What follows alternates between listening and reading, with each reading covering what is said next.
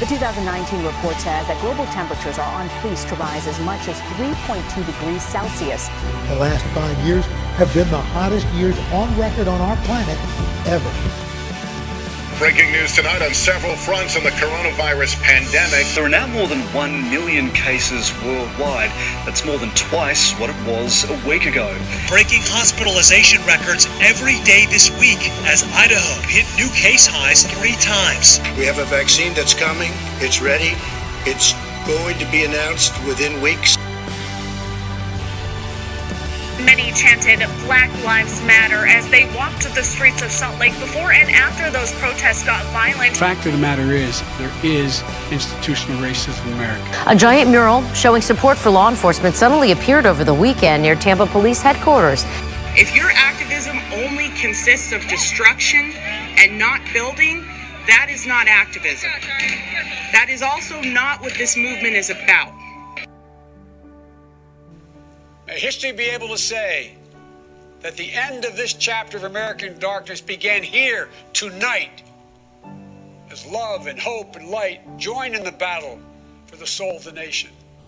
Together we are unstoppable. Together we are unbeatable. Because together we are the proud citizens of the United States of America.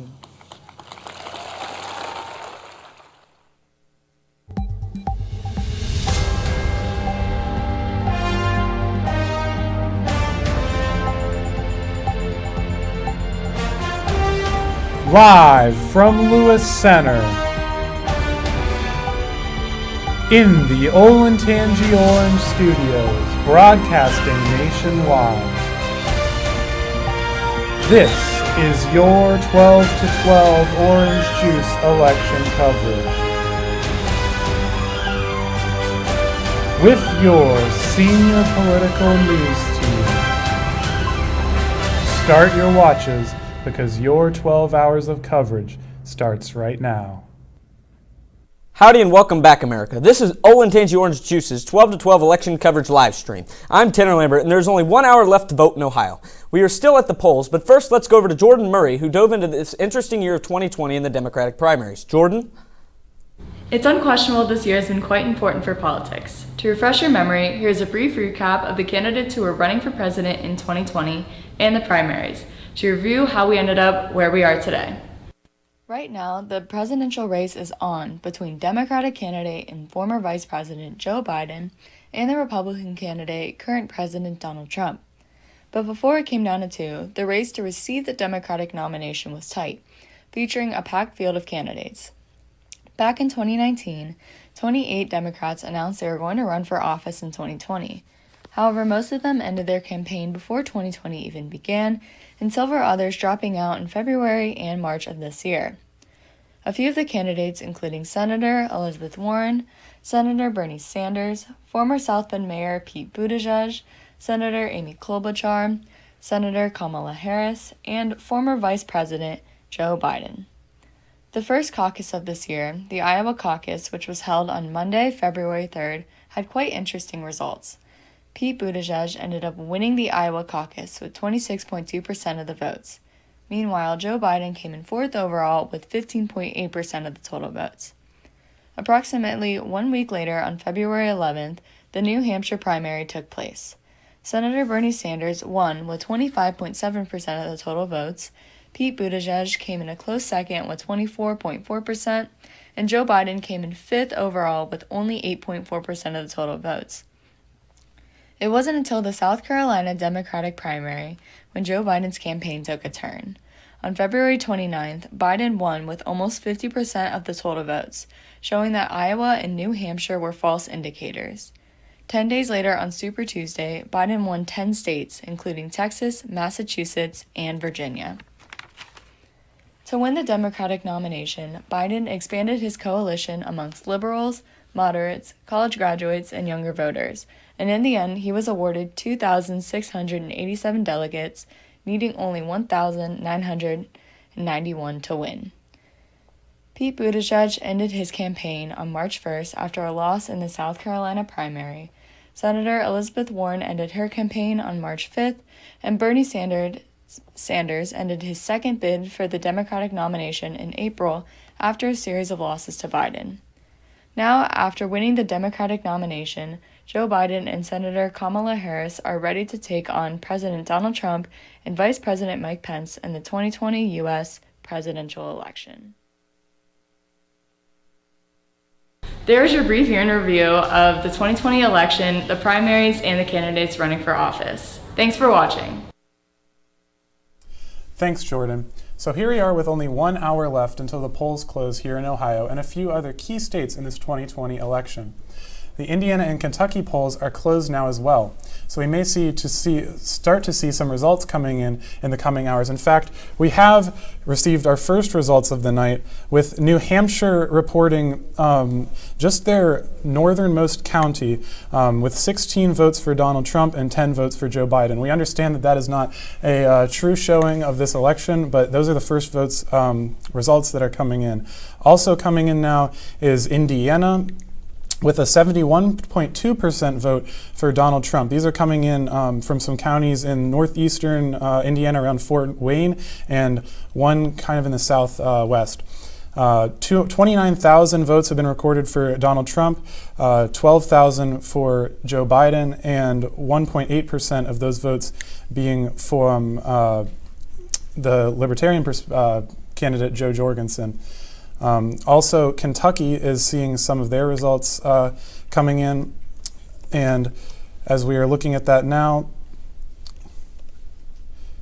this is a live show, so it's very hard to get this in fast, but 2 counties are reporting their votes, 6,300 in for Donald Trump, 1,338 for Joe Biden. So we'd just like to report just the first results coming out. This is exciting. We are seeing our first results in this 2020 election, all 3 of them in for Donald Trump. Obviously, it is too early to call by a very, very long shot, but those are the first results of your 2020 election, and we'll keep you updated when we see more. This is exciting, guys. Does Ohio's 12th congressional district have a chance of going blue this year, or is it still a Republican stronghold? The seat has been Republican since the Reagan administration, but had a chance going blue in 2018 when incumbent Troy Balderson only won by 0.8% to Democrat Danny O'Connor. This year, Ohio has been estimated by Real Clear Politics to lean Republican, favoring the Troy Balderson as opposed to the Democratic challenger, Elena Shear. If we take this into account, recent trends and the pandemic, the seat is more competitive than ever, with Elena Shear attacking Troy Balderson's congressional record during COVID-19, saying the federal response has been abysmal. However, Balderson has defended himself, claiming that the government has done all it could and pointed it to the pre-pandemic economy, which according to him, there are jobs available. So the question is, will voters in Ohio's 12th congressional district, which encompasses urban, rural, and suburban areas of central Ohio, agree with Balderson's perspective that the government has done what it could, or find Shear's message of the government and government aid appealing, and instead vote in a Democrat after decades of sending Republicans to represent them? You know, this race could be very telling for the results of Ohio. If the House seat goes to the blue, it's very possible that Joe Biden will carry the state. And if Troy Balderson holds on to his seat, it's most likely that Trump could win the state as he did in 2016. Nonetheless, this race is very important to us as it is where we live, and it's incredibly crucial as we see the results come in. Whoever the next president is, their ability to carry out policy is essential and is determined by the next Congress House races will be taking place every district across the country, as well as 33 Senate races. The House projected to maintain Democrat control, while the Senate is almost entirely up for grabs. 538 estimates there are 97 out of 100 scenarios in which Democrats will get their majority in the House, and 75 of 100 scenarios in which they will take control of the Senate. As of now, there are 38 safe or non-election Republican seats and 45 Democratic seats. New Jersey and Virginia are likely to be Democrat states, while Colorado, New Hampshire, New Mexico are leaning towards the Democrats. Alabama, Kentucky, and Tennessee will most likely be carried by the Republicans, and Arkansas, Kansas, and Minnesota, as well as Texas and one of Georgia's Senate seats, lean Republican. This leaves 9 toss-up states: Arizona, Iowa, Maine, Minnesota, Michigan, Montana, North Carolina, South Carolina, and one of Georgia's Senate seat. If either party wants to gain control of the Senate, these 9 states are vital. Yeah, one state that Democrats have their eyes on is Maine, which is currently held by Senator Susan Collins. She is being challenged by Democrat Sarah Gideon. The most recent poll by Emerson has Sarah Gideon leading by 6 points, and this lead has been consistent throughout the race. Collins' fall out of her state's favor can be attributed to her controversial vote for now Supreme Court Justice Brett Kavanaugh, who is allegedly involved in sexual assault. Another interesting state that is currently held by an incumbent Republican is South Carolina, and that could realistically go blue. Republican Senator Lindsey Graham is running for re-election against Democrat Jamie Harrison. Most polls have indicated that ties between Harrison and Graham, that he's just inches behind him. The election has surprisingly become competitive because of the Senator Graham's flip-flopping association with the president, which has made him appear untrustworthy to voters. Arizona was held by the late Senator John McCain, and this election will be to replace his seat. Even though this state has been traditionally a Republican stronghold and is estimated to be a toss-up, it is very likely Democrats will win. The Democratic nominee is Mark Kelly, an incredibly popular astronaut, and the Republican nominee is a career politician and incumbent Martha McSally. Mark Kelly leads by an average of 5.7 against Martha McSally. Coming in, we are hearing that Kentucky and in Montana, we see another example of a popular Democrat running against an incumbent Republican. Steve Bullock, who was governor of Montana and ran for president in 2020, is now running against Senator Steve Daines. Bullock's notoriety in the state is contributing to its competitive nature. Similar to South Carolina, the Democrat is in a statistical tie with the Republican, and it is impossible to tell who will win. That's right. These key Senate races, like the presidential race, will shape the next decade of American government and politics. The outcome of tonight's elections will show how Americans approve or disapprove of not only Trump, but Republican representatives across the nation as well. Also worth noting is that the Real Clear Politics Electoral College map has 18 states where they already see a solid winner. The states continuously vote the same way and have one candidate leading by a solid margin. There is rarely any toss-up about what party these states will vote for. Massachusetts, Washington, D.C., New York, Maryland, Delaware, California, Hawaii, and Vermont are listed as solid Biden states, while South Dakota, Alabama, Idaho, North Dakota, West by God, Virginia, Tennessee, Kentucky, Nebraska, Oklahoma, and Wyoming are listed as solid Trump states. That's right. Every election has swing states. These states are a big deciding factor in the presidential elections. USA Today currently has the biggest toss-up states as Arizona, North Carolina, and Pennsylvania. Only one Democrat has won Arizona since 1952, but political analysts are saying Biden may have the chance this year. North Carolina is also a normally red state, but has become a swing state in this year's election and the 2016 election. Pennsylvania has been a swing state for a long time, with one candidate often winning by just a small margin. Michigan, Nevada, and Wisconsin are other states deemed battleground states by USA Today, but are said to be Biden-leaning. Michigan has Biden up by only 5.1 points. Florida, Georgia, and Iowa have Trump leaning in battleground states. Florida and Ohio have historically been swing states that play a big part in determining the election, with its electoral college votes going back and forth between the parties throughout history. In this election, Trump is up in Ohio by 1.2 points, and Florida is still an extremely close margin. Though there are some solid states, this election is going to be a close call.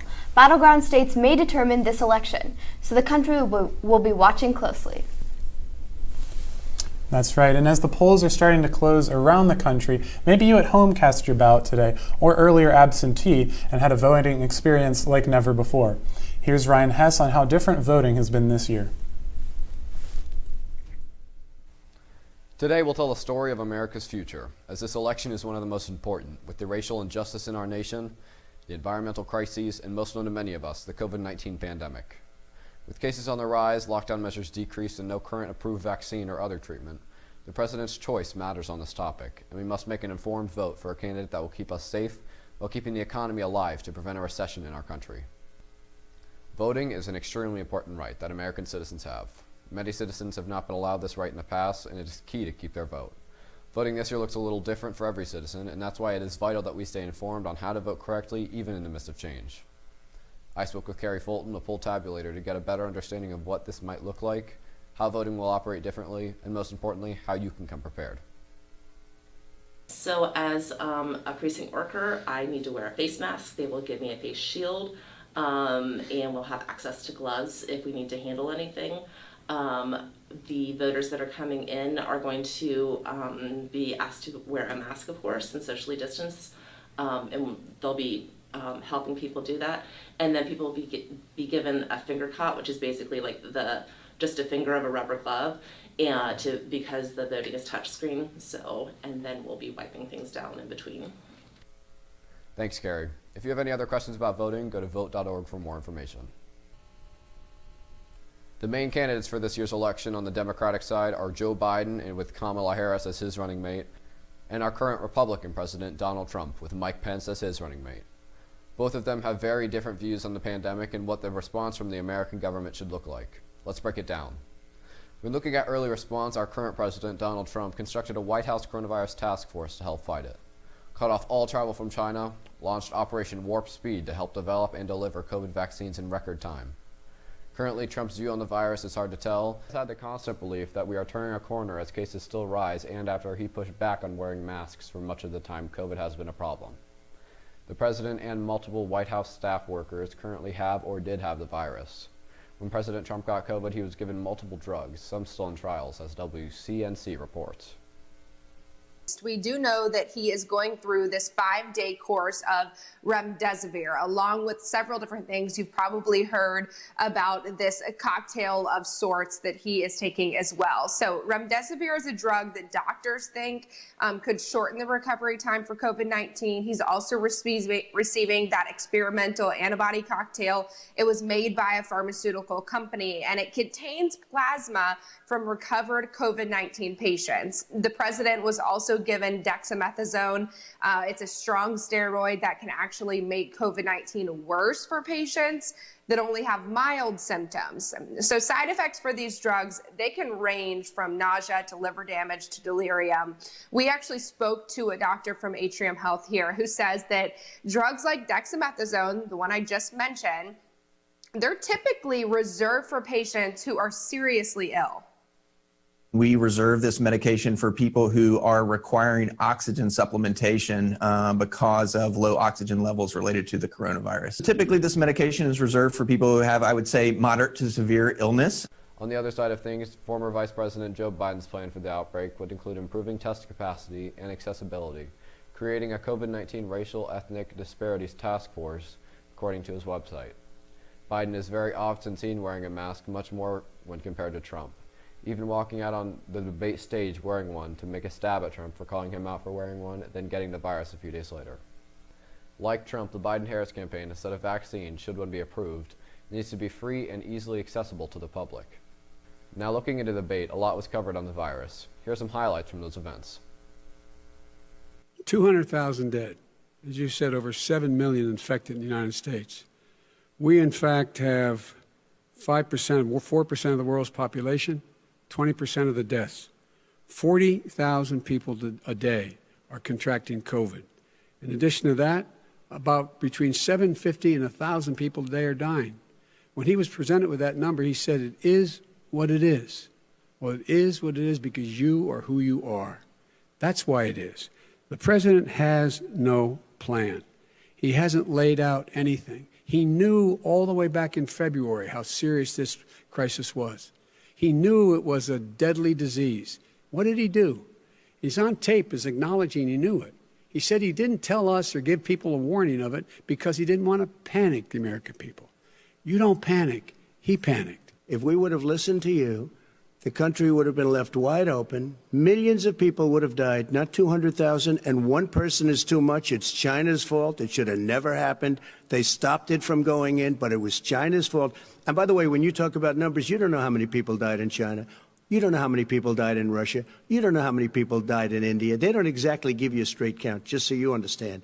But if you look at what we've done, I closed it, and you said he's xenophobic. He's a racist, and he's xenophobic because you didn't think I should have closed our country. Wait a minute. It says 2 minutes. You didn't think we should have closed our country because you thought it was terrible. You wouldn't have closed it for another 2 months. By my doing it early, in fact, Dr. Fauci said, President Trump saved thousands of lives. Many of your Democrat governors said, President Trump did a phenomenal job. We worked with the governor. Oh, really? Go take a look. And we're fighting it, and we're fighting it hard. There is a spike. There was a spike in Florida, and it's now gone. There was a very big spike in Texas. It's now gone. There was a very big spike in Arizona. It's now gone. And there are some spikes and surges in other places. They will soon be gone. We have a vaccine that's coming. It's ready. It's going to be announced within weeks. But I've been congratulated by the heads of many countries on what we've been able to do. If you take a look at what we've done in terms of goggles and masks and gowns and everything else, and in particular ventilators, we're now making ventilators all over the world, thousands and thousands a month, distributing them all over the world. It will go away, and as I say, we're rounding the turn, we're rounding the corner. It's going away. Anyone who's responsible for that many deaths should not remain as President of the United States of America. We're in a situation where there are 1,000 deaths a day now, 1,000 deaths a day, and there are over 70,000 new cases per day. Compared to what's going on in Europe, as the New England Medical Journal said, they're starting from a very low rate. We're starting from a very high rate. The expectation is we'll have another 200,000 Americans dead between now and the end of the year. If we just wore these masks, the president's own advisors have told him, we could save 100,000 lives. And we're in a circumstance where the president thus far and still has no plan, no comprehensive plan. What I would do is make sure we have everyone encouraged to wear a mask all the time. I would make sure we move in the direction of rapid testing, investing in rapid testing. I would make sure that we set up national standards as to how to open up schools and open up businesses. Today is a very important day as it is telling the future of America and what happens with our economy, the pandemic, the racial injustice in our nation, the environmental crises, and more. If you are able to, please vote. And for more information about voting, visit vote.org. Back to you guys. All right, we have a voter breakdown according to Fox. Total advance voters, 101,939,603 people. In-person voters, there were, or have been, 39,007,931, and then mail and absentee ballots, there were 31,515,813. This does not count the election day votes and the mail-in ballots that have been lost. We are now going to go to an interview with Mr. Carmichael about polling. Polling is often a very great part of election. Polling is often a very big part of elections, and people typically look towards polls to predict the outcome of elections. I sat down with Mr. Carmichael today to get better insight on how accurate polls actually are and their significance in predicting the outcome of the election. All right, let's talk a little bit about polling. And there's so many wonderful polling sites out there for you to utilize. And so your viewers tonight, if you're watching the election unfold this evening and you're wondering, who's winning, one thing that is kind of fun to take a look at are the different polling sites. And so I would recommend three to you. The first one is realclearpolitics.com, and you go to their polling section. They are going to take all the polls that are out there and then average them together and give you a pretty accurate look at what all the polls are saying collectively. But let's touch on that exit poll, the one I just referenced a second ago. Earlier today, during the election, you might have seen exit polls where a reporter will come on and say, for example, hey, we're seeing, President Trump is doing very well today, or former Vice President looks like he's in a position to win. You want to be very careful with these exit polls, because unless a journalist is doing it from the perspective of traveling to polling places that are representative of the entire electorate of that state, it is very easy to give you a skewed version. For example, if they go to a more urban area, that might give more of a lean to former Vice President Biden. If you were to go to more of a rural area, it might suggest that President Trump is going to be reelected overwhelmingly. And ideally, what you want is to be watching your media and have your journalists travel to those different sites, and they're taking exit polls from those different locations, averaging them together, which is a very difficult thing to do. So you want to be careful with exit polls. And the one thing that I would just say, regardless of how things are going on election day, is if you hear your candidate is way, way up, or you hear your candidate is way, way down, and you're eligible to vote, make sure you're still showing up to vote, because you have all those down ballot elections that are going on as well that are extremely important. And very often you'll also be voting on local issues that will matter to you and your local community. And if you don't show up to vote, you won't have a voice in those issues. So as we are looking comprehensively at polling here, here's some things that you want to keep in mind. If a poll employs scientific methodology, it is reasonably accurate that it is going to measure the public's opinion fairly accurately and reasonably well. Polling really got a bad rap in 2016 because the predicted winner was Hillary Clinton, and of course President Trump ended up prevailing. But really what people did in 2016 is they didn't understand the nuance of looking at national polls versus state polls, which we'll look at here in just a second for you. So some things that you want to see done in your poll that you're going to be looking at. You're going to want to see them employ this scientific methodology. And so that begins with a representative sample, meaning it's a poll that samples different groups, and all those groups are represented, meaning you have young, you have old, you have people of both genders, you have sample size that includes people who are socioeconomically well off and those that are struggling. And if you can get a big cross-section picture, you're going to have a much more accurate poll. So that's representative sampling. You're also going to want to have random sampling, meaning you do not want to look at a poll where self-selection is possible, and we tend to call that a straw poll. So if you're watching Channel 10 and they say, find out how Ohioans are voting in the presidential election tonight, and they say, call this number if you're voting for President Trump, or call this number if you're voting for Vice President Biden. Well, if there's no random sampling there, you can keep calling back and vote as many times as you want, and that's not scientific, so that wouldn't be a poll that you would want to pay attention to as well. There's some other components that go into it that aren't quite as critical. Careful and objective wording is one of those. You also want to look at a poll and make sure that they give you the option of saying, you know what, I don't have an opinion, or I don't know the answer to that question. If it's missing that, often it's not going to be a scientific poll and it's not going to be as accurate. So that's something that you'll want to look at as well. There is another component of polling, though, that goes into the sample size, and we call this the margin of sample error. And this is a good thing for all of us to be aware of, and as you're looking at your polls tonight and after the election, essentially it comes down to this. The larger the number of respondents that you have in the poll, the more accurate it's going to be. So in other words, a poll that has 2,500 people being surveyed is going to generally be, if done scientifically, more accurate than a poll that has simply 500 people in it. And so that is called the margin of sample error.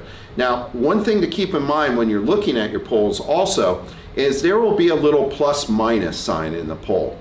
And that, what that means is the margin of error is either 2, 3, or 4.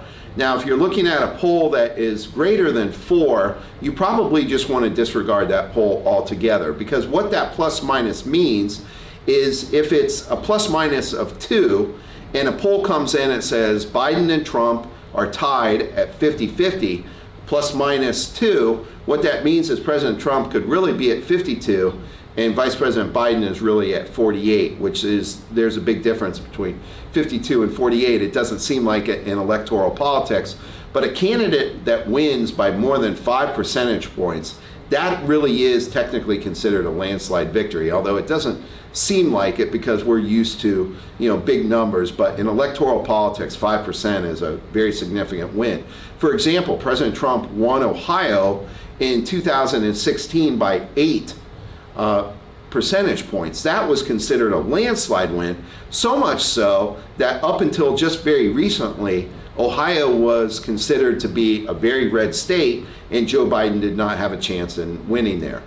So those are some components that go into polling that, as viewers, you want to kind of keep in mind and really gauge the scientific methodology of your poll.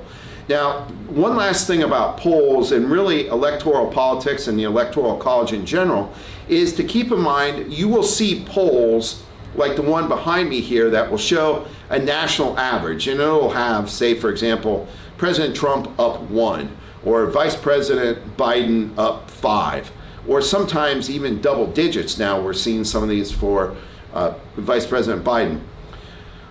Our election of the president is not a national election. It is 50 state elections. In each of those states, and we were talking about battleground states earlier, each one of those states has to be won for the Electoral College votes to be awarded from that state. And so in reality, what you want to look at is the battleground states and then take a look at the polling in that state. And right now we have some states that are so close that we can't even call them. Ohio is one of these states, and that's why it's going to be so fun to watch the election this evening as it unfolds, because there's really no predicting who's going to win because it's within the margin of error. Other states like West Virginia or Kentucky or Tennessee are clearly going to break for President Trump, and states like Massachusetts and California and Washington are clearly going to break for Vice President Biden. And there's not much fun in watching a contest where the winner is already predetermined. So paying attention to these swing states and using polls to do so is an effective part of watch night activities. Mr. Carmichael offered really great information about polls to keep in mind next time you're looking at a poll. And state campaign teams in Ohio have been working hard all year. Kylie Hansen has more on the story. Today's the day that every campaign team has been waiting for. From state congressional campaigns to even presidential campaigns, let's see what each team has been working on this past month. Hi, I'm Rachel Morocco. My name is Jeff Benton. It's Elena Shear. I'm one of your Delaware County Commissioners, and I'm up for re-election this year on November 3rd. And I'm running for state representative here in Delaware County, which is District 67. I actually started campaigning about a year ago from now. It was in October 14th of 2019 that I officially launched my campaign. So it has been about a year ago from today when we launched the campaign, which is pretty late for a congressional. Friends of Pamela Foster began campaigning on July 6, 2020. That is the same day I filed paperwork with the Delaware County Board of Elections to announce my candidacy for Delaware County Commissioner. And we really started our campaign back in about May or June. And the first thing we did was pull together a group of experts experts in social media, website design, advertising, appearances, etc. I have been spending time raising money and also trying to get a chance to meet voters. Fundraising as well, asking the questions that people have that get them to find a way to support you. And to run a successful campaign, it does take support of many other people. Since the start of the campaign, I have worked very closely with my campaign team to develop a strategy and lay the foundation. I have also been meeting and listening to voters and stakeholders and engaged in fundraising. So here we are campaigning during a pandemic, mostly virtually. So I've been communicating with most of you through a screen this entire time. There are much fewer events, meetings, gatherings, etc. because of the COVID restrictions. So what we've been working on is delivering our message through various channels. We use a lot of social media, Facebook, etc. One of the most important things of social media is getting a social media presence and getting the agency's Helmet Campaign Strategy Group to assist in that. Just letting people know what we're doing and what's going on and how we think about things has been a very important part of it.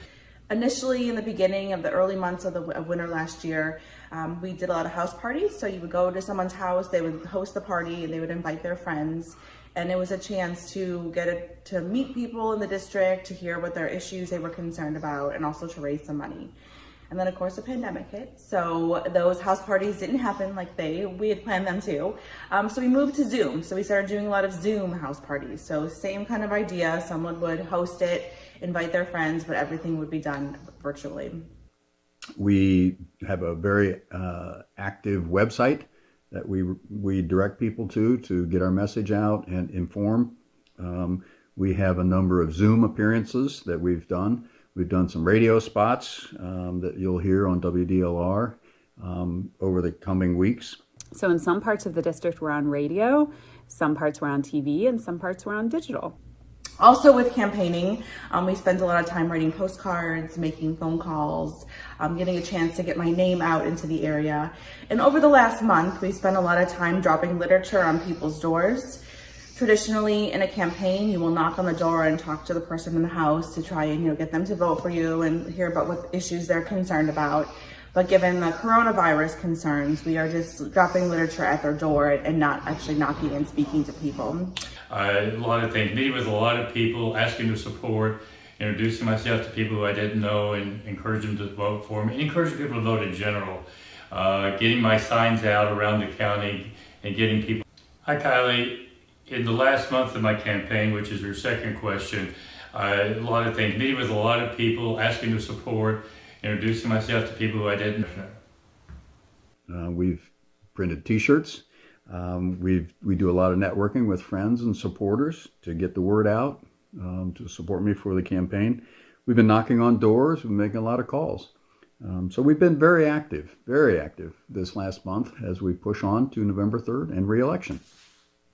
And all the other things that make up a successful campaign, from signage to answering questions people have.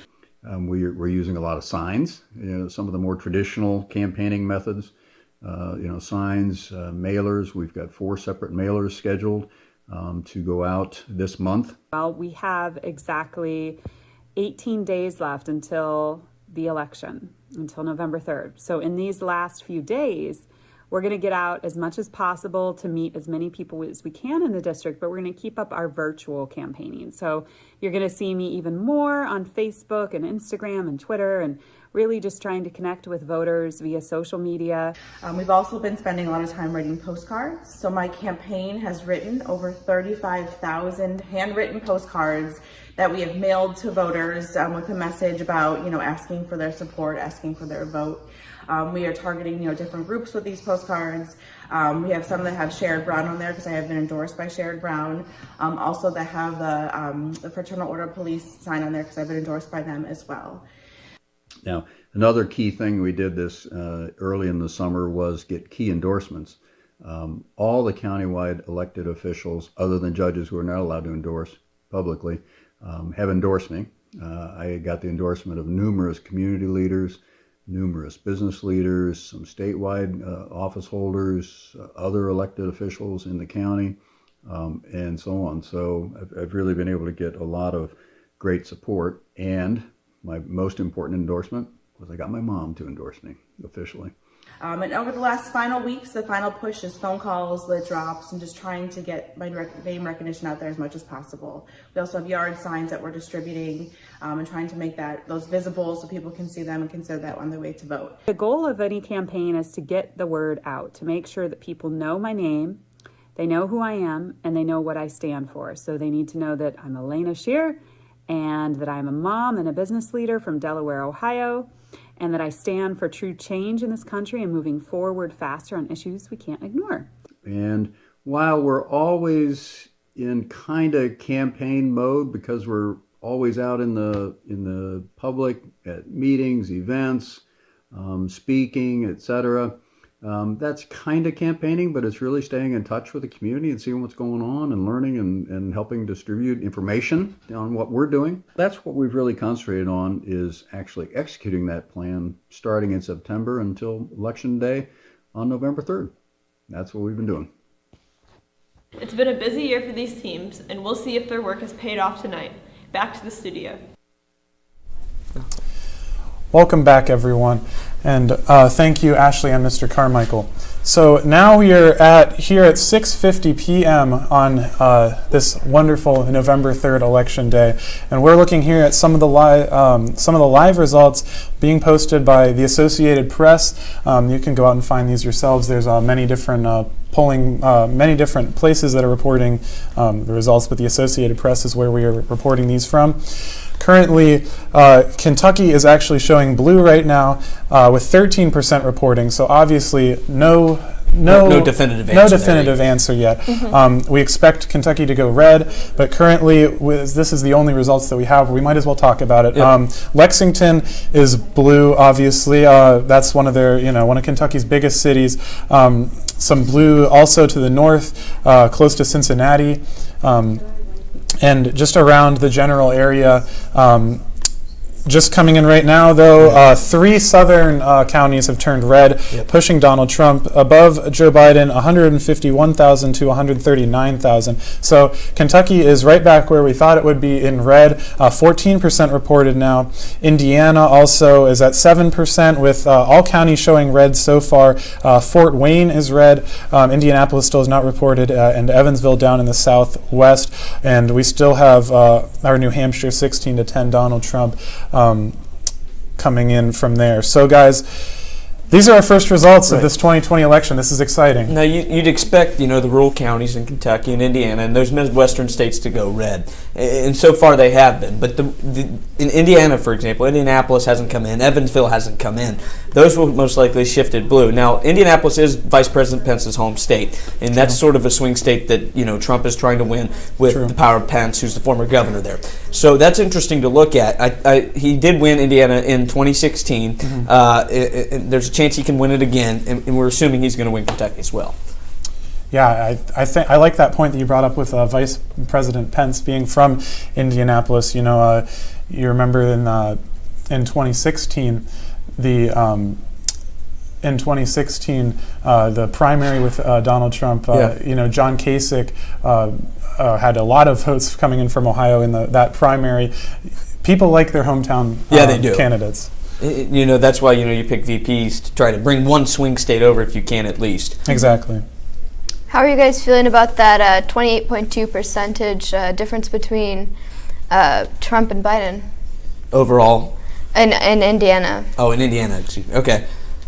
Well, like I said, Indianapolis just hasn't reported yet, and Evansville hasn't reported yet. Those are going to be big blue cities, and the suburb counties around them as well. Yeah, Bloomington, most likely go blue as well. Where, that's another thing, different places where universities are. Bloomington is home to IU, Indiana University. So once we see more coming in from there, right now it is 124,000 to 69,000. There, as we said, 1.8% going to the Libertarian candidate, Jo Jorgensen. So we are seeing some results coming in, and this is exciting. What do you guys expect next coming soon? Ohio closes here soon too, so we should start seeing counties report from Ohio. Exactly. You look at the national poll or national turnout. Excuse me. Donald Trump's leading 276,000 to 209,000 across the nation. Right now, still with only Kentucky, Indiana, and New Hampshire reporting. All of them are showing light red.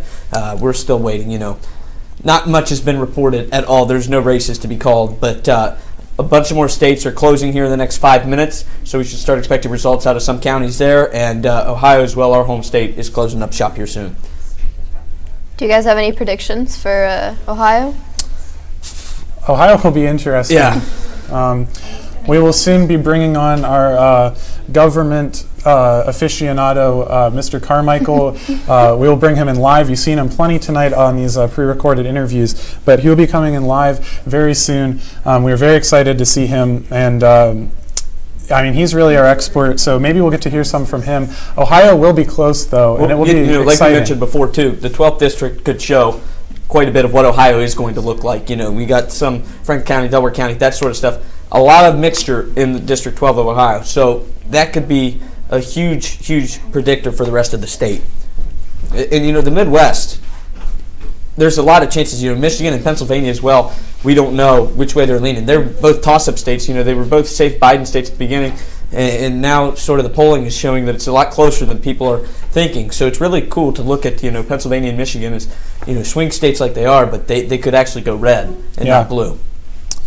Yeah, this will be a very exciting election in the coming few hours here, and on to tomorrow and days in the future. We don't really know when this thing will end, and that's something that we also have to think about. Who knows when we will get our last results? Possibly, it is possible that before we go off air tonight at midnight, possible, not probable, that one candidate will have the 270 electoral votes that they need to win 100% reported. Will that happen? Most likely not. But we should have some sort of a view of what could happen at the end of this thing. Definitely. Well, Abby mentioned earlier, there was a lot of early voting, more than we've ever seen anywhere. Texas, they had more early voting than votes total last year. So stuff like that is going to show, because we already have that. We just got to wait for today to end at the polls there so we could see what those results can look like. And so we'll get that fairly soon, too. And that could help really predict and show what we might see. We might not have the final count tonight, but it can show a pretty good estimation of what it's going to look like. There is also a couple of states who are still waiting on mail-in ballots, still waiting to count that, so we will not have the complete results this evening. Yeah. But those will be coming in, and we can still see the break between the candidates. Yeah.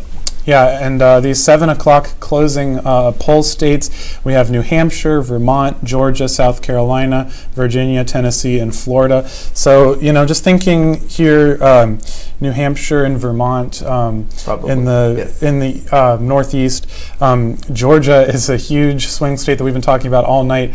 Who knows where that will end up. Georgia's just so close. Like, look at the last gubernatorial election there between, Stacey Abrams and Brian Kemp. Yeah. It was like 5,000 votes. It was so slim a race. I mean, for days and days afterward, they still didn't decide a clear winner, and they did a recount and everything. So, coming into the night, it's very similar. We don't know what the answer to Georgia could be. Yeah, I think that there could be a lot of 2000, Al Gore, Bush election situations in a few different states. Florida's also closing here at 7, but we will keep you updated on that. So for us now, polls have officially been closed in Ohio in just 2 minutes. So after this break, we will be closed in Ohio. So all of the votes in the 2020 election will have been submitted in our state here in 2 minutes. We are going to update the situation here in Ohio and hear from government teacher Mr. John Carmichael live with us soon. But first, a quick break. Stick around, America. We'll be here.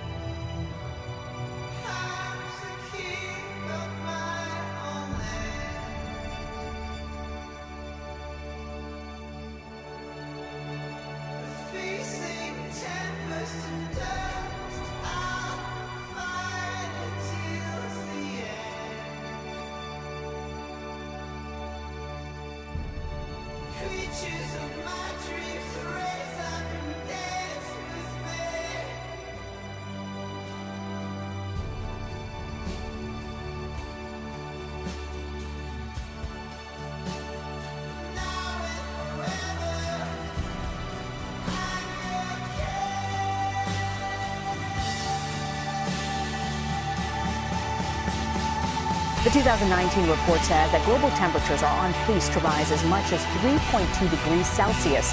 The last 5 years have been the hottest years on record on our planet ever. Breaking news tonight on several fronts on the coronavirus pandemic. There are now more than 1 million cases worldwide. That's more than twice what it was a week ago. Breaking hospitalization records every day this week as Idaho hit new case highs 3 times. We have a vaccine that's coming. It's ready. It's going to be announced within weeks. Many chanted Black Lives Matter as they walked the streets of Salt Lake before and after those protests got violent. The fact of the matter is, there is institutional racism in America. A giant mural showing support for law enforcement suddenly appeared over the weekend near Tampa Police headquarters. If your activism only consists of destruction and not building, that is not activism.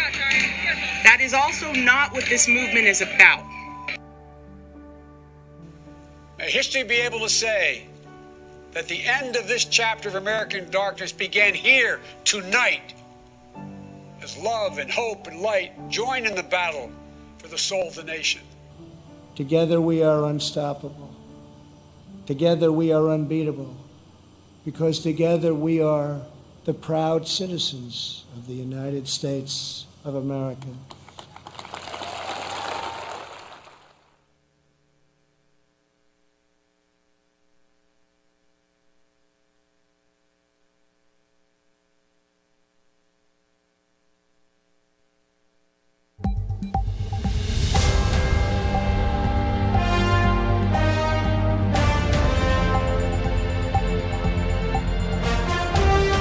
Live from Lewis Center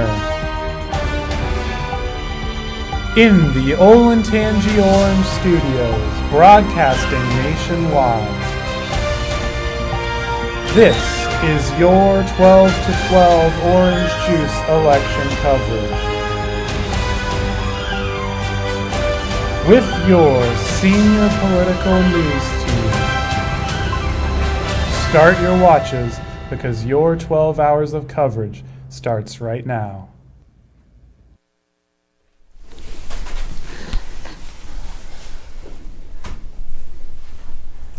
Welcome back to the Juices Live 12 to 12 election coverage. Election in this country has turned into election night, and it is 7 o'clock has hit. Polls in New Hampshire, Vermont, Georgia, South Carolina, Virginia, Tennessee, and Florida have closed. We have given some updates up until now, but we're going to continue to update up until this point. Today we are sitting down with Olentangy Orange AP Government teacher Mr. Carmichael to discuss all of the different components of this year's election. My first question for the three of you is, how do you think the increased voter turnout within young people in the 18 to 29 age bracket will affect the results of the election? Ladies, me? I think it could have a big impact on the outcome of the election, because when you look at voter demographics, oftentimes younger people, younger voters, especially in this age bracket, tend to lean towards the Democrat side. So this could be helpful for a presidential nominee, Joe Biden, for pulling out a win, because he's got a lot of younger people getting involved more than years past. So this could have a big impact on the election. Yeah, definitely. I think so. And we saw in 2016 the first time ever that the baby boomers and the greatest generation were not the largest turnout demographic group. And so in 2016, it was neat to see we saw the Generation X along with the millennials be the largest group numerically to turn out. So back to your question of how that could impact the election, I think Ashley's exactly correct in saying that younger voters are going to lean towards the left, and so that will have some effect. The question is how much of an effect it'll have on this upcoming election remains to be seen. Yeah, just to build off of that, Gen Z will be making up an estimated 10% of eligible voters this election, and millennials will be making up 27%. Gen X and older generations will make up 63% of eligible voters, and post-millennials have made a 6% jump in eligibility since the 2016 election. Also are more racially, ethnically diverse, and predecessors expected to be 55% white and 45% non-white. So all these demographics can contribute to these voter turnout rates that we're seeing, especially these increased voter eligibility rates that we're seeing among younger generations. My question is, will eligible voters and Gen Z and millennials, will they be registered to vote this election? I hope so, and this kind of goes into what we're going to talk about next, but just seeing the social media presence of people in this age bracket, I think that there's a lot more people who have taken that next step, registered to vote, and are going to be contributing to this election, which it will be really interesting to see tonight and tomorrow or whenever we get the results, the demographics of all the different voting groups, because there has been already like record-breaking numbers of participation. So I'm really interested to find out where this goes. Yeah, and it's interesting to see this year, the candidates, quite frankly, ignored the younger vote. This was really a striking year in that candidates did not really kind of go after younger voters in a way that we've seen in years past, particularly President Clinton, President Obama definitely sought out that younger vote. We didn't see either party really go after the young voters this year, and it would be somewhat ironic if in fact that they end up now becoming a factor in this after having been ignored. 100%. I think you're right. I don't think they had the intention that it would be such a big group of voters. I think that kind of really impacted the way that they prioritized different groups of people, because they didn't realize that the younger people were really going to show out this election. And going back, if they knew this a few months ago, they probably would have done more campaigning towards the younger audience. For sure, and I think that all of these different events we've seen this past year from the pandemic, it's closed schools of a lot of college students and high school students, which could motivate them to vote because they're being personally affected by these coronavirus shutdowns. We've seen Black Lives Matter movements all across the nation. I think a lot of younger voters are really involved in those movements, and that's really striked at like an awakening sort of in a lot of the younger generation. So I think we've seen a lot more political participation from these generations, and I'm excited to see what the numbers are this evening. I'm even excited to see where we go in the future with this, because this next generation just seems very in touch with politics and that kind of stuff. And so it will be interesting to see even within the next decade how this goes and how if participation will increase, because there are such big issues on the board.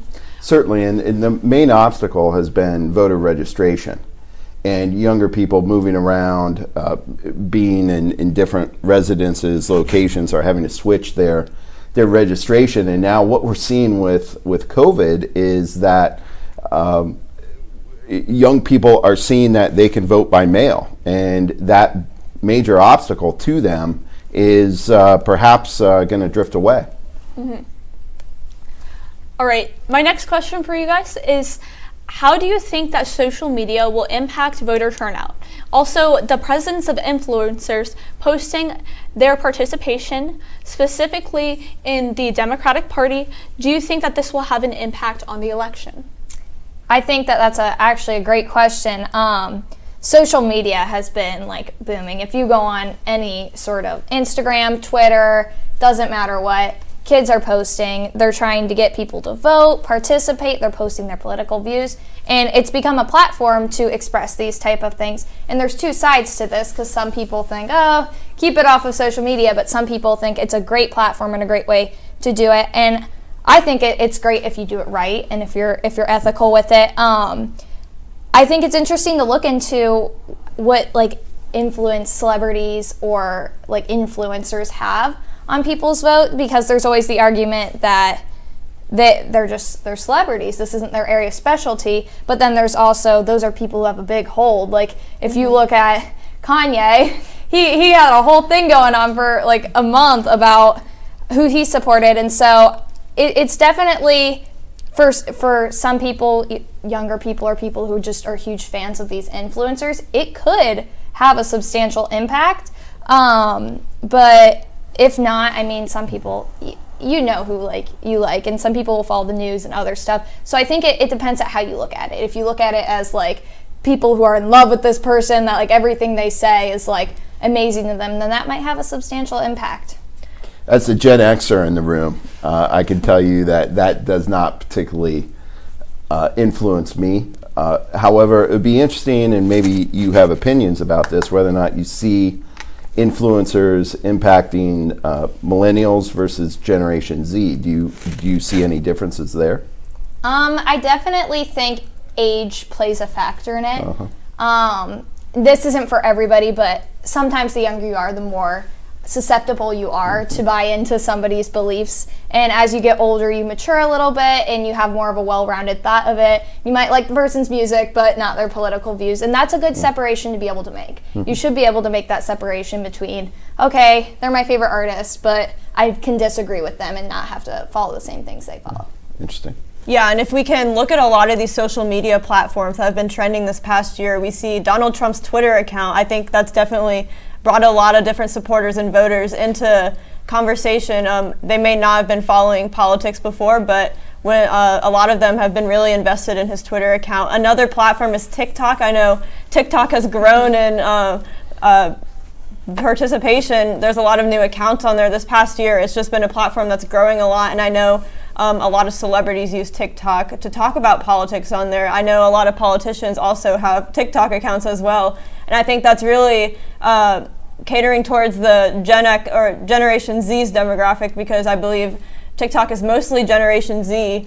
So I think TikTok has had a substantial effect on Gen Z voters. I totally agree. I think TikTok is, if not the most influential when it comes to political things, because it has its almost own subsection when it comes to that type of stuff. There's literal influencers on TikTok whose sole purpose is to like support either the Republican side or the Democrat side. So it's become almost a form of entertainment along with people's places to get information on candidates. So that's definitely way different than even in 2016, because TikTok wasn't around. So a lot of younger people and people in our generation, I think, go to TikTok. Hopefully they go to other sites too to get information, but they see a lot of that exposure on TikTok. Yes, and President Trump really has broken some ground in the use of Twitter, and he quite frankly has said he didn't think he would have won the election had he not had Twitter.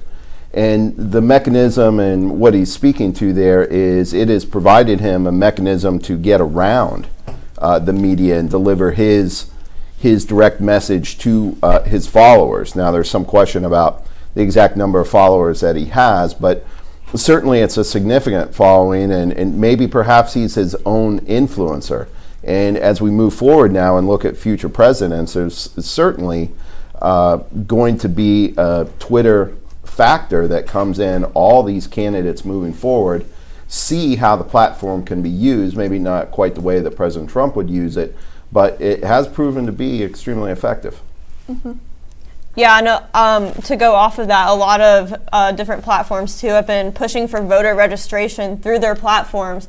I know Instagram, Snapchat, Facebook, and Twitter all have places where you can click on a direct link that will take you to a place to register to vote. So I think these social media sites will probably have gathered a lot of new voters this way as well. For sure. So as we've been talking about, social media has had a large impact on this election. It has allowed a lot of people to become more informed about several different topics. But also one thing with a lot of people promoting their political views on social media has caused a lot of conflict between people, and also with the called cancel culture type thing, people canceling people because of their political views. Also, we have had issues with misinformation being spread about the election, about really anything related to politics in general as well. So, are there any concerns that you guys have related to the increased social media impact on the election in general? I think, yeah. I mean, every time that you go on social media and you see other people being berated because of their beliefs, that's never a good feeling. And it's sad that that is an aspect to social media, because it has such potential to be a beautiful thing and a great platform. But you're always going to have those people that aren't tolerant of other people's beliefs, and they use their social media platforms to tear others down. And it doesn't create a great environment. It creates a very hostile atmosphere, a very unwelcoming atmosphere. And so I hope as we, like, social media is new. I mean, it's arisen in the past decades. So I hope as we have it longer, people will start to be more accepting on it. But it's always going to be an issue we deal with social media. There's always going to be those people that no matter what you say, they're going to have something to say about it, and they're going to have something bad to say about it. And I think social media also provides a platform for unity and for building a group of people who agree with you. Because for every hate comment, there's somebody who's like, yes, I totally agree. I relate to that. This is great. And so I think it can be harmful to the person itself, but it also provides opportunity for people to connect, and people who might not necessarily like connected in person. I mean, you're not always going around and talking about your political beliefs in person, would have that opportunity to connect with somebody else. Yeah, without question, at its best, it does all those things, and I think you articulated it well. Where it takes us, though, is into a new territory that we really have not had to deal with as political scientists, as citizens in a republic, where we're looking at media and the role of media in terms of delivering information. And Abby, your question about information that's not factually correct, this really brings up a fascinating question, which is what is the media's role there? Is it their job to disseminate information that they know is incorrect, or do they have an obligation to step in, like we've seen Twitter do with certain politicians, and put notices on their announcements or their retweets indicating that people should take a look at the factual nature of what is being stated? And so that's a new area. I mean, that's a new problem for us in terms of, in the past, media has always reported, and then the people decide, should we continue with that with social media? Or is it a situation where they have some obligation to present factual information? It would be equivalent to the New York Times knowing that they're running a story with an Air, or at the Juice, any one of our productions here, them putting it out there knowing that there's something factually not correct there. Would that be something that would give you pause as editors, as journalists? And so we're seeing the same thing in the world of politics right now. So this is an interesting one that's going to play out. And it's interesting because I think that is almost an obligation that they have to have, but the vast size of social media and the difficulty it would be to regulate that type of thing is what makes it, I think, such an obstacle, what makes this such a more complex issue, because how do you regulate all these like little sites? We did a project on this last year about there's these bots that are on your computer that literally fake news, like they just create it and they're sent out to do it because it makes money for these websites that control them. So I hope that we can develop a type of technology that can like shut down the bots and like move on to factual information, because our generation gets a lot of information from social media. And so it would be nice if we had like a fact-based place to get it. Yeah, and not just social media sites regulating untrue information, but also we've seen a lot of posts shared by, I think social media amplifies voices of minority groups, minority opinions a lot, because I think more people are likely to share those because they're more interesting, they're different, like look at this, it's different than what we've seen. We know most of the majority of citizens in the United States are moderate, but social media tends to amplify posts that are from the extreme left or right, which can be very misleading to a lot of voters, seeing that this is what's on their social media, this is what's on their feeds, but this is not what's actually being represented in the country. So I think it'd be interesting to see if some sort of regulation could be tossed around about providing more a fair representation of the country through social media, but we'll have to see, because that's a tricky situation. So the two presidential candidates in this election are two of the oldest presidential candidates that we've had in history. How do you think that this will impact voters to select future nominees? Also, do you believe that a more politically active youth will push for younger candidates to strive for politicians that will achieve the goals that they desire? Yeah, I think if we can look at candidates like AOC, we can look at Ilhan Omar. These are younger candidates in the House right now, and I think a lot of their supporters are also younger people. They're Generation Z, they're millennials. This younger generation tends to be more progressive, so we're seeing, I think, just the start of a lot of new progressive candidates being elected who are on the younger side. So I think that's a trend that we can start to see more in the future. I agree. We were talking about this earlier today in one of our segments about term limits, how there is this almost new push to start getting younger people in and start getting new perspectives and more innovative perspectives. Now, obviously, that's a different conversation because with term limits, you got people who are serving for like 50 years. It's time to make change then. But it will be interesting to see. Right now, this is where we're at. I mean, Donald Trump was 70 when he was first elected, and now he's 74. Biden's 77. So they've lived a lot of life, and they've done a great job so far. I mean, both of them have been campaigning more than I think I could have in my 70s. So it's been impressive, but I think people are seeing this, and it might change some people's minds in the future, starting to push for, like you said, younger candidates, younger people to put in office. But, I mean, if we do compare it to elections in years past, Ronald Reagan was the oldest president elected at 69 during that time. So they thought that was old then.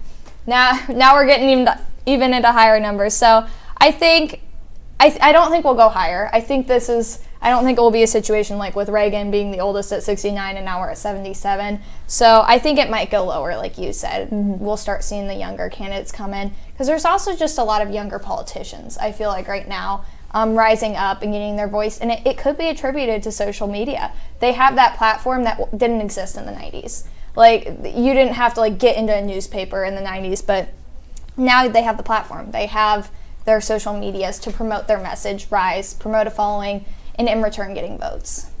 Yeah, and I think Pete Buttigieg, the mayor from South Bend, Indiana, is a good example of a politician that found a way to cut through and break through. And his perspective on issues was so different from the older candidates, and you really saw that, particularly when he was paired up with Bernie Sanders candidates who were older, and he would frame issues in terms of, okay, well, in 10 years, and he would pick someone out and say, you're going to be in your late 70s, and I'm not yet going to be 55, and so there's a different perspective from the younger generation. So I think he's evidence that younger candidates can break through and do well. And I think I remember you telling us this at the beginning of the year. When there are younger people in office, there's more incentive to look out for the far future. So when you have a lot of people, like in Congress, for example, that are in their 70s, they're not necessarily going to be worried about things 30 years from now, 40 years from now. But with younger candidates, that's going to be a priority of them. It's going to be a little more incentive to look more towards the future than where we are at currently, which is always good in progression.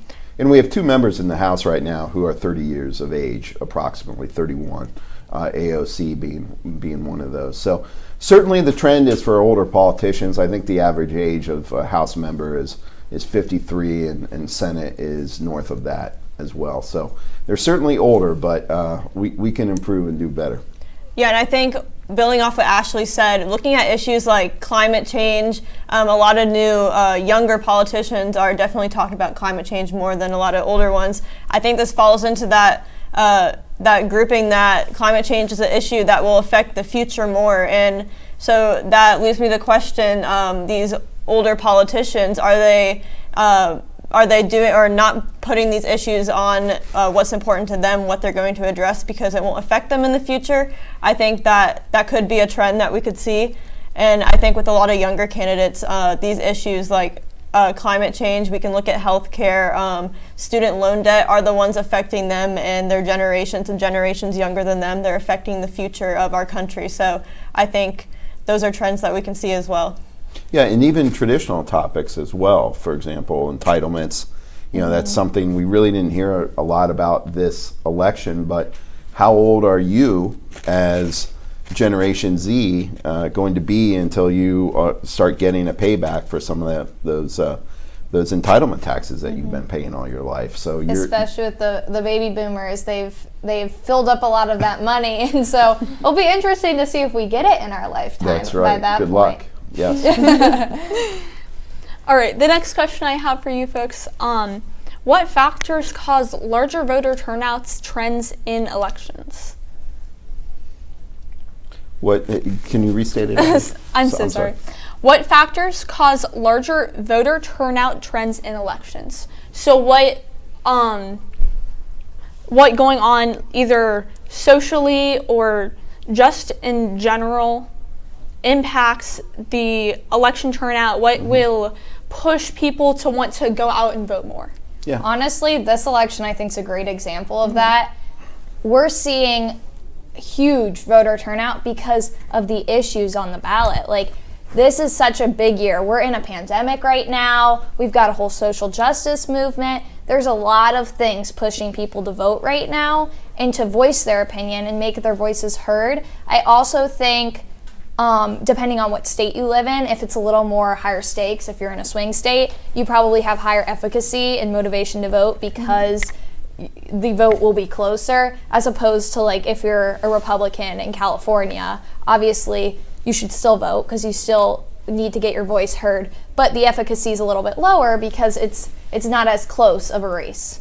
A couple other factors, Abby, to consider. One would be the favorability of the incumbent. If someone is extremely popular, that can affect voter turnout. An example of that would be Ronald Reagan running for re-election.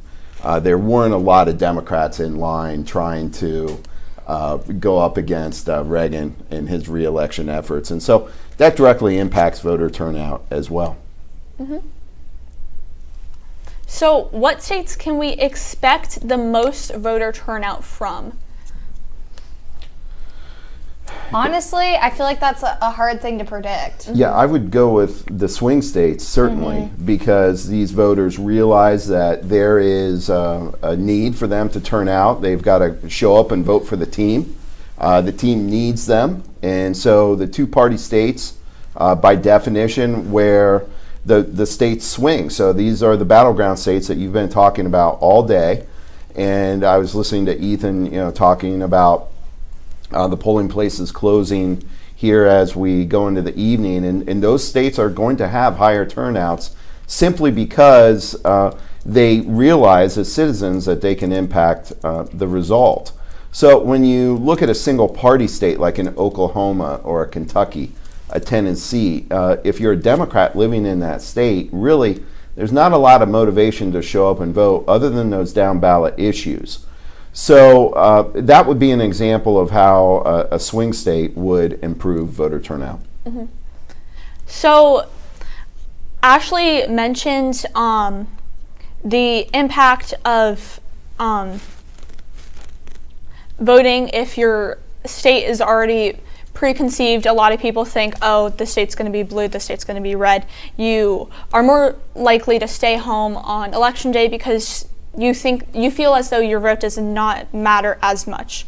What has been seen in some areas is actually trading votes with someone in a different state. I know we've talked about this a bit, I think in class when we were preparing for the show actually. People have traded votes with people from a different state, so they would, even if they wanted to personally vote for Biden, they would vote for Trump or vice versa. So kind of my question about that is, how do you think that this will impact the election, and is this a thing that should even be done? It's a very, very unique way of voting. If you're let's say a Democrat in Texas and you know that it's going to go red, or a Republican in California, trading your votes, yeah, it makes sense, but is it ethical? No. Should you do it? No. But people get around it. They fly under the radar and able to get around it. I think you said there's even like sites for it where people like link up and they like find other people to trade their vote with. But you have to put your trust that the person's actually going to vote for them because you won't be there when they are. So. Yeah, that's my question. I was going to ask, how do they trust whether the stranger potentially is going to vote for the candidate they want? I could see a lot of people using this as a ploy to gather more votes for a candidate that they would want to win. So I don't believe that that's a good way of voting that we should be utilizing. Yeah, there are a lot of interesting other options that we could go to out there. I know Maine is looking at ranked choice voting, and that's interesting and something that may become more popular, particularly with Generation Z and the millennials and the Xers. But I think we're a long way from these factors really kind of becoming mainstream. All right, so it's nearing 7:30, our 7:30 hour. Thank you so much for engaging in this discussion with us, Mr. Carmichael. Just to give some live results where we are right now, we have one state that has been called, that is Kentucky. Kentucky is going to Donald Trump. It is turning to a red state. That has obviously been predicted. We all knew Kentucky would turn red. Currently, there are 4,121,000 votes for Donald Trump reporting and 4,039,000 votes reporting for Joe Biden. So as these votes start to collect over the night, we'll see these trends and these results keeping up, and we'll report them to you live as we get more states and votes in. It is now 7:30. That means Ohio's polls are closed. I believe Ethan told you it was 7 o'clock. He was wrong. It is 7:30. So we'll give you the updates on that as they come in. But now we're going to cut to Chloe Hover. She is in Orange Precinct B's polling location, and she's going to give you a live update from earlier today. Hi, I'm Chloe Hover at the Delaware County Board for Developmental Disabilities. I'm here with Emma Nefriel. She's a senior here at Orange, and she is working the polls. So Emma, can you tell us what you've been doing today? So far today, I've greeted some of the voters who've come in. I've had to actually ask for ID and mark off people's tickets so that way they can actually vote on the poll machines. And I haven't had the chance to yet, but at some point I'll get the chance to enter in the ballots into the counter. So that's pretty much been my job. Do you think that there have been a lot of voters here today, or has it been pretty slow? It's actually been a lot slower than I thought it'd be. I kind of came in thinking it was going to be jam-packed all day, and we've really only had like 400 people total, and it's just because of so many people like absentee ballots. So everyone's already voted. So this is your first time doing it. How has this experience been? It's actually kind of cool. There's one other student working, so, but the rest are kind of like, you know, they've already done it a few times, so I'm kind of new, but it's not super hard. It is a long day. Like, I woke up at 4:30. I'll be here until like 9, so yeah. All right, thank you so much. Due to the coronavirus, many citizens have opted to do mail-in voting, casting their ballots early. Though this is something that has been offered in the past and is not new, the rules have been modified because of COVID. Certain states sent ballots to all eligible voters. These states include California, Colorado, DC, Hawaii, Nevada, New Jersey, Oregon, Utah, Vermont, and Washington. An interesting observation is that these states all tend to vote for Democratic candidates. Indiana, Louisiana, Missouri, Tennessee, and Texas all require an excuse for absentee voting. All other states allow mail-in ballots for everybody, including those using fear of COVID-19 as a justification.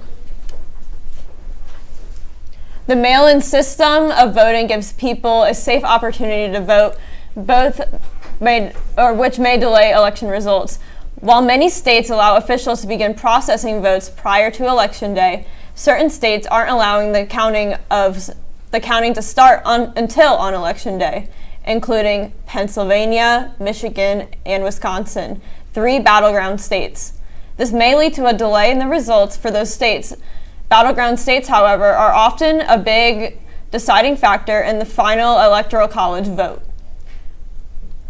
Getting the final results in this presidential election may take longer than expected. Despite not voting for a Democratic president for nearly 3 decades, the 2020 race in Arizona is one to pay attention to. Both candidates have campaigned in the state this year, with President Trump visiting Arizona 7 times and Biden making his first visit to the state in early October. While Biden didn't make a stop in this new battleground state in the final days before the election, Arizona has been Biden's top media market for the final 6 weeks leading up to the election, with Biden spending more than twice as much as Trump in ads on the state. Even with this massive media push, Biden still only holds a tentative lead in Arizona polls, leading by 3 percentage points in the 538 polling average and 6 points in the New York Times/Siena College polls of Arizona. The key to Biden turning the state blue appears to be winning the Maricopa County, which holds 60% of the state's electorate. This, in addition to the strong turnout of Democratic voters in the traditionally blue Pima County, could help Biden gain the state's 11 electoral college votes. The Trump campaign has said that they believe they can still win Arizona, even if Maricopa County was to fall to Biden, hoping for high Republican voter turnout in rural counties to make up for the possible loss. While Arizona has remained a Republican stronghold for many years, the emphasis that both campaigns have placed on the state shows the importance that it holds. The recent endorsement of Biden by the late Arizona Senator John McCain's wife, Cindy McCain, further calls into question whether Arizona will continue to vote Republican or turn Democrat in this crucial election year. All right, we just talked to Mr. Carmichael just a couple moments ago. Now we are going to cut to an interview with Mr. Carmichael talking about the Electoral College.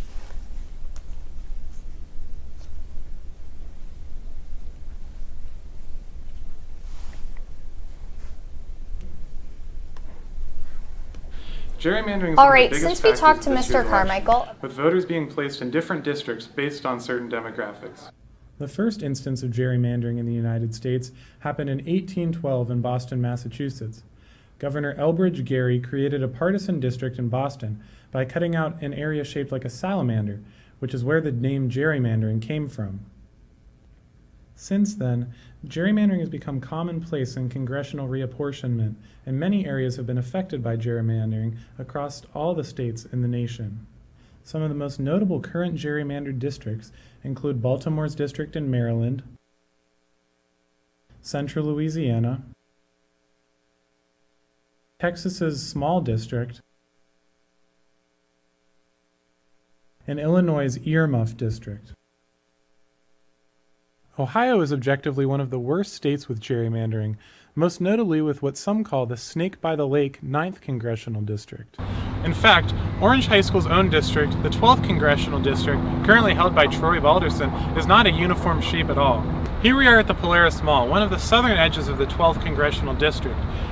Right to our right is the 71, which is the beginning of the 3rd District, which houses all of Columbus. The suburbs around Polaris are some of the highest populated areas in the state, with booming growth and expanding infrastructure. As a result of our community's high population and close proximity to Columbus, the lines were drawn right next to the mall. Farther south travels into Democrat Joyce Beatty's territory. To the north, though, is Mansfield Airport, the farthest north area of our 12th Congressional District, repped by Troy Balderson. The area around the airport has some abnormalities, cutting different buildings out of the 12th District and into the 7th District, which is repped by Republican Bob Gibbs.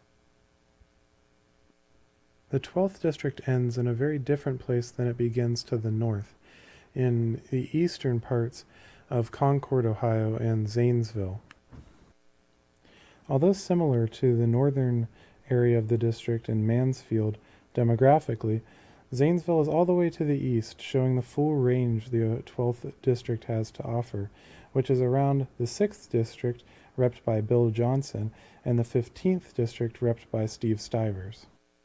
Possibly Central Ohio's most fascinating area of gerrymandering is around Upper Arlington, Hilliard, and Dublin, and the northern side of Columbus. It is in these areas that many different neighborhoods are cut in half along different road lines, with neighbors being in different voting congressional districts. The 3rd District has also been drawn to cut the Ohio State Airport in half, even though there are no residents of that building. Around northern Columbus and close to Worthington is where different apartment buildings are cut in half, with different apartment neighbors voting in different districts. Also, parks are cut in half in this area, as well as office buildings being carved out into the different districts next to each other.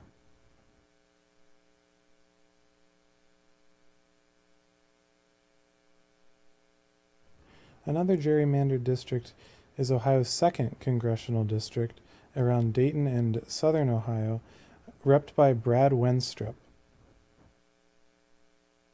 This district is cut into 2 not connecting parts, which cuts out Washington Courthouse and Chillicothe on the eastern sides, but does not connect in the middle. This allows this district to cut out Dayton as well as some of the eastern suburbs of Cincinnati, in with lots of other rural southern parts of Ohio.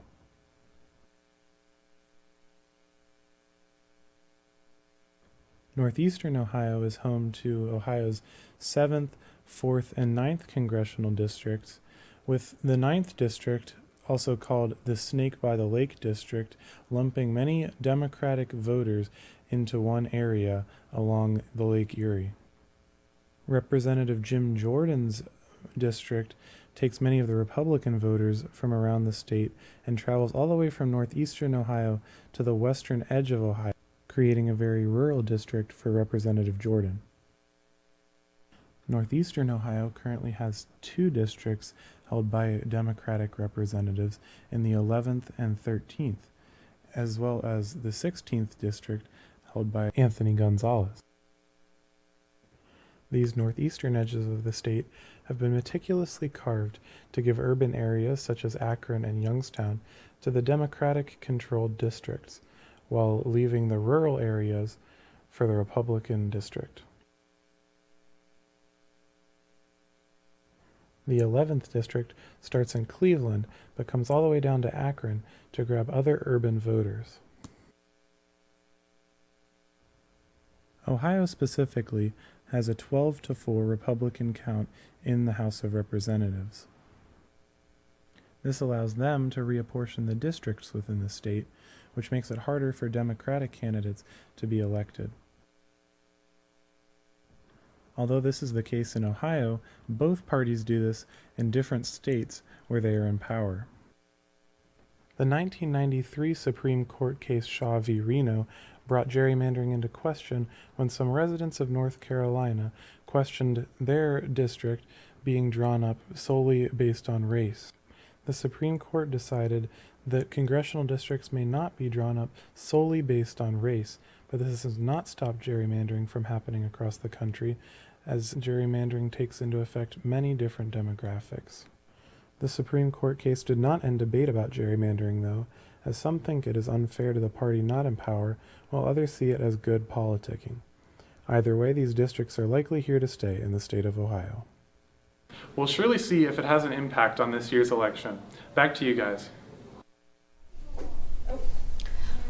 Polls have been indicating a possible Democratic victory, with Republican Donald Trump trailing Democratic challenger Joe Biden in crucial swing states for almost the entirety of the race. On top of that, the vice president has stayed well above in national polls and made traditional red states like Arizona, Texas, and Georgia competitive.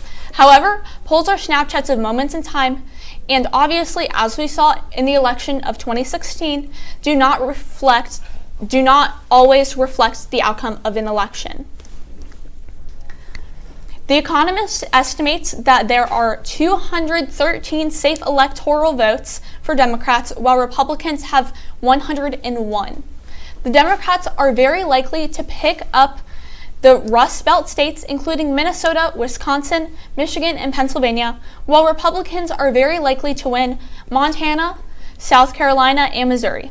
This leaves Arizona, Florida, North Carolina, Georgia, Ohio, and Texas as competitive, with Georgia and Ohio being complete toss-up states for both campaigns.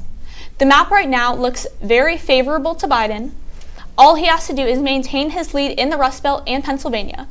But if Trump picks up all the competitive states and takes Pennsylvania from Biden, he will win the election. Pennsylvania is the state to watch tonight, and it could most likely determine the outcome of the election. as of now, polls have been closed in Kentucky and Indiana since 6 p.m. Right now, between 7 and 7:30, polls will be closing in Florida, Georgia, South Carolina, Virginia, Vermont, North Carolina, West Virginia, and in our home state, Ohio. Later in the evening, between 8 and 8:30 p.m., polls will close in Alabama, Connecticut, Delaware, Illinois, Kansas, Maine, Maryland, Massachusetts, Michigan, Mississippi, Missouri, New Hampshire, New Jersey, North Dakota, Oklahoma, Pennsylvania, Rhode Island, South Dakota, Tennessee, Texas, Washington, D.C., and Arkansas. Between 9 and 10 p.m., polls closed in Arizona, Colorado, Louisiana, Michigan, Minnesota, Nebraska, New Mexico, New York, Texas, Wisconsin, Wyoming, Idaho, Iowa, Nevada, Montana, Oregon, Utah, California, Washington, Alaska, and Hawaii will be closing their, specifically the states Washington, California, Alaska, and Hawaii will be closing their polls between 11 p.m. and 1 a.m. here in Ohio. We will now reporting results as they come in. Yes, and speaking on live updates, we're getting them in right now, so nothing is set in stone, but what is West Virginia and Kentucky have officially closed their polls and they have gone red. And so Trump is at a total of 13 electoral votes right now. Biden's at 16, according to the Associated Press, with Virginia and Vermont. So that's where we're at right now. However, there are a lot of leads in the states that are showing up as ballots are coming in. So it will be interesting to follow those. Right now, Florida is leading very tightly blue, with Joe Biden having 50.4% and Donald Trump having 48.8%. And that's one that we really wanted to look at. That is one. It's been close in the polls. That is one to follow, especially. And also Georgia, with only 6% reporting, it's also an extremely tight race. Donald Trump has 49.7% of the votes, while Joe Biden has 49.3% of the votes. That is an incredibly tight race. 146,000 going to Donald Trump and 145,000 going to Biden. That is extremely close race, and we will continue to watch it. It's been going back and forth, been from red to blue all night. In addition, our sources here have been looking at multiple different poll maps, and if a state is claimed by a certain party in 3 different maps, we have been writing it in as a possible win in that state for the specific party. So if we're taking that into account, Trump now has 24 with West Virginia, and Biden has 16 with Virginia. These aren't the states we're getting in now. As of right now, are not very surprising. There are a lot of hard red, hard blue states. But as of right now, with only 10% reporting, Joe Biden is leading 64.3% in Ohio, while Donald Trump only has 34.6% in our home state. Yeah, and I think that another thing to look at is Senate races this evening. Let's take a look at the states that have already been called. We can go to West Virginia. Shelley Moore has won that Senate seat. She is the Republican candidate running against Paula Jean, and she has won that seat. A total of 49.7 votes for Shelley, and 47.5 for Paula. We can also look in Virginia. Mark Warner has won that seat in Virginia for the Senate. He actually is prospected to win that seat in the Senate. A total of 56.1% of votes for him and 43.9% for his opponent. We can look at states like Georgia, we were talking about earlier, how that has 2 Senate elections this election cycle because there is a special election there. If we look at that, it's still very neck and neck in the race between Jon Ossoff, the Democratic candidate, and David Perdue, the Republican candidate. We have 51.2% of the votes so far counted for David Perdue and 46.9% of the vote counted for Jon Ossoff. The other Senate election in Georgia is Raphael Warner, the Democratic candidate, against Kelly Loeffler, the Republican candidate. Raphael so far has the majority of votes leading over Kelly, but votes are still coming in from Georgia. for that election. Georgia actually has 6% of votes reporting, so we will see a lot of new numbers on that front. When we look at the U.S. House, we have a lot of races have already been called. So far, the Democratic Party has picked up 11 House seats, and the Republican Party has picked up 9. We'll see a lot of new numbers coming in soon. There are a lot of House races occurring this election, so that will be a lot of updates that we will have shortly. Very interesting. Certainly. And so looking at more at the Senate, at one race we were supposed to be watching tonight in Kentucky, Mitch McConnell and Amy McGrath.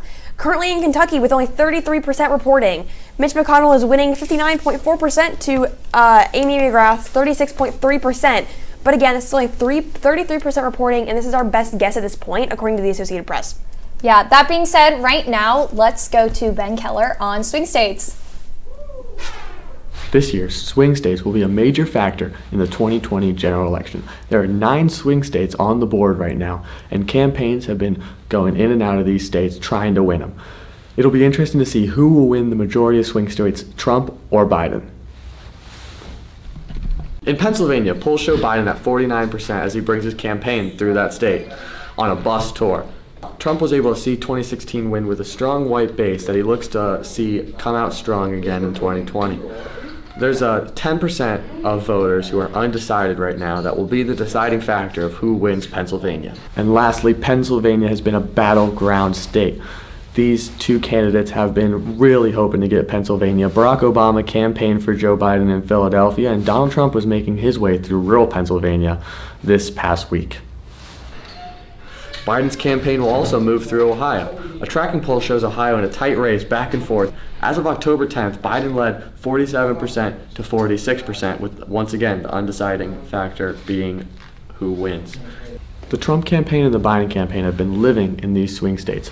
Trump has made his way to Ohio, down in southeast Ohio, and it should be interesting to see if his rally can lead to more votes in this crucial swing state. In North Carolina, Biden has a spread of 1.4 over Trump coming down the stretch. North Carolina was also won by Trump last year, and with the strong southern base that Trump is able to receive, he might be able to win North Carolina as well. Georgia has a long-time Republican background, but is a new swing state due to their urban population growth. Trump has a spread of 0.4%, really close in Georgia, which has never been seen before. Texas, similar to Georgia, is also a new swing state. With more Hispanic population coming into Texas, Texas is now seen as going from dark red to lighter red or maybe even neutral. Right now, Trump has a sizable lead of a 4.4 spread. In Florida, Trump will hold a rally to try to create a strong push coming down the stretch. However, Biden has a 7% lead over Trump in Florida due to, once again, a strong Hispanic and Latino population. In Michigan, another red state that Trump won in 2016. However, this year, Biden has a 6.7% lead. It'll be interesting to see who will win the biggest swing state of all, Michigan, as they've been back and forth over the last couple of years. Trump has also kind of cut campaign ads in states like Michigan and Wisconsin. Should be interesting to see if he believes that he already has these states won or if he knows that he cannot win them at all. Arizona, a swing state that usually ends up blue, has Biden up 2.7%. Arizona in 2016 went blue, even though Hillary Clinton was one very few swing states. Iowa right now is in a tie, both at 47%. The undeciding 6% left will make the difference. It should be interesting to see who will come up with this unprecedented swing state tie. Well, it's election day, and it'll be interesting to see if we see a pattern between who wins the swing states and who wins the 2020 general election. Thank you, Ben. All right, so information is coming in so quickly. Right now, we're going to look at Florida real quick. Florida is neck and neck. According to the Associated Press, there is only a 0.6% lead that Joe Biden has on Trump. Joe Biden is at 49.9%, and Donald Trump is at 49.3%. So that's crazy. Places that went blue in Florida: Orlando, Tampa, West Palm Beach, Miami, Tallahassee, Jacksonville, the urban areas, and then everywhere else in Florida pretty much seems to be red, but those hold a lot of the population and a lot of the votes. So it'll be interesting to see where Florida goes. the polls have been neck and neck, so we're not sure what's going to happen with this, but it's got 80% of the vote in at this point, and they're only 0.6% off, so this is going to be a very tight race in Florida. Yeah, and actually, you and I were talking about during the break, it's so crazy. It's he's 0.6% ahead of Trump with 80% of the polls reporting. That is that's such a small margin with 80% of the vote in. Also reporting with Georgia with 7% of the vote in, Trump is up 51.7% to Joe Biden's 47.3%. Also an extremely tight race. Ohio at this point has gone blue with 21% reporting. Joe Biden up 62.7%. Like we reported, Vermont and Virginia have gone solid blue, but also New Hampshire, which is a swing state, with 2% reporting, Joe Biden is up 63.7%. Another swing state, North Carolina, with only a single percent reporting, so we don't know how it's going to play out. With a single percent reporting, Trump is up 74.1%. Yeah, and if we look at Ohio right now, we can dive into county by county. We can see that Ohio is leaning blue right now, but that may be because we have more results showing from Hamilton County, which is where Cincinnati is, more for results from Franklin County, which holds Columbus, and Cuyahoga County, which is Cleveland. Right now, there have also been a number of rural counties that are turning red as well, and as those results start to trickle in, we'll keep you updated there. On Ohio's House front, starting with District 12, which is the district that Orange High School sits in, it's currently very close. It looks like a lot of the mail-in ballots are showing that Elena Shear is in the lead by 53%, Troy Balderson falling behind by 45%, but as we see, there are currently 0% in for that race of total ballots, so we'll see what happens throughout the night in Ohio. Currently, my map as of 7:55 p.m. has Vermont. Joe Biden is currently winning. 14% of estimated votes have been counted. Biden has 69%, while Trump has 28.3%. Joe Biden with 32,379 votes, and Trump with 13,267 votes. Also from Virginia, currently with 13% of estimated votes, has Joe Biden winning as. It says it has Joe Biden winning, but Trump's percent is higher actually. I'm not sure what's going on with that, but it says that Joe Biden has 40.5% and 252,888 votes, while Donald Trump has 57.7% and 360,467 votes. Then in West Virginia, with an estimated 4% of votes, has Donald Trump. It says that Donald Trump is winning. I believe it's based on electoral votes actually, but it has Biden leading the percentage at 50.8% and Biden at 50.8% and 17,474 votes, and Donald Trump at 47.4% with 16,309 votes. And just in, Trump actually is showing up on here as winning South Carolina. However, we don't know if this will stick. It says there's 3% reporting, but that he is up at 52.8%, and Joe Biden is shortly behind him with 45.6%. We're going to go to break right now, but we'll give you guys more updates after the break. Okay, where's everyone going?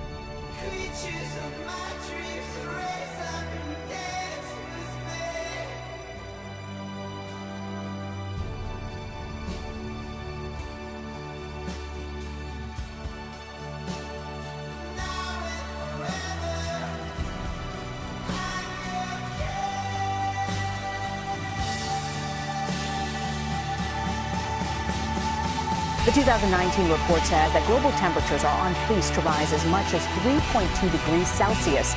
The last 5 years have been the hottest years on record on our planet ever. Breaking news tonight on several fronts in the coronavirus pandemic. There are now more than 1 million cases worldwide. That's more than twice what it was a week ago.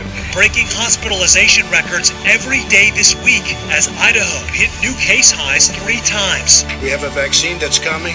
It's ready. It's going to be announced within weeks. Many chanted Black Lives Matter as they walked the streets of Salt Lake before and after those protests got violent. The fact of the matter is, there is institutional racism in America. A giant mural showing support for law enforcement suddenly appeared over the weekend near Tampa Police Headquarters. If your activism only consists of destruction and not building, that is not activism. That is also not what this movement is about. May history be able to say that the end of this chapter of American darkness began here tonight, as love and hope and light join in the battle for the soul of the nation. Together we are unstoppable. Together we are unbeatable. Because together we are the proud citizens of the United States of America. So you want to go from 1 to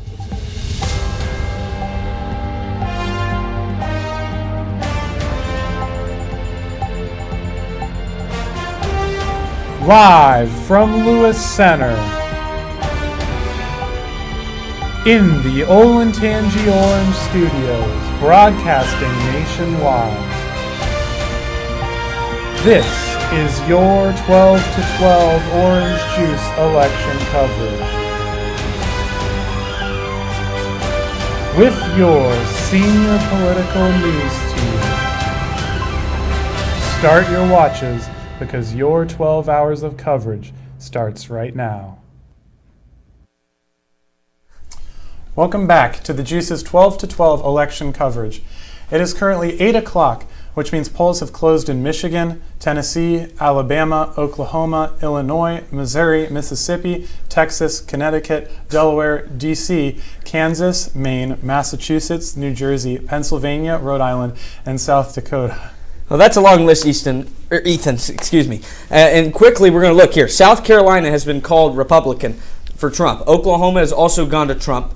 Maine is to Joe Biden, New Jersey is to Joe Biden, and Maryland is to Joe Biden as well. So right now the Electoral College vote 85 for Joe and 55 for Trump. So it's still very close. And, you know, as we look to Florida, Florida just shifted to red because the upper panhandle has come in a little bit more in the state. And, you know, that's a lot of red votes. And there's still 8 or 9 counties up in the northwestmost part of Florida that have not even been reported at all. But, you know, like Foyt mentioned earlier, the major cities in Florida, Orlando, Tampa, West Palm Beach, Miami-Dade County, Jacksonville, Tallahassee, those have all gone to the Democrats. And that's going to continue. But again, 55 electoral votes for Trump and 85 for Joe Biden as of right now. And things just keep coming in quicker and quicker. Texas, right now, Houston has reported, and they are leading blue. So far, that's the only major county in Texas that has reported. It was expected to go blue. Illinois is also gone to Joe Biden. That has been called as well. Yeah, let's take a look at Ohio. We have 35% of presidential election polls reporting so far. That puts Joe Biden at a lead of 57.4%, Donald Trump with 41.5%, Joe Jorgensen with 0.9%, Howie Hawkins with 0.3%. Let's dive into these early voting numbers and mail-in ballot numbers for some of the Ohio state elections. Ohio Supreme Court, we have a close race, but John O'Donnell is in the lead with 573,000 votes compared to Sharon Kennedy's 426,000 votes. We can also look at Jennifer Brunner leading a substantial amount in early voting numbers with 638,000 votes to Judy French's 349,000 votes.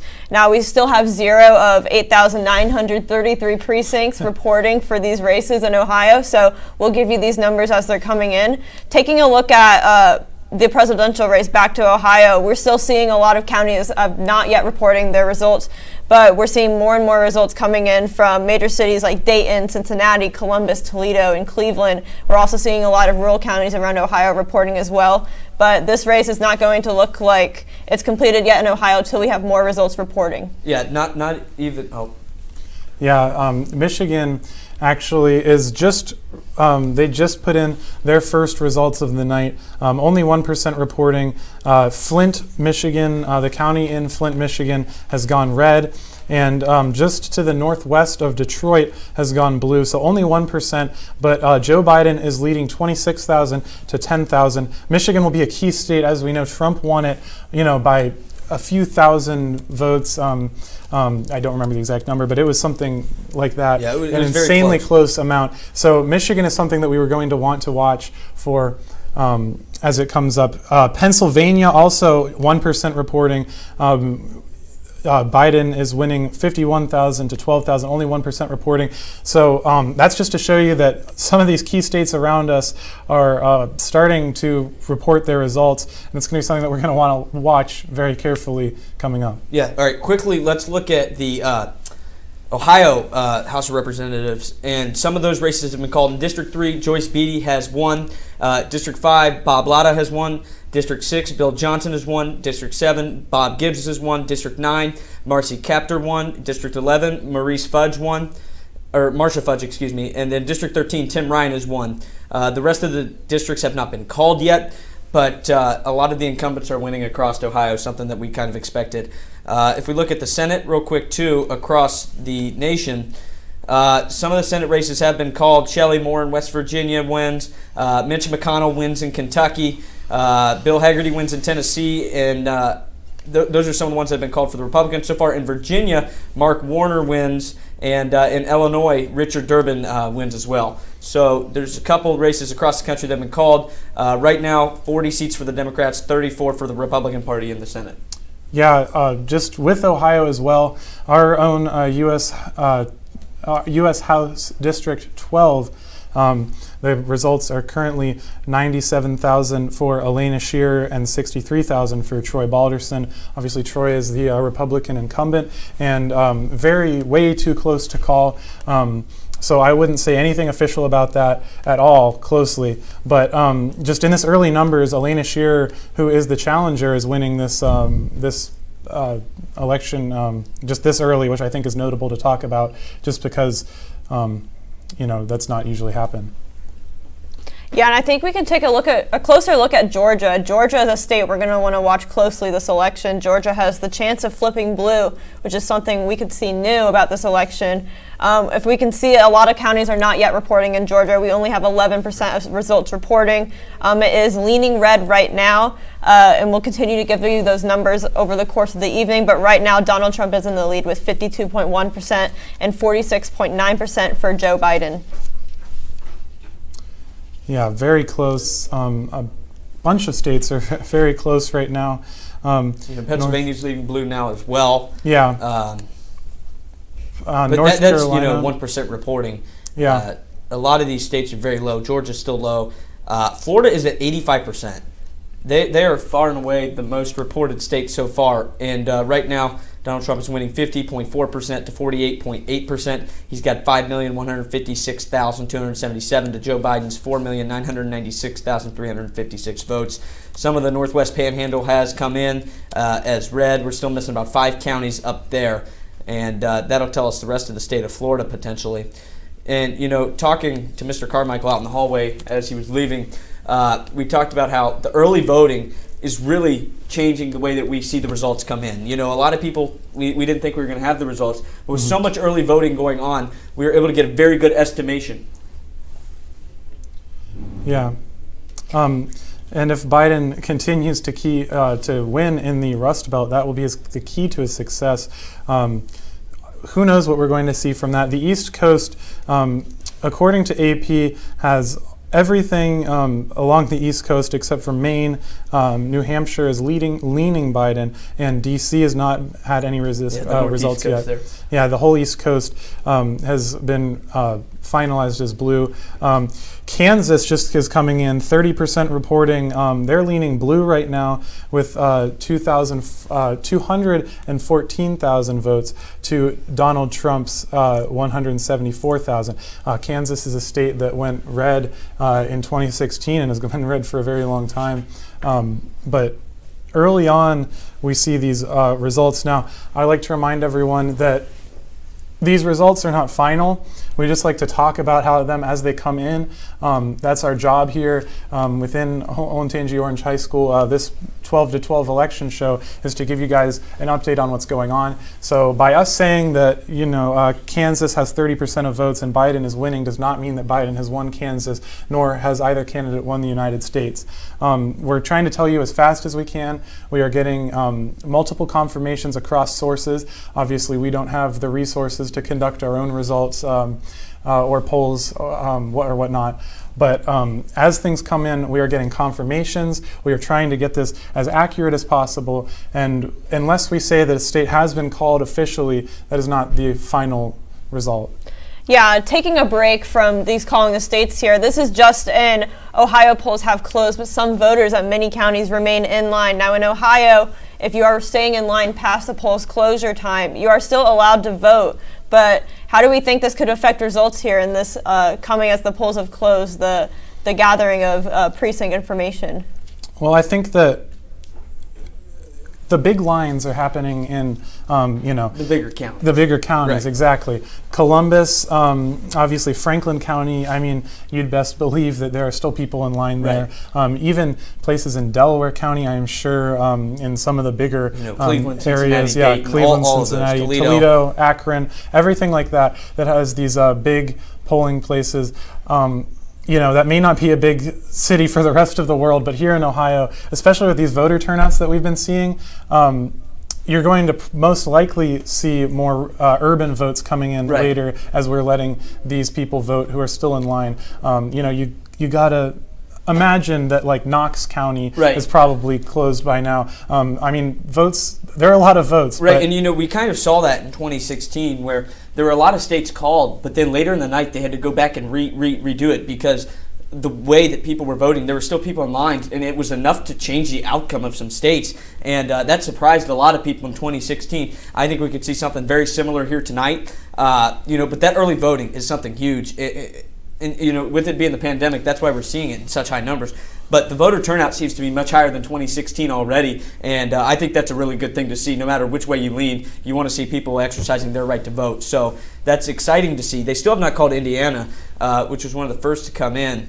But again, 85 to 55 is still the count right now that we're looking at. Trump is winning the popular vote, but he's behind by 30 on the Electoral College. Yeah, and like Tanner said, voter turnout has been record-breaking all across the country, especially in Ohio. Secretary of State Frank LaRose said that Ohio is in a position to break its all-time record for votes cast in the November 3rd presidential elections in the state. I think that's huge for Ohio, that they're expected to break this number of votes. We've seen long lines wrapped around voting precinct buildings all day. Especially in Cleveland, we've seen long lines at a lot of different precincts there, and I think that those polling locations are still going to have a long night ahead of them counting all these votes that have been counting in. Yeah, I think also worth noting is that in Ohio, currently we are seeing 44% of votes in with 2.5 million people having voted. In 2016, around very roughly 5 million votes were cast in Ohio for the president. The exact number is around 5 million, and we are already seeing 2.5 million votes coming in, a little bit more than that.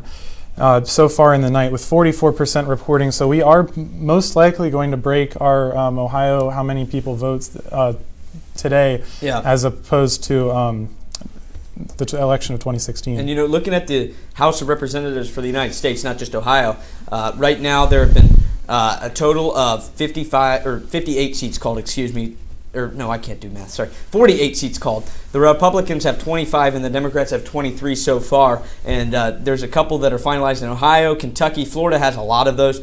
Louisiana and Mississippi, a couple. Some in Virginia and West Virginia as well that have been finalized. New Hampshire, South Carolina, Alabama. They have some Democrats winning there. In Florida as well, down in like Miami-Dade County, for example. So we're starting to see the House come together and the Senate come together. The Senate is the Senate is led by the Democrats right now, 40-34, and 51 is the majority, obviously. So the Senate is most likely going to flip, which was kind of expected coming into this. Kansas and Texas are shaded blue. Same with Alabama right now, with Senate races going on in those states. So something to look out there for sure. I think another thing we can look at with the Senate, we talked about earlier, a race to watch is Kentucky. Mitch McConnell, the incumbent of Kentucky, with Amy McGrath. Right now, AP polls show Mitch McConnell calling that Senate election with a percentage of votes 56.1 to 40.2 for Amy McGrath. This is 67% of votes reporting in Kentucky, so I think we can start to see those results are starting to be confirmed there in Kentucky. Some other important races to watch let's go back to Georgia. Georgia is still neck and neck for their 2 Senate elections. Reminder that Georgia is having 2 Senate elections because there is a special election. These candidates, it's too close to call right now, so we'll give you the updates right as they come.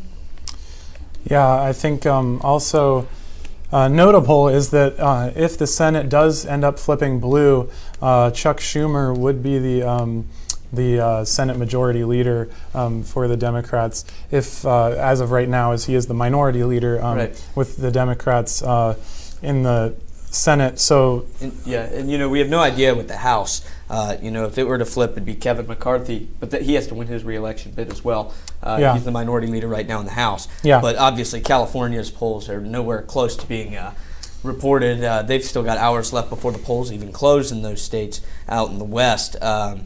Texas has been reshaded back to red in the presidential vote.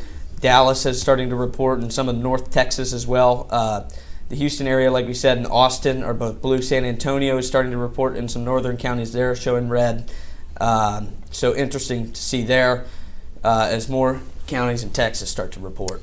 Yeah, Florida is coming in with 77% reporting. Now Donald Trump is in the lead there in Florida by a count of 4,737,000 votes to Joe Biden's 4,454,000 votes. So that's a very close race as well.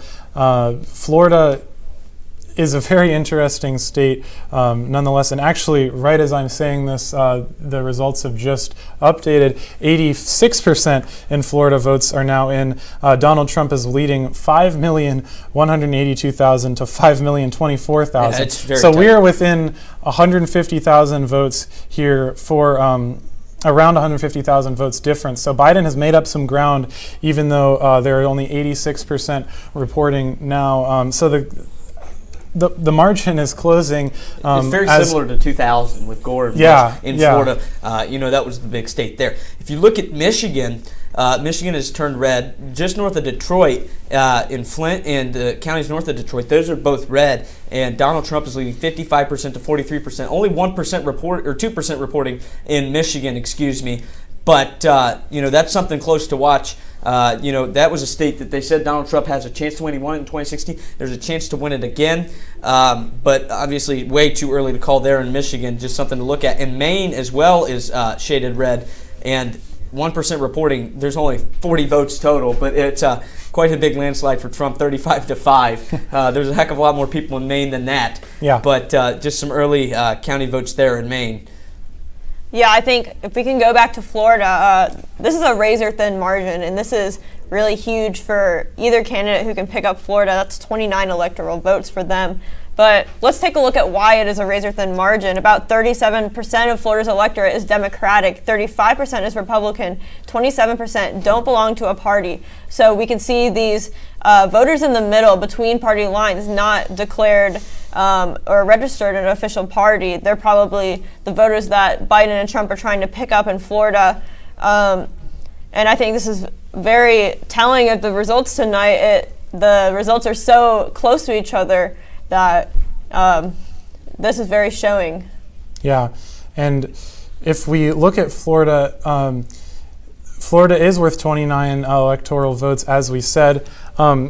Joe Biden is currently winning, beating Donald Trump in the overall race, 85 to 55. That hasn't changed in a while. No states have been called recently in the last, I would say 20 minutes or so that we've been talking here. But if Trump were to win Florida right now without anything else happening in between then, which would not be the case, Joe Biden would be winning by only 1 point, as 55 plus 29 is 84. So 85 to 84 would be the count. Obviously, that is not the case. Florida still has 14% more votes to come in. And talking about Florida, real quick, in 2018, when Governor Ron DeSantis won the state of Florida, it was by a recount, and he beat the Democrat. It was 4,075,445 to 4,041,762. So Florida is always very, very tight. And, it's evident in their gubernatorial elections and that sort of stuff. It's no different in their presidential elections. We're still waiting on 3 more counties in Northwest Florida to report. And potentially then, 86% reporting right now. They'll be close to being able to call the state of Florida potentially tonight. It just keeps shifting, 50.4% to 48.8%. But like you said, not much has changed in the last 20 minutes across the country. No states are ready to be called whatsoever. Yeah, there are currently about 26 million votes reported, according to AP's polls. We are looking at especially AP in this. That is what you're seeing on your screen. That is kind of the standard, if you will, for our live coverage here. We are nonetheless getting results from multiple different sources, but what we're showing you right now is AP. 26 million votes have been counted so far. Donald Trump is leading in the popular vote by about 1.9%.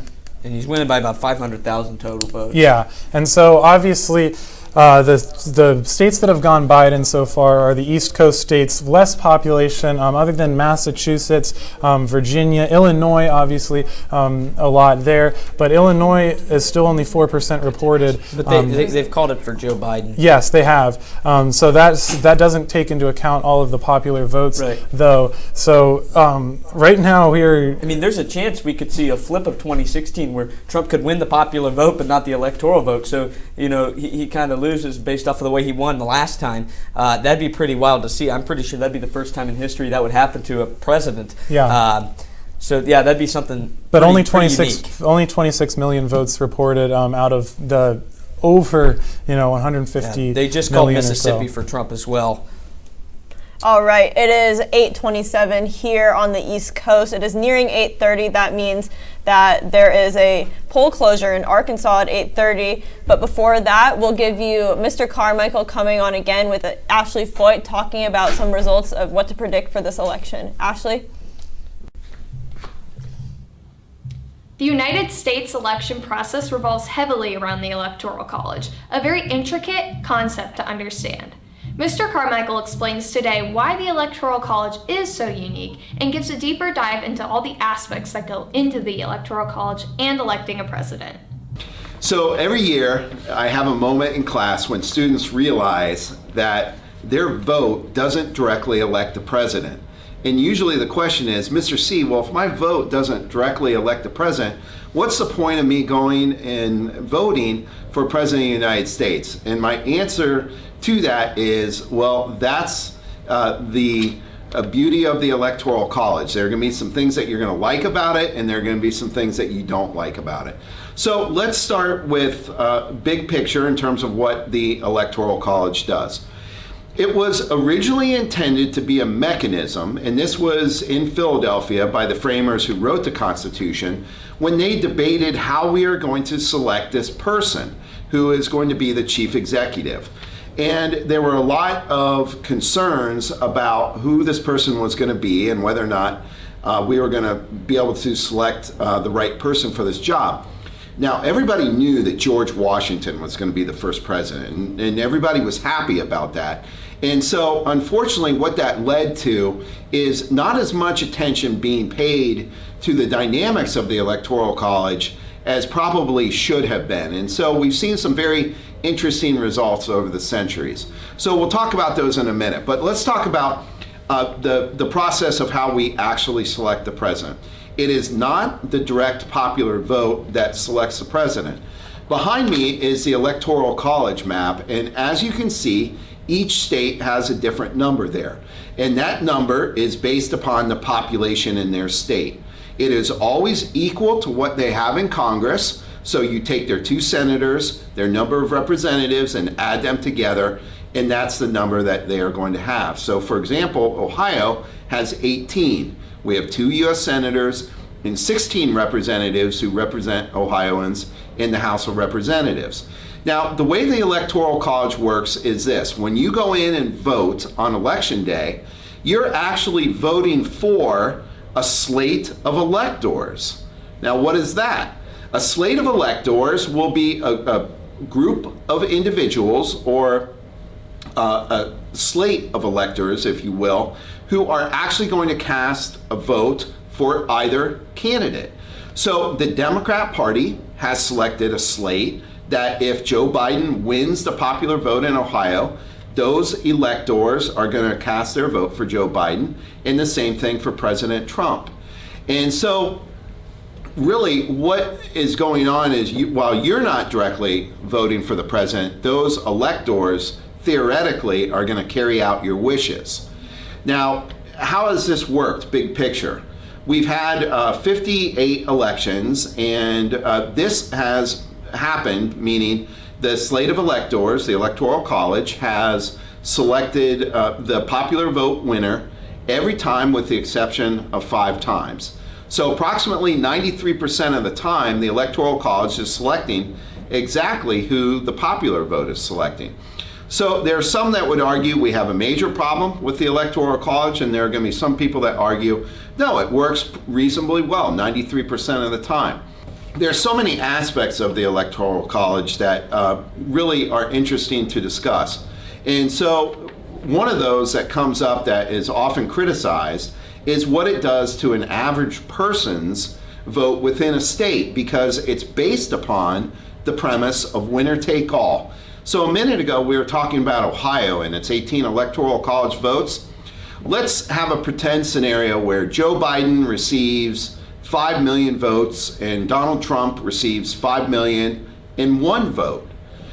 President Trump receiving that 1 more vote than former Vice President Biden would receive all of Ohio's 18 Electoral College votes. That's what we call winner take all. So effectively, what has happened is 5 million Ohioans have really had their vote ignored. When you talk to critics of the Electoral College, often the most common criticism that you'll hear is the winner take all format is something that should be adjusted. One option that we have in terms of the Electoral College is doing what Nebraska and Maine do, and that is awarding their Electoral College votes proportionally. Maine's an easier example because they have 4 Electoral College votes. Let's say that in Maine we have a similar situation to what happened in Ohio. Donald Trump receives 5 million votes, Joe Biden receives 5 million votes. Well, what do you do with Maine's 4 Electoral College votes? Because they decide things proportionally, each candidate would receive 2. And many advocates for changing the Electoral College would advocate moving towards that proportional system as opposed to winner take all. So we can talk a lot about the Electoral College. The one thing that I think we can all agree on is there are some things that work well, some things that don't work well. Mr. Carmichael does a great job explaining all the pros and cons of the Electoral College and why it is so interesting in the process of electing a president. Thanks for that, Ashley. Arkansas has just come in recently saying that they have been reported as confirmed for Trump. Yeah, they closed 3 minutes ago. They did close 3 minutes ago, and are already saying Trump. So the count is now 85 to 61 according to AP polls.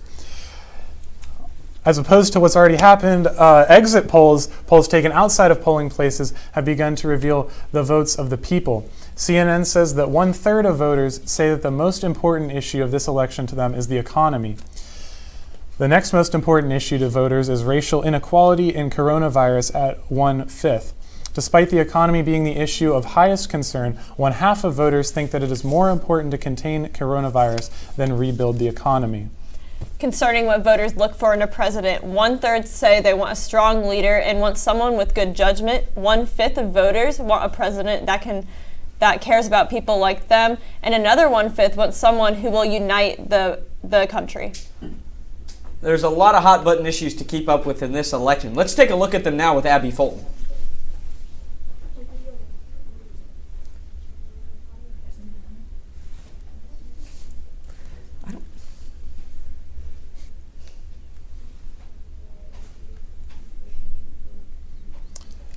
Okay. Yeah, so we'll be hearing from Abby shortly as we were trying to cue that up. But as we just said, Arkansas has gone red, and you're going to hear from Abby right now.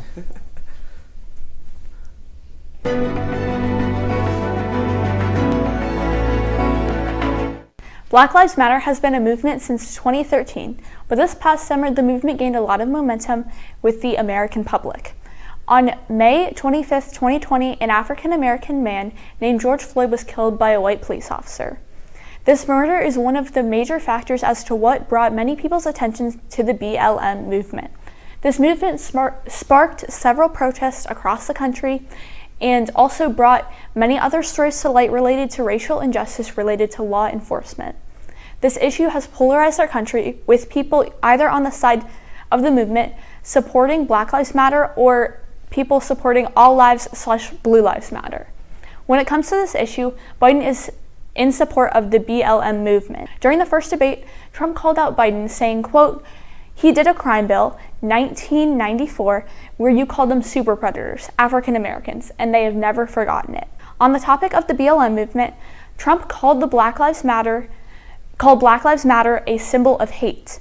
Donald Trump has also said that he is the least racist person in the room, and, quote, "I've done more for the black community than any other president, and I say with the possible exception of Abraham Lincoln," end quote.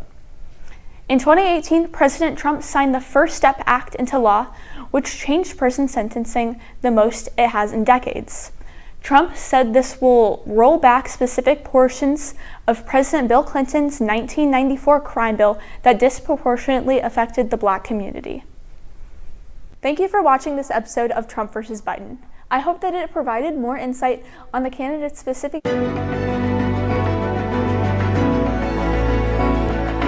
Similar to the issue of abortion, the funding of Planned Parenthood is an issue that the parties are polarized on. While Trump does not support the public funding of Planned Parenthood, Joe Biden does. The Planned Parenthood organization themselves have endorsed Joe Biden, saying on their website, quote, "It's never been more important to elect a president who we can trust to put the health and safety of workers, families, and communities up front ahead of his own. Right now, the country needs a president who will really listen, learn, and grow. A leader who will put us first and tell the truth, who will defend our rights and champion our freedoms." Joe Biden has been such a leader, both as vice president and his work as a U.S. Senator, end quote. Planned Parenthood is widely known for providing abortion services, but also provides several other services, including abortion referral, birth control, emergency contraception, general health care, HIV services, LGBT+ services, men's health services, patient education, pregnancy testing and services, STD testing and treatment, vaccines, and women's services. President Trump, who does not support the public funding of Planned Parenthood, said, quote, "I wouldn't fund it if they have abortion going on," end quote.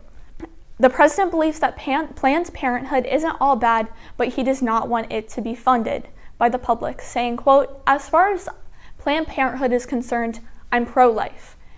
I'm totally against abortion having to do with Planned Parenthood, but millions and millions of women with cervical cancer, breast cancer are helped by Planned Parenthood. So you can say whatever you want, but they have millions of women going through Planned Parenthood that are helped greatly, and I wouldn't fund it. I would defund it because of the abortion factor, which they say is 3%. I don't know what percentage it is. They say it's 3%. But I would defund it because I'm pro-life. But millions of women are helped by Planned Parenthood. End quote. On the other side, Joe Biden supports a woman's right to choose what to do with her body. The former vice president also supports the public funding of Planned Parenthood. Thank you for watching this episode of Trump vs. Biden. I hope that it provided more insight on the candidates' specific views on this issue. Back to you guys.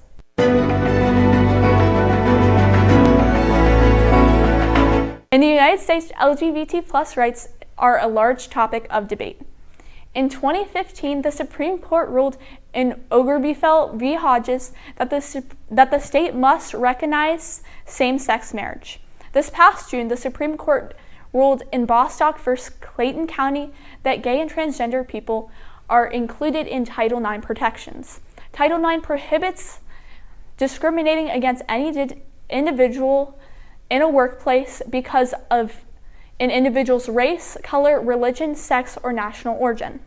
While Trump has not been extremely vocal about LGBT+ rights, many members of the community criticize his actions, including his judge nominations, for being anti-LGBT+.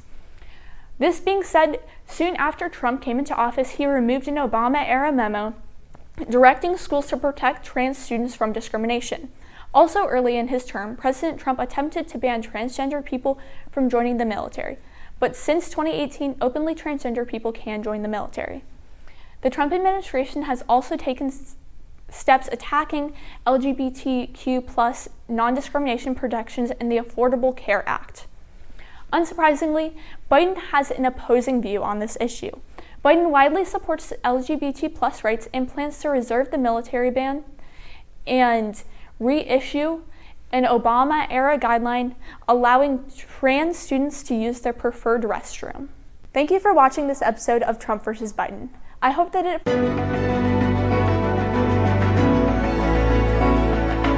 Both candidates have different approaches when it comes to foreign policy. During his time in office, President Trump has made several moves related to foreign policy. Many of these moves have been successful, but others have left other nations unfond of Trump. The White House website states on the foreign issue page that, quote, President Trump is bolstering American influence by leading a coalition of strong and independent nations to promote security, prosperity, and peace both within America's borders and beyond. The promise of a better future will come in part from reasserting American sovereignty and the right of all nations to determine their own futures, end quote. In 2019, the administration killed the leader of the terrorist group ISIS. According to foreignpolicy.com, Biden plans to reinforce our democracy, restore our moral leadership, equip people to succeed in global economy with a foreign policy for middle class, renew American leadership to mobilize global action on global threats, and rally the world to address the existential climate crisis. Thank you for watching this episode of Trump vs. Biden. I hope...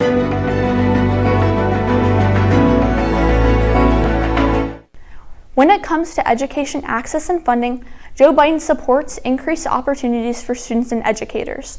Biden plans on tripling funding for Title I, eliminating funding for disparities between schools, ensuring families have access to support services in modernized school buildings, and increasing the federal government's investment in educators. On the other side, the Trump administration supports cutting education programs by $5 billion to fund a federal voucher program for private school scholarships. Trump believes that, quote, a child's zip code in America should never determine their future, and he supports the public money funding for private schools. Thank you for watching this episode of Trump vs. Biden. I hope that it provided...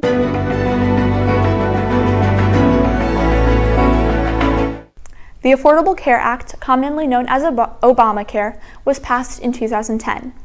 The law has three primary goals: make affordable health insurance available to more people, provide consumers with subsidies that lower costs for households with lower incomes, and expand Medicaid to cover all adults with income below the 138% of federal level, and support innovative medical care delivery methods to lower the cost of healthcare generally.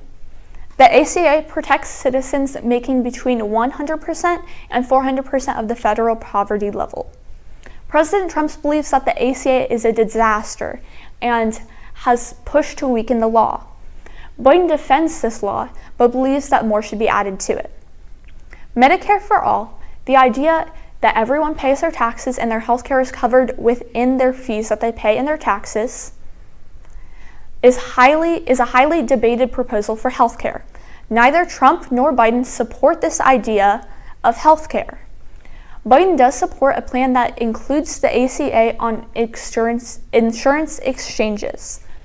For an overall plan, Trump has decreased premiums and promoted short-term and associated health plans.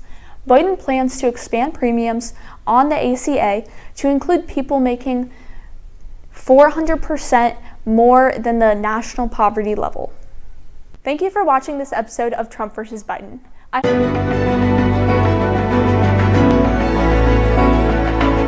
The COVID-19 outbreak has been a very unprecedented situation for the entire world. The president has said that a coronavirus vaccine and antiviral treatments are in the works to combat and contain the virus, which he has said would be available before November 3rd. His administration launched Operation Warp Speed to fast-track a vaccine.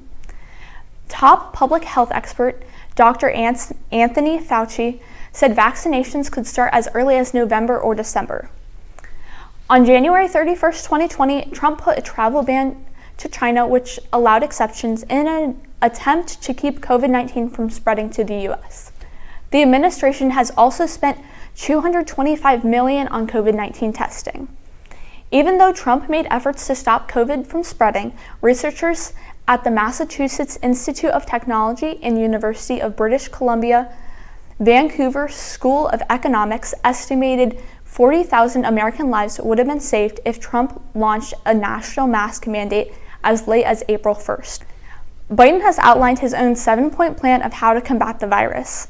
This plan includes addressing testing and tracing, producing more personal protective equipment, or PPE, consistent evidence-based national guidance, ways to distribute a national vaccine, ways to protect older adults and others at risk, and improve national response to impending global public health threats, and a national mask mandate. Many medical researchers agree with the plan that Biden has proposed. Thank you for watching this episode of Trump vs. Biden. I hope that it provided more insight on the candidates' specific views on this issue. Back to you guys. The 2020 U.S. Census, my apologies. Welcome back, everyone. We've seen some more results coming in tonight. Let's take a look at the Senate. We haven't talked about the Senate in a while. Currently, the Democrats hold 40 seats in the Senate from this election, Republican Party trailing behind shortly with 35. Let's take a look at some of the races to watch in the Senate. Let's go to South Carolina. Lindsey Graham versus Jamie Harrison. Right now, there's 14% results are reporting in South Carolina. Lindsey Graham has 50.5% and Jamie Harrison with 48.3%. Oh, it just changed too, and now it's 51.5%, 47.3%. We can see 194,566 for Graham and 178,416 for Harrison. So this margin is very thin, it's very close, and this will be a race to watch throughout this evening. Yeah, and that's similar to the McConnell-McGrath race in Kentucky, where the incumbent was outraised by almost $20 million.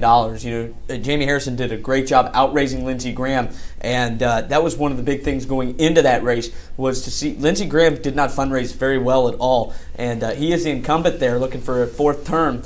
So many speculated that, with him not fundraising well, he was not going to get reelected. Right now he's leading in the state just above South Carolina. North Carolina, Cal Cunningham is leading incumbent Tom Tillis by almost 6%, about 300,000 votes there in North Carolina. Cal Cunningham was amidst a sex scandal early on in October, but apparently that's not phasing the North Carolina voters. Nothing was ever proven or anything like that. So, you never know there. And Kylie, you had some news about Georgia as well and why we've stopped seeing results come out of the state of Georgia. Yeah, this just came into development less than an hour ago. Fulton County in Georgia actually delays its poll counting because a pipe burst in the room that the ballots were being counted in. Now, apparently no ballots were harmed thanks to the slant of the room, but officials said that this delay is going to affect a lot of the votes. This delay, they said, is going to affect their hope of having 3/4 of the count by 10 to 11 p.m. So we're going to see a drastic halt on the results coming in from Georgia. Yeah, in Georgia, there's only 27% reporting, so that's going to be a big shift there. That's pretty wild to see. Yeah, definitely. Thank goodness none of the ballots were harmed thanks to the slant of the room. But these new developments, it's 2020. You never know what's going to happen. Yeah, the architect of the wherever they're counting ballots in Fulton County, thanks to him, I mean, slant of the room is really coming in clutch. Yeah, we'll see a lot of those Georgia votes coming in later tonight. Yeah, and they won't possibly be into the next couple of days as well. With that, I'm unsure of how that pipe burst. I guess we'll come to you later if there's any more news on that. That's getting covered pretty wide across nationally. Also, just for Georgia right now, though, there's about 1.3 million voters that have voted and are confirmed and reported in Georgia. So obviously that is nothing as what will end up happening here. Also, I mean, a lot of states are like this as well. Yeah. Michigan has 10% reporting, and with only 500,000 votes out of the 5 million that voted in 2016. And if we look at the House real quick, it's 35-31. The Republicans are winning. A lot of incumbents winning all across the board. Especially in Florida. A lot of those races have actually been called in Florida. 13 for the Republican Party, 11 for the Democratic Party. Something interesting there. Kentucky has 4 Republicans and 1 Democrat called. Texas, Dan Crenshaw won his second. He was reelected for a second term there. So 5 Democrats in Texas have been elected and 2 Republicans. And we're seeing results come in all across the board. It is just crazy. We were talking during the break when we were looking at Abby's videos.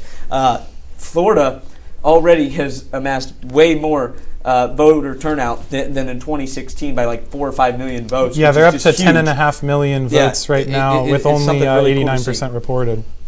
All across the country, we're seeing all types of voter turnout. And 54% of Texas is reporting, and Joe Biden is still winning by about 4% in Texas. They are trying to flip that state blue. It's pretty cool. It's very interesting to see that in Texas, especially such a red state like Texas, possibly being flipped blue. Obviously, we don't know anything about Georgia anymore. And Indiana has really slowed down their reporting as well. They've only gone up about 5% in the last hour or so, and that's still in favor of Trump, but nothing close there. Ohio, 53%. Joe Biden is winning by almost 10%, though, in our home state of Ohio.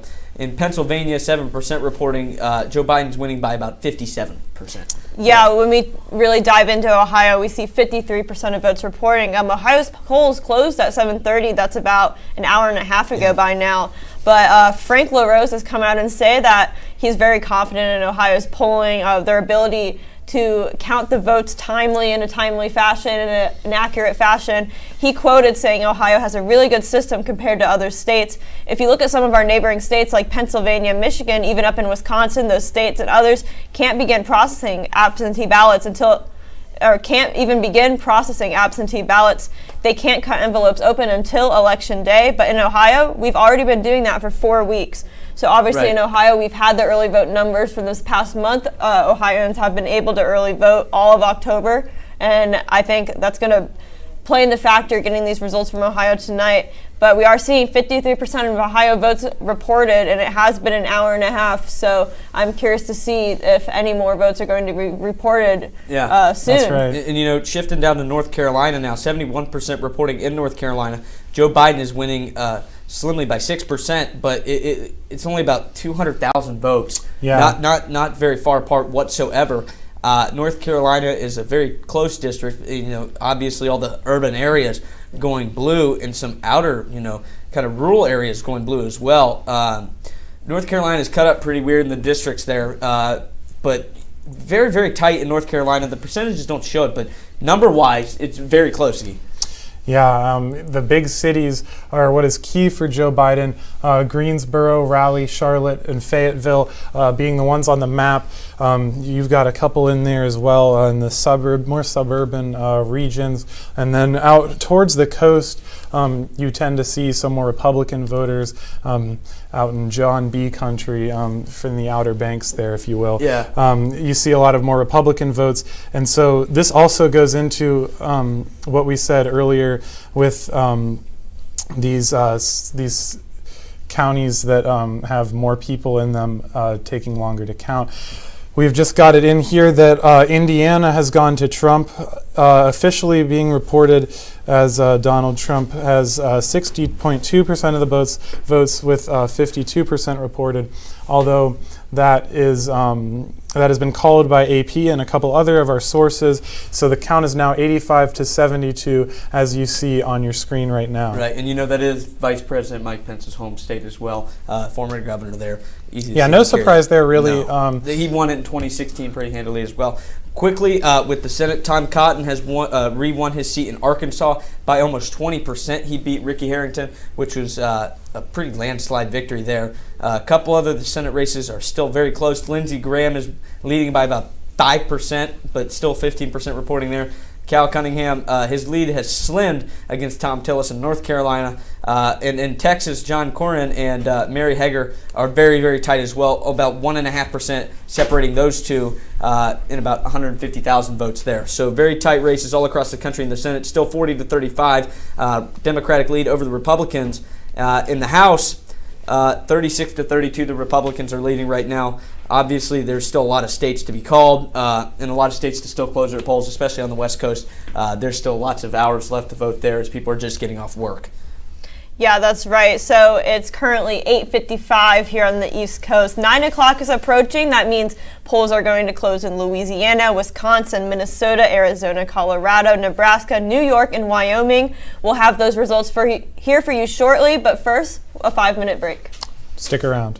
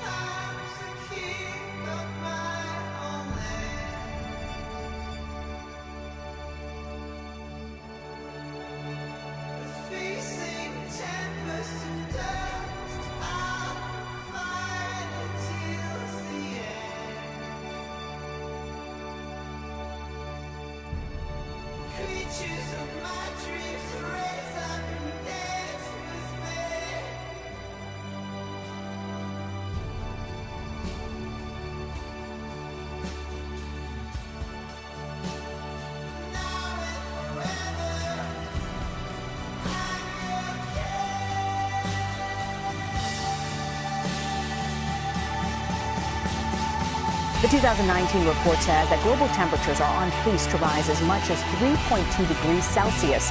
The last 5 years have been the hottest years on record on our planet ever. Breaking news tonight on several fronts in the coronavirus pandemic. There are now more than 1 million cases worldwide. That's more than twice what it was a week ago.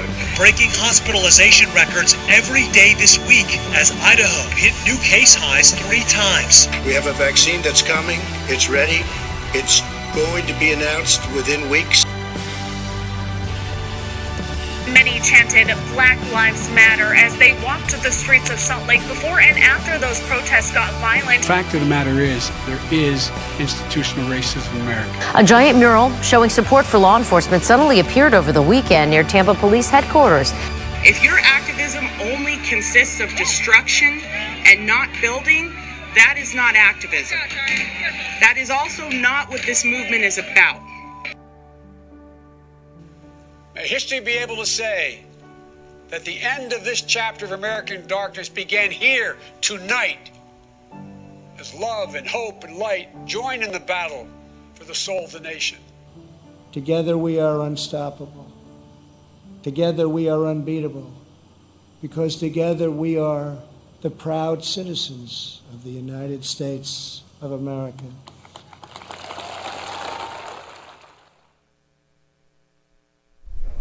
Welcome back, America, to Juice's live 12 to 12 election night coverage.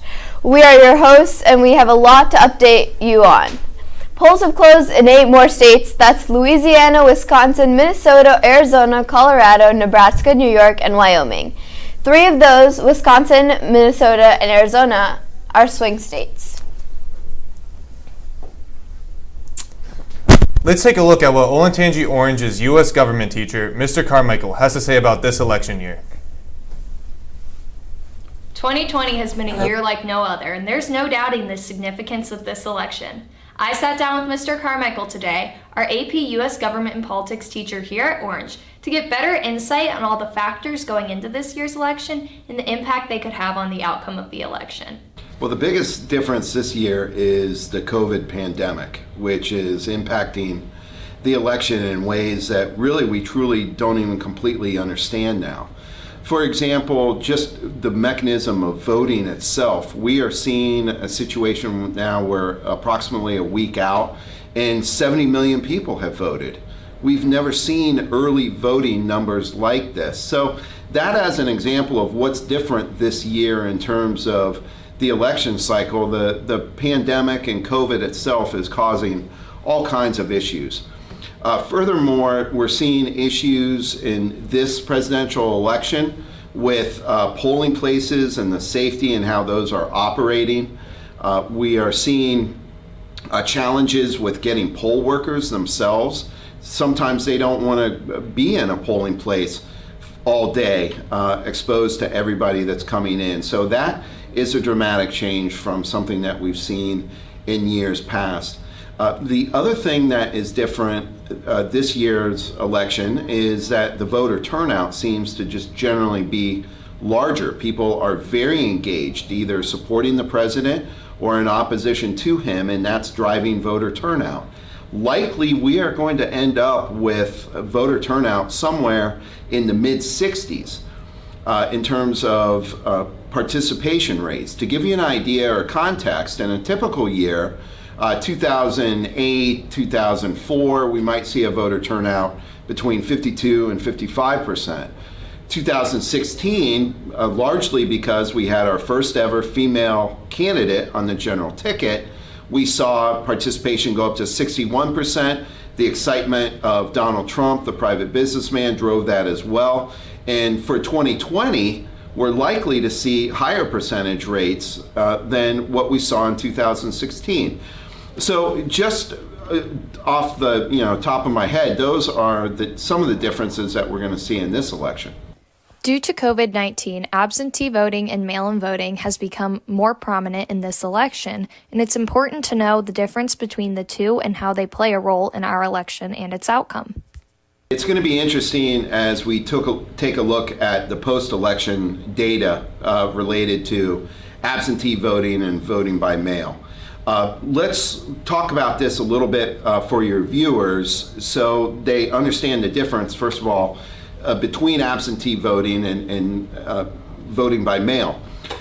We have 5 states right now currently that have always just simply voted by mail. That is the mechanism that they use, and so this is standard operating procedure for them. However, for most states, though, the degree to which we're going to see absentee ballot and voting by mail, that's going to go way up. Now, President Trump has spoken at length about the difference between mail by voting and absentee ballots, and he tends to be very concerned with the voting by mail, but absentee ballots not so much. But for your viewers to understand, essentially there is no distinction between the two. So if you were to go to a Secretary of State's office website in any given state and look at the definitions explaining the difference between mail voting or voting by mail and absentee ballot, essentially they are one and the same. It is using the United States postal system to deliver your ballot. Now, absentee ballots are a little bit different in the context of typically you have to qualify for an absentee ballot. And what that means is there has to be a reason why you are requesting that ballot, and certain states have different criteria about what will qualify to give you an absentee ballot. So a medical reason, transportation, elderly patients who are ill sometimes will apply to state provisions that would allow them to vote absentee. Due to the increase in mail-in voters, there have been lots of concerns this election regarding the accuracy of this method. Voting by mail is simply the idea that you're using the United States Postal Service to deliver your ballot. Essentially, you are not walking in, pushing a button, or pulling a lever. You're having your ballot delivered by the United States Postal Service.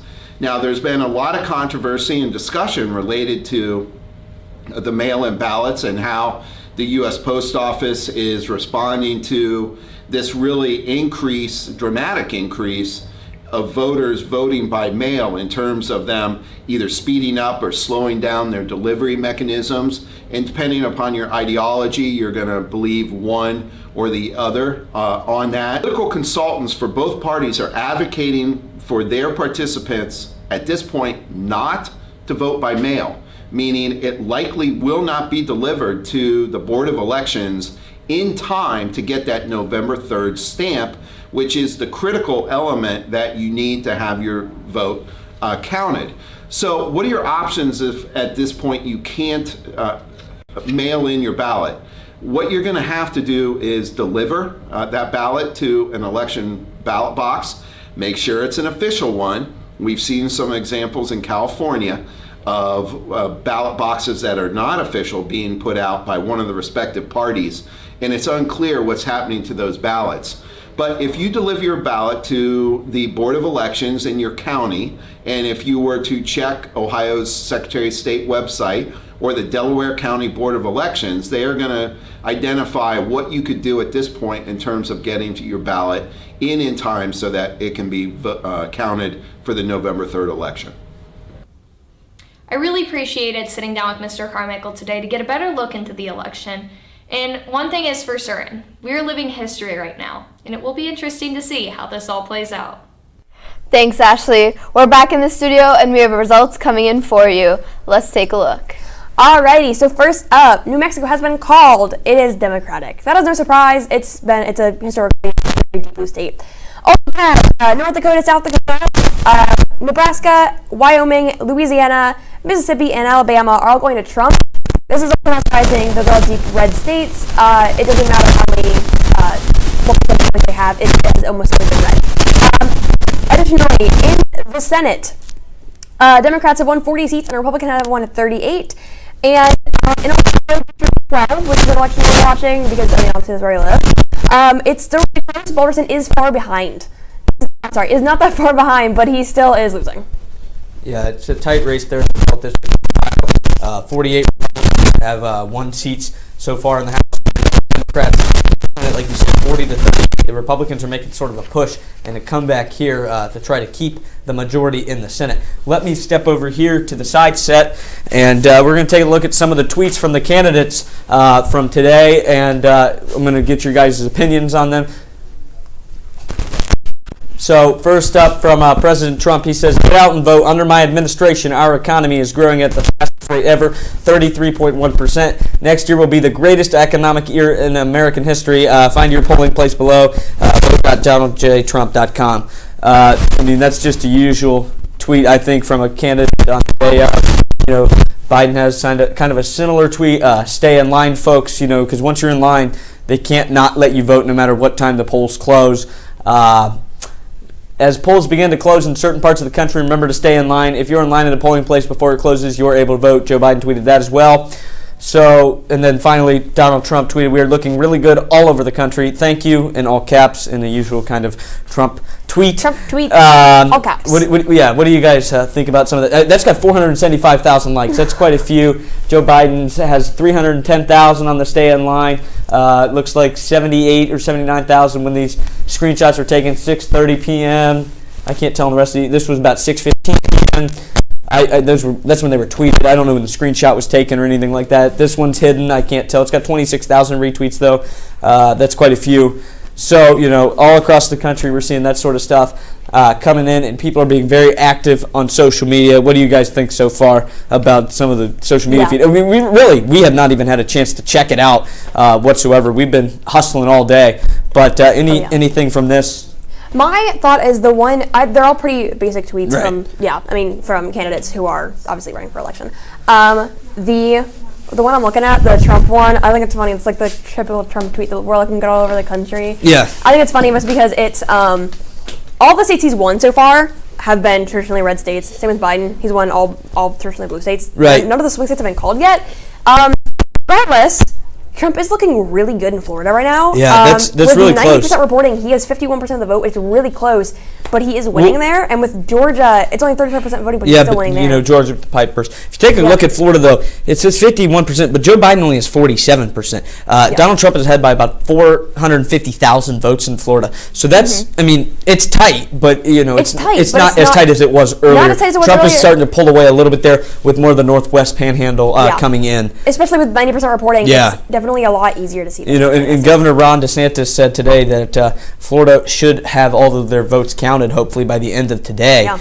That's a strong statement. And Florida's gotten record voter turnout. They're about 12 million. Yeah, they're faster than anybody else. A lot of these other states that have been called are just called based off of history and that sort of thing. Florida is too close to call, obviously, but I mean, my gosh, we're going to know because everything is going to be reported. Yeah. Let's talk about a race I've been watching very specifically, very closely. Texas, with a 60% of the vote, as a majority of the vote counted, Joe Biden's winning in Texas, which is a traditionally red state. I am shocked. I'm not going to lie. It's 100,000. Is it correct? But Fort Worth hasn't been counted yet. With 60% of the suburbs vote, around Dallas hasn't been counted. I agree. I'm surprised he's still winning with 60% of the vote. Because I was talking to Carmichael's AP Gov class, and he's talked about how Texas being on the Mexico border has an increasingly young Latino population, which typically votes blue. So we're expecting Texas to turn more blue in the next coming elections, but I didn't expect it to be this election. I expected it to be next election or even the election after that. It's kind of crazy seeing seeing Texas be so blue, and the fact that they're so close, like what you were saying with the young Latino population. I was also there on that in Gov. I'm in the same class as Ava. He was saying we're really rising in that young Latino population. So it's kind of crazy to look at how fast things are progressing. And additionally, another state that I'm shocked about is Maine. Only 3% reporting though, but Trump is currently winning Maine. I honestly, as someone who is in AP Gov, who studied the electoral college map in class, I doubt that will stick. But also looking at farther elections, swing states. Ohio, with 60% reporting, has Joe Biden winning 51% to 47%. Again, it's almost 200,000. 200,000. That's Yeah. not that. That is a close. That's very close. Extremely close. And race. to go back to Maine real quick, we were having some technical difficulties on this side of the set. A lot of people in Maine were kind of upset with the governor. They were very, very strict lockdowns in Maine early on. I mean, I remember Maine was one of the first states to lock down like Ohio was, but they were much stricter than in Ohio, and a lot of small business owners were very upset. So possibly that could be why Trump is leading there. I mean, it's only 1,000 votes. Not much has been reported whatsoever, but still, that could be a reason they're in Maine. Oh yeah, no, I get that. Yeah, with 3%, Maine being a historically blue state, I would be very shocked if we saw it go red tonight. Yeah. But also, same thing with Texas. Texas is a historically red state, and I would be shocked if it went blue. Yeah, but a lot of people have migrated to Texas from California in the past couple years, and like you mentioned, a lot of young Latinos are going to be able to vote of age. 15 million people have turned 18 since the last election, and it seems like voter turnout is way up. New York has pretty much been called for Joe Biden. It closed about 15 minutes ago there. 7% reporting. Joe Biden's leading by about 300,000 votes already. That's pretty much expected coming in. Minnesota, with 1% reporting, Donald Trump is leading there. He's also leading in Wisconsin, and he is still leading in Michigan. In Michigan, he's leading by about 18%. Some of the bigger cities in Michigan have not been. Well, really, they have. I mean, Flint has gone red. Detroit is blue. Lansing and Grand Rapids are both red. Marquette County is blue as well. We're waiting for a lot of the smaller counties in Michigan to come in. In Wisconsin, Madison went blue. Oshkosh and Milwaukee and Kenosha, where Kenosha there was a lot of protest there. Those have both went red, surprisingly. Green Bay we're still waiting for, and Eau Claire as well. If we transition over to Minnesota, Duluth is red, and Minneapolis is not reporting yet, but just outside Minneapolis is a red county as well. Both of those are not very far along in their reporting, but Trump is leading in the north pretty well right now, to the surprise of some. And you mentioned Ohio. Again, Ohio is very, very close. Donald Trump, it's down to 100,000 now. In the past 30 seconds, we've seen that. Pennsylvania is about 200,000 with 13% reporting, leading towards Biden. Too close to call that one as well. So a lot of these swing states are still really close. North Carolina is still really tight as well. North Carolina is so tight. It's kind of like a Florida-Georgia situation that we were looking at earlier, where it keeps going back within a couple percentage of the vote, a couple percentage points of the vote. So right now, Joe Biden's leading 50.7%, and Trump is down 48.2%. Obviously, that's a very small margin to lead on. And if we look over in Ohio, if you look specifically at the campaign map, a lot of Ohio looks very red, which is something that could be expected. And honestly, I was expecting Trump to take Ohio even by a small margin. I was expecting him to win that. But if you look over at the campaign map, it's a lot of the bigger cities, which were expected to turn blue, have turned blue. But because of the huge population in those areas, it's turning the entire state blue. Yeah. Especially near Cleveland. I expected Cleveland, Columbus, Dayton, Cincinnati, and Toledo to all go blue. That's historically how they vote. But I didn't expect the areas around Cleveland and over by West Virginia to go blue. Yeah, so real quick, I just got a note here. The Republicans have 50 seats in the House. The Democrats have 36. Troy Balderson has taken the lead in the 12th district. He's up by about 7,000 votes right now. Oh, wow. It's very, very narrow, Yeah. But more reports coming in here. 18% reporting here. A couple of them I've already went over. Warren Davidson has now won District 8. Jim Jordan won the 4th district. Joyce Betty, we already went over that. She won there. No other have been reported in Ohio. Tim Ryan won District 13, and Steve Stivers won District 15. So some of the incumbents have been winning here in Ohio, and we're starting to see these House races come to fruition a little bit better. Yeah. Well, traditionally with incumbents, they usually win their seats back. So I think it's very interesting that, especially in District 12, which is a very Republican district, I'm surprised that Balderson has not taken a bigger lead. Yeah, that's not a bad take at all. With the Olentangy School, we can talk about that. We see a lot of new people move in and out every year, so there's a lot of migration going on in District 12, which is such a broad district too. There's urban areas, there's very rural areas, and stuff in between. So, it's one of the most diverse, probably, districts in the country, really, when you get down to it. Also looking at the overall if we're looking at electoral votes, I know we haven't reported on that yet. Joe Biden currently has 119, while Trump has 92. Just an update for you. And the Senate's still 40 to 38, and in the House, the Republicans now have 56 to the Democrats 39. Yep. It also is showing currently that Donald Trump is holding the popular vote, which is crazy. It's kind of like a quick flip from the past 4 years. 2016, we saw Hillary Clinton won the popular vote, Donald Trump winning the electoral. It's crazy seeing him have the exact opposite thing happen to him. I know, it's like everything flipped. Joe Biden currently has 48.4% of the popular vote, if you were wondering, with Trump, compared to Trump's 50.3%. But also, we have not counted all the votes from any of the states. No, and we're still waiting on the entire West Coast. Oh yeah, for sure. I think we're definitely going to see that popular vote shift as soon as we start getting those votes from California and Oregon. As soon as we see California, Oregon, and Washington, I think that's going to change a lot. But also, as soon as we actually get the votes in from... we get Utah, Idaho, Montana, Nevada as well. Nevada's a really tight race this year. Both candidates have spent a lot of time there. Arizona as well. Both of those could be very, very tight, and we could see them flip either way. We're still waiting to see more from Ohio and Pennsylvania. Georgia's really still slowed down. North Carolina is up to 80% reporting. Joe Biden is leading by less than 100,000 votes in North Carolina. By 2%. Yeah, almost. That's not a lot. We still haven't seen anything from Iowa yet either. I'm with everything that's going on, I'm not biased towards either party. I'm shocked that it's this close. I thought it was going to be I thought Michigan was going to go blue and Florida was going to go red, and it was going to be kind of obvious when it started.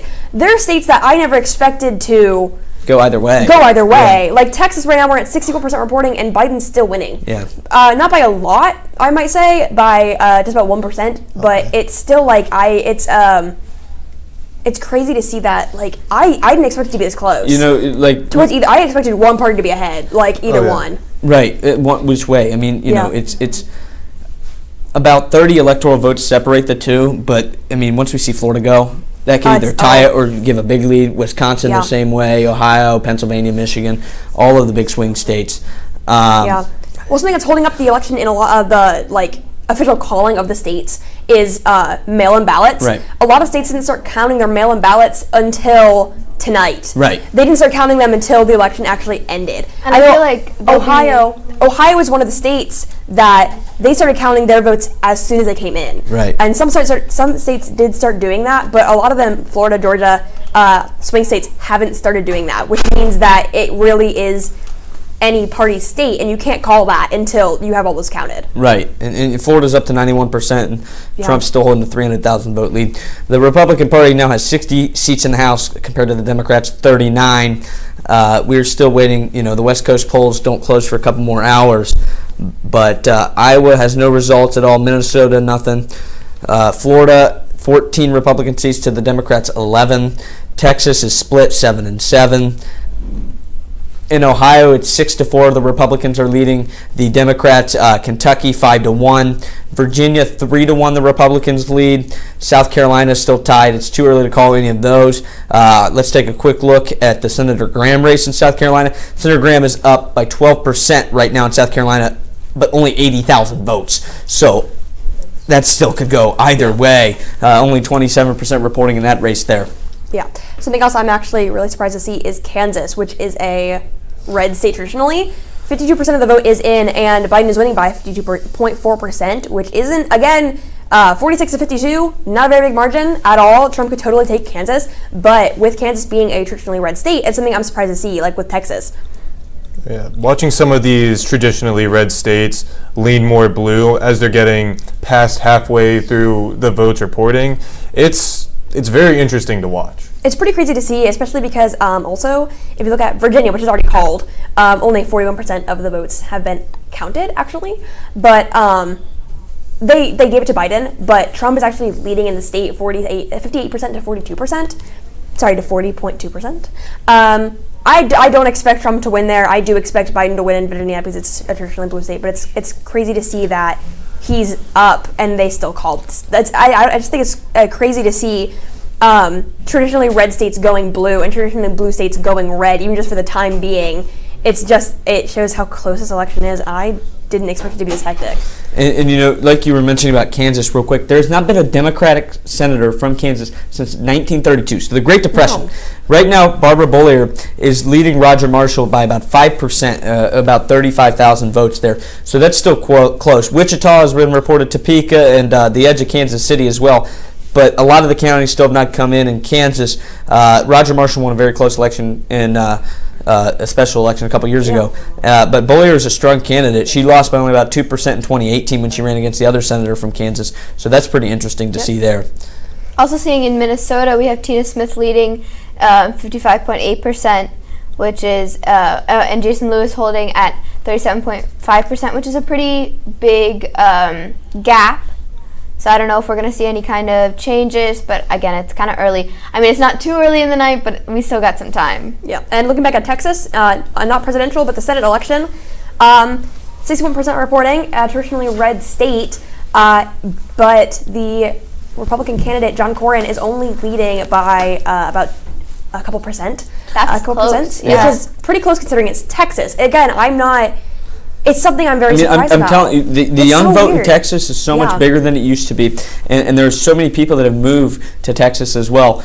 You know, Republicans have estimated maybe 2028 they could see Texas flipping Democrat, but nowhere near 2020 this year. No. And so that's something just really, it's never been seen. Now it's back to, I mean, wow. Just 0.5 off. Yeah, it's so tight though. Texas. So where it could go either way. And we're more than half Florida reporting. is still at 91%, but Trump has gained about another 100,000 votes, and he could be starting to pull away there. Georgia has jumped up, and he leads by about 300,000 there in Georgia.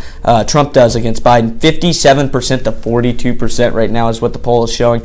So that's a pretty wild lead there, and we could see him start to pull away there too, potentially. Yeah, I'm surprised to see that it's not. Again, it's so shocking that Texas is going blue. It's what we keep talking about, but I'm shocked that that Texas is blue and Florida is red. Yeah. I thought it would be the opposite. The opposite, because of the Florida has an older population, right? But it also has a traditionally Latino population. Well, you know, a lot of people in Florida too don't always claim residency there. They're snowbirds, is what they're called. You know, they go down for the winter and go back to their home state in the summer. Also, you know, it's really close in Florida. We got that 47 to 51. So, you know, it's really important to keep watching that and seeing where it's going to go. It's been a really surprising, few hours. I'm honestly astonished to see where it's going to go by midnight. All right. Well, D.C. just got called for Biden as well, so now he leads 122 to 92. That's not that surprising, I don't think. But, he gets another 3 votes there that could be crucial later on. It'll be interesting to watch the voter turnout among different age demographics this year. 2020 marks the first time that members of Generation Z, which are Americans born after 1996, are eligible to vote in a general election. 1 in 10 eligible voters this year are members of Gen Z, which is an increase from about 4% from the 2016 election, according to the Pew Research Center. Cameron Flores has more on the story and the importance of voting between different age groups in this election especially. Take it away, Cam. 2020 has been such an eventful year, some of us may have forgotten the importance of voting. Cameron and I walked around all day asking students and faculty why they think it's so important to vote, especially during this election. It's important to vote because the 2000 election of Bush versus Gore, the recounts were going for weeks on end, where they were literally recounting singular votes by hand, and whoever won individual counties was going to become president of the United States, leader of the free world. So when people say, hey, my vote doesn't matter, it's a little bit ignorant when here in just our life that we've had this where people are literally singular votes matter on who becomes president of the United States. So voting is your opportunity to voice your approval, disapproval, your feelings about the way you want the government to run, and it's certainly important, and people have fought and died for that right. It's really important to vote because your voice needs to be heard, and sometimes you may not feel like you're being heard, but one way that you can be is by voting. And so once you're 18, hopefully you'll all go out and vote. It's important to vote because the country's in the hands of the people and it's your decision, so why not? It's important to vote because our voices need to be heard. I believe it's important to vote because, especially as a female, so many have fought for our right to vote that we shouldn't let our voices go unheard, especially now. I think it's important for students and people in the states to vote because then they get an opportunity to give a direction for which way our country is going to go in. It's important to vote for issues that pertain to you. I think it's important to vote because whoever becomes president will affect everyone in their own way, whether it comes to like their education system or justice system. The president of the United States essentially affects the whole country and everyone in it. And being a person or a citizen of this United States, whoever becomes president will affect you. I do believe it's important to vote. I think that there's many elections that are decided very closely, and if you have a feel about where you stand, then you need to go cast your vote. Unless you have rocks in your head, many types of rocks, you're going to go out and you're going to vote because you should let your voice be heard. I hope you guys caught a glimpse on how important voting is this year. If you haven't already, go out and vote. Now back to the news desk. Here till Friday. Nicole, why isn't this working? Thanks, Cameron. Tonight, voters will decide the Senate and House majority. Currently, Republicans hold the Senate majority with 53 seats compared to 45 seats for the Democrats and 2 for the independent caucusing. With the Democratic Party, Democrats hold the House majority with 232 seats compared to the 197 Republican seats. There is 1 Libertarian and 5 vacancies. Republicans would need a net gain of 21 seats to win a majority in the chamber. In 2018, the chamber flipped, falling into the Democratic Party's control. The Democrats gained a net total of 40 seats.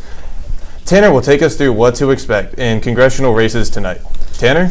Well, thanks, Alex. Some of the top races in my mind of the House of Representatives in this election are some of the tight, most interesting races across the country. We've gotten into some of them already. Ballotpedia, Cook Political, Fox, and CNN have helped me gain some of this information here as we're all going to read through parts of this. But California's 21st District, we won't know what happens there for a long time still, was won by T.J. Cox, a Democrat, in 2018, 50.4% to 49.6% against the Republican candidate and incumbent David G. Vallado, who was the district's representative from 2013 to 2019. The two are going head-to-head against each other yet again, and I feel like Vallado could take this seat back in such a tight race like that in California. Those just are just coin flips of elections. It just depends on who goes to the poll more on the day of and possibly the weather on the day of, who's going to be more willing to show up and vote for their candidate. Georgia's 7th District is another tight race across the country. Rob Whittle, the incumbent who's represented the district since 2010, is not running for re-election. Carolyn Boudreaux, the Democratic candidate, and Rich McCormick, the Republican candidate, are running for the vacant seat. In 2018, Boudreaux ran against another Republican and lost by 500 votes to Woodall. She is a professor at the Andrew Yang School of Public Policy. McCormick is a Marine Corps veteran, along with an emergency room doctor and a first-time political candidate. Having McCormick as a fresh Republican face could help push the Republican Party to hold this seat after Woodall is retiring. The 17th District of Pennsylvania features incumbent Democrat Connor Lamb, who won a special election to gain that seat. He won that 49.9% to 49.5%. So just a couple thousand votes, maybe even just hundreds of votes, and what was obviously a highly contested vote. Lamb's opponent is Sean Parnell, a former member of the Army and a combat veteran. Lamb is looking for re-election not long after his last win in May when he won the special election to fill that seat. Schleicher, who in July reached a deal with the House Ethics Committee with a $50,000 fine for violating the campaign finance violations in his prior re-election campaign. He blamed most of it on his former chief of staff, who is no longer with him. Voters in Scottsdale have a big decision to make and can show how they feel about Schleicher, who retook his former seat in 2018. Schleicher has been the representative since 2011, and I think he holds the seat again. Yeah, he's against Hiriel Tipernini in that Arizona 6 down in Arizona, and that'll be a close race, I think, really because of what happened in July with Schweikert and the ethics charges against him. Yeah. All right, let's talk 25s. In the Texas 25, incumbent Roger Williams is defending his seat against Democrat Julie Oliver. And this is the second time the candidates have faced off. In 2018, Oliver challenged Williams and lost. Williams won with 54% of the vote, and Oliver finished with 45%. Williams was first elected in 2013. California's 25th district is another toss-up. There is another empty seat. Katie Hill, the former Democrat representative, resigned. The two frontrunners, Mike Garcia, the Republican, and Christy Smith, the Democrat, were the two frontrunners coming out of the primary. They had a special election to fill the seat in May, with Garcia winning 55 to 45. Coming out of the primary, though, Smith had 32% and Garcia had 24%, among with 13 other candidates. Florida's 26th district is known as one of the pivot states. President Barack Obama won in 2012, while incumbent President Donald Trump won it in 2016. The two candidates are incumbent Democrat Debbie Marshall Powell and Republican Carlos Jimenez. Jimenez is a little bit of a swing, being a Latino candidate in a Miami-Dade county, along with Florida Keys in the southern tip of Florida. This toss-up is very hard to call or guess about. I flipped a coin and it landed on heads, and heads was Republican and tails was Democrat. Jimenez won this one based on that. We're paying close attention, as should you, to this tight race.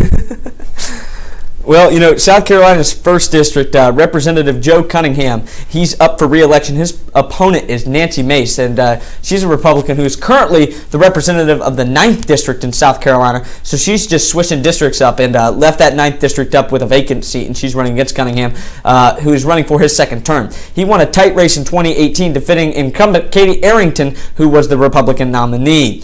She had held that spot for 4 years. South Carolina 1st was one of the 31 districts won by President Trump in 2016, while a Democrat congressman was elected. So those are very, odd districts like that. And, Sachi's going to tell you about the 12th district in Ohio. Right, so you'll see Ohio's very own U.S. Congressional District 12 race on this year's ballot. Kylie Hansen has more coverage on that race and more on Ohio's ballot. Kylie? There's a lot more on the ballot this year than just the presidential election. Let's take a look at what Ohio voters are voting on this November. On the ballot for president and vice president is Donald J. Trump and Michael R. Pence, Joseph R. Biden, Kamala D. Harris, Howie Hawkins, Angela Walker, Joe Jorgensen, and Spike Cohen. On the ballot for a Delaware County Commissioner is Gary Merrill and Jacob H. Fathbruckner. Also on the ballot for Delaware County Commissioner is Pamela Y. Foster and Jeff Benton.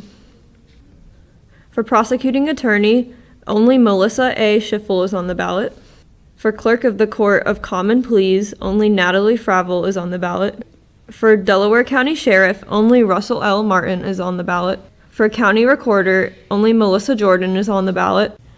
For state representative in the 67th District of Ohio is Rachel Morocco and Chris Jordan. For state representative in the 68th District of Ohio is Rick Carfagna and Stephen F. Mount.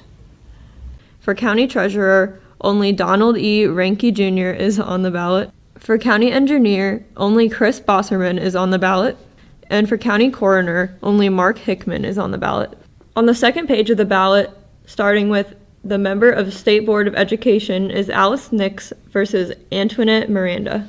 For Justice of Ohio Supreme Court is John P. O'Donnell versus Sharon L. Kennedy. Also for Justice of the Ohio Supreme Court is Judy French versus Jennifer Bruner. For Judge of the Court of Appeals, it's William B. Hoffman versus Jeff Furr. For the Judge of the Court of Common Pleas, it's David Gormley. Also for Judge of the Court of Common Pleas, it's David Hejmanowski. Finally, there is one issue on the ballot, and that is a proposed tax levy for the renewal of 911 services. To access your sample ballot, just Google Ohio sample ballot and click on the Ohio Secretary of State website. From here, click on your county, in this case we live in Delaware County, and click on Find Ballots. From here, you can choose your voting precinct. Scroll down to find the orange precincts. Once you have found your precinct, click on View Ballot. Make sure you check your polling location and get out to vote this November. Back to the news desk. I hope Ohioans get out to vote today and all October, as that's when early voting occurred. Over 2.8 million early ballots were returned in Ohio. That's a lot in the first week of early voting. 193,021 Ohioans got out to vote this year, compared to only 64,312 Ohioans during the first week of the early voting in the 2016 voter turnout was historically low for the 2016 election, but these differences are drastic. We are nearing 10 polls, which is the closure of polls in 5 more, 10 o'clock, which is the closure of polls in 5 more states, North Dakota, Idaho, Montana, Nevada, and Utah. Before we get those results through, let's take a look at numbers coming in from states that have already closed. You know, we were looking at some of the House of Representative races, and it seems that incumbents are just winning all across the board. Oh, yeah. So if that trend were to continue, we would see the Democrats retain possession of the House. If we go take a look at the Senate, it is still 40-38, as most of the other races are going to come in here at this 10 o'clock poll time, with Montana, Idaho, and Arizona as well. You know, there's only 1/3 of the Senate's up for re-election. So 40-38 is still there. 51 is the majority that is needed to control the Senate.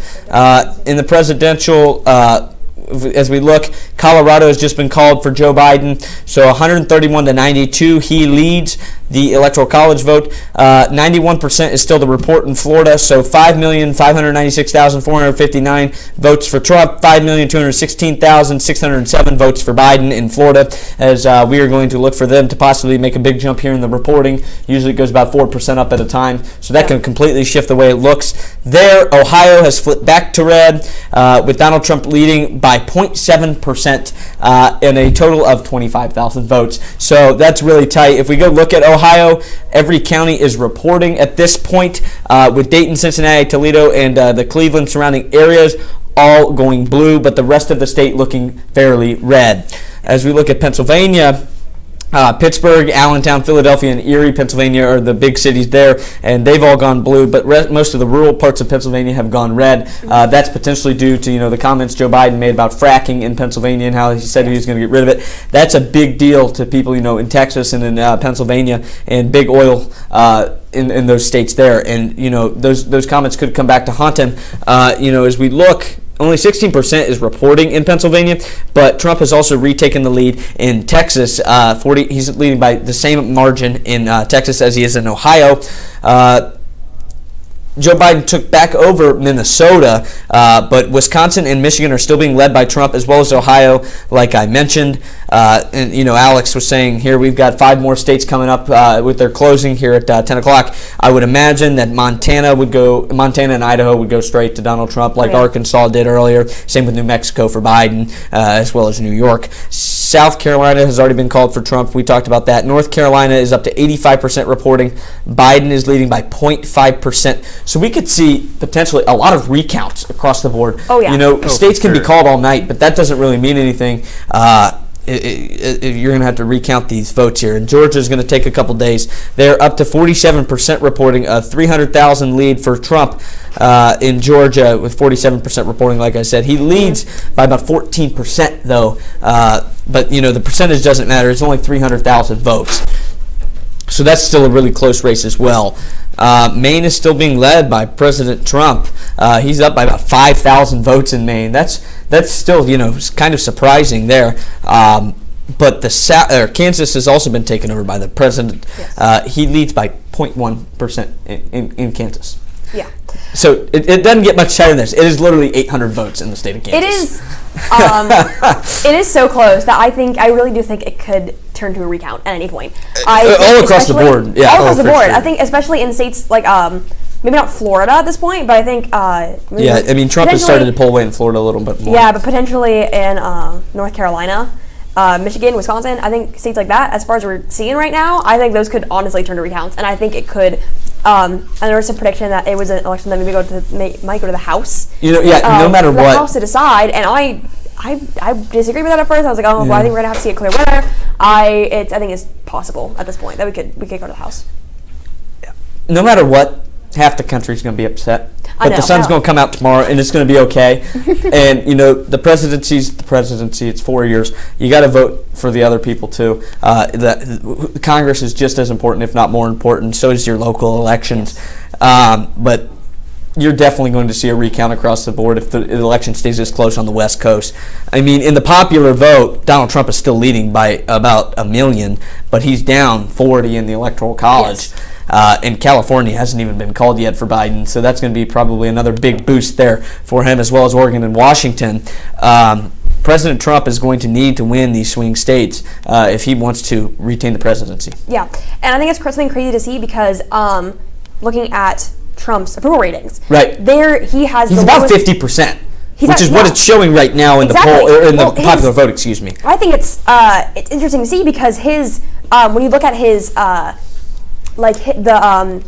approval rating of President Trump, it is the lowest of any president since Nixon, but he's still retaining 50% of the popular vote, which I think is really interesting to see, even at this stage in the election. And then going over to exit polls and important issues for Biden and Trump voters. The economy was the most important issue for Trump voters, while for Biden voters, it was more of the race and ethnic inequality. As well as looking at healthcare, we had 84% for Biden, and for Trump it was only 48%. As well as the foreign policy, I think you said that before. Foreign policy? All right, foreign policy. It was pretty much the same, 57% all around. Pretty close as well with gun policy, Biden at 50% and Trump at 60%. We're also seeing climate change, Biden with 68%, Trump at only 11% of importance to their decision making, which is, I mean, as a Democrat, it's a little bit crazy for me, but I kind of see where they're coming from. Now looking back, another no, you go. Another seat has been called in the Senate for the Democrats, so they lead 41 to 38 now. The Democratic Party has gained one seat while the Republican Party has lost one. So it's pretty close still there in the Senate. Lots to still happen tonight. In the House, it's 75 to 47. The Republicans are leading right now with things being called all over the country. And we're approaching the 10 o'clock time here on the East Coast, where we'll see a bunch more polls close in North Dakota, Idaho, Montana, Nevada, and Utah as well. And we'll see, Nevada is a huge state in this election to see who wins that. Nevada's also a swing state, so is Right, Arizona. that's what I'm saying, yeah. And I think at this Utah point, could be interesting too. Utah could be interesting Yeah. too because it's a heavily religious state, Right. which leans more Republican, but then also everything with the West, people moving out west like crazy, Yeah. and a lot of young voters in the West vote traditionally more blue. So I think it's really interesting to see. Another crazy kind of close statistic we're seeing here in the Senate polls, North Carolina, Cal Cunningham is just barely leading. He's got 48.1%, while Tom Tillis has got only 47.7%. They're so close, about I want to say 16,000 votes between them. Doesn't get tighter than that. It's so close. Looking at North Carolina and seeing how close it's getting, you'd kind of look and see it'd be more straightforward, but things have been really crazy this election. I kind of am losing my big, it has to be this way, it has to be that way. Right. I mean, it's just full of surprises tonight. yeah. Lindsey Graham, his lead has dwindled a little bit against Jamie Harrison in South Carolina Senate race. He's up by about 10% right now, about 94,000 votes or so. He's leading by in South Carolina. Yes. Now looking back at the presidential map for a minute, Texas only 66% reporting, and Trump is still leading, but only by about 2%, which is something I thought was really interesting to see. Again, traditionally red state, going a little less red this year. In Ohio, 72% reporting. Donald Trump is leading by about 2% as well.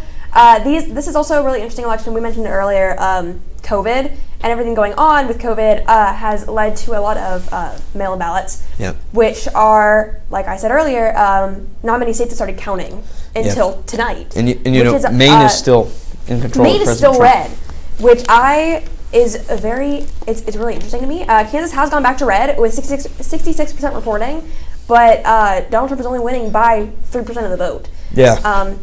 So definitely very interesting. Another thing with Kansas, looking at the Senate polls, Roger Marshall holding on at a very, very low percentage as well, about 1%. So it's kind of crazy seeing how close Kansas is getting in both the Senate election as well as the presidential election. There's a lot going on there. We mentioned it earlier. Kansas has not had a Democrat senator since 1932. Barbara Bollier could be the first one in almost 100 years in the state of Kansas. Roger Marshall is an incumbent, and he's well liked among his peers. Not one of the most popular nationally, but he usually votes along party lines and does a good job being a Republican. Like a traditional Republican. Right. I really do wonder.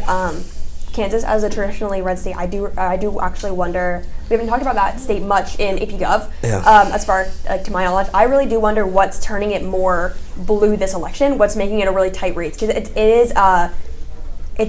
was a state that was a solid red state. They gave it to Trump. They were supposed to give it to Trump almost immediately. Right, and they haven't done that yet. No. And Maine in the Senate race too. Susan Collins is leading Sarah Gideon by quite a bit, almost 60 or almost 30%. Excuse me. It's only 8% reporting. Yeah, but in the House, everything Maine is tilted red right now, which is untraditional for sure.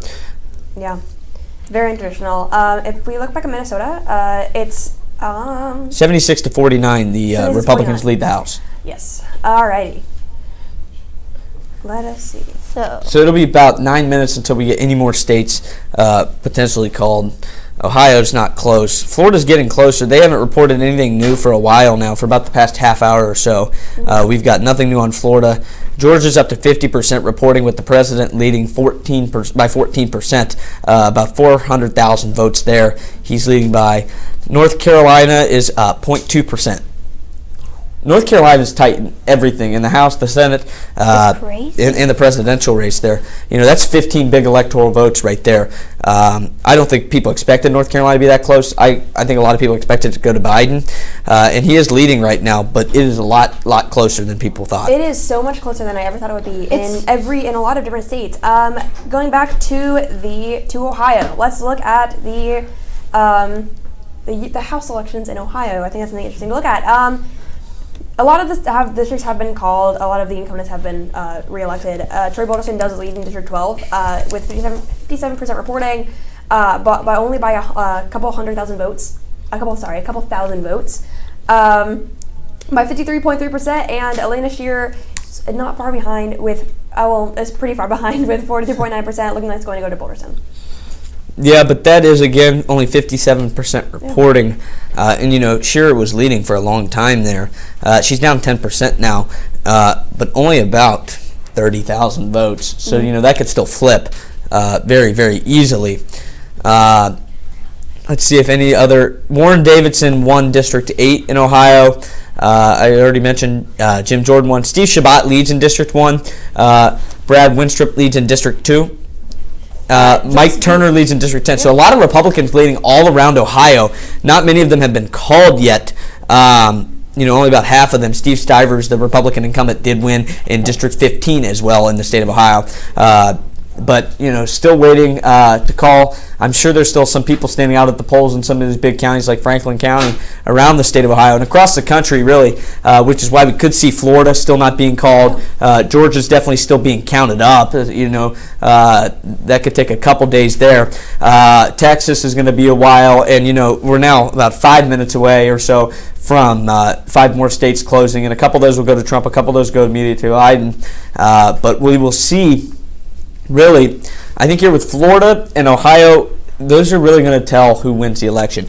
And also, getting closer each minute to getting more of those West Coast states to come in. Yeah. It's going to be crazy to see where we're going to head with that. Of course, you said earlier, just now, you said, a few of those states are going to go to Trump, a few of those states are going to go to Biden. Right. But I honestly can't wait until we can know where we're going. It's going to be similar to 2016, Sachi, where, Hillary Clinton had about 179 votes, I think, and Donald Trump was still in the 90s. And then in the span of an hour, exactly, he took over and he ran away with it, and it became almost a blowout. we could see a quick turnaround like that again here tonight. I don't know if we will know the winner of the election tonight. It's possible, not probable, like E said earlier. But with so much early voting, there's definitely a chance we could get a very, very good prediction of who's going to win. We might not have an official concession from either candidate tonight. I would expect there not to be if it stays this close all night because they're going to want to recount. I would expect a couple weeks before we actually get maybe a couple days. And also because of those mail-in ballots. Yeah. Mail-in ballots because of how close this election is. Also, really quick, so about District 1 in Ohio, Steve Chabot is only leading by 0.8%. Yeah, Chabot. Chabot, sorry. Democrats have won all of their seats back in Ohio, all 4 of the districts, but I thought it was interesting and something to mention because out of the 12 states that are traditionally Republican, one of them could possibly turn blue.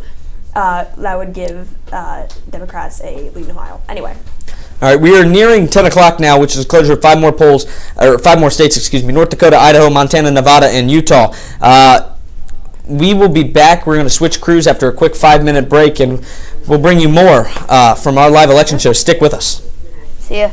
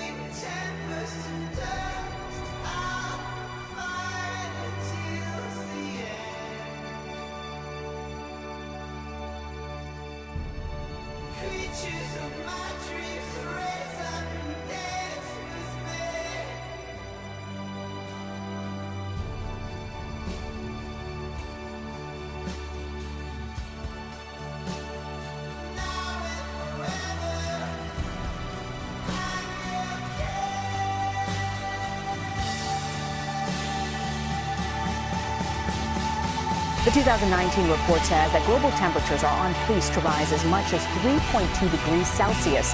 The last 5 years have been the hottest years on record on our planet ever. Breaking news tonight on several fronts on the coronavirus pandemic. There are now more than 1 million cases worldwide. That's more than twice what it was a week ago. Breaking hospitalization records every day this week as Idaho hit new case highs 3 times. We have a vaccine that's coming. It's ready. It's going to be announced within weeks. Many chanted Black Lives Matter as they walked the streets of Salt Lake before and after those protests got violent. The fact of the matter is, there is institutional racism in America. A giant mural showing support for law enforcement suddenly appeared over the weekend near Tampa Police headquarters. If your activism only consists of destruction and not building, that is not activism. That is also not what this movement is about. May history be able to say that the end of this chapter of American darkness began here tonight as love and hope and light join in the battle for the soul of the nation. Together we are unstoppable. Together we are unbeatable. Because together we are the proud citizens of the United States of America.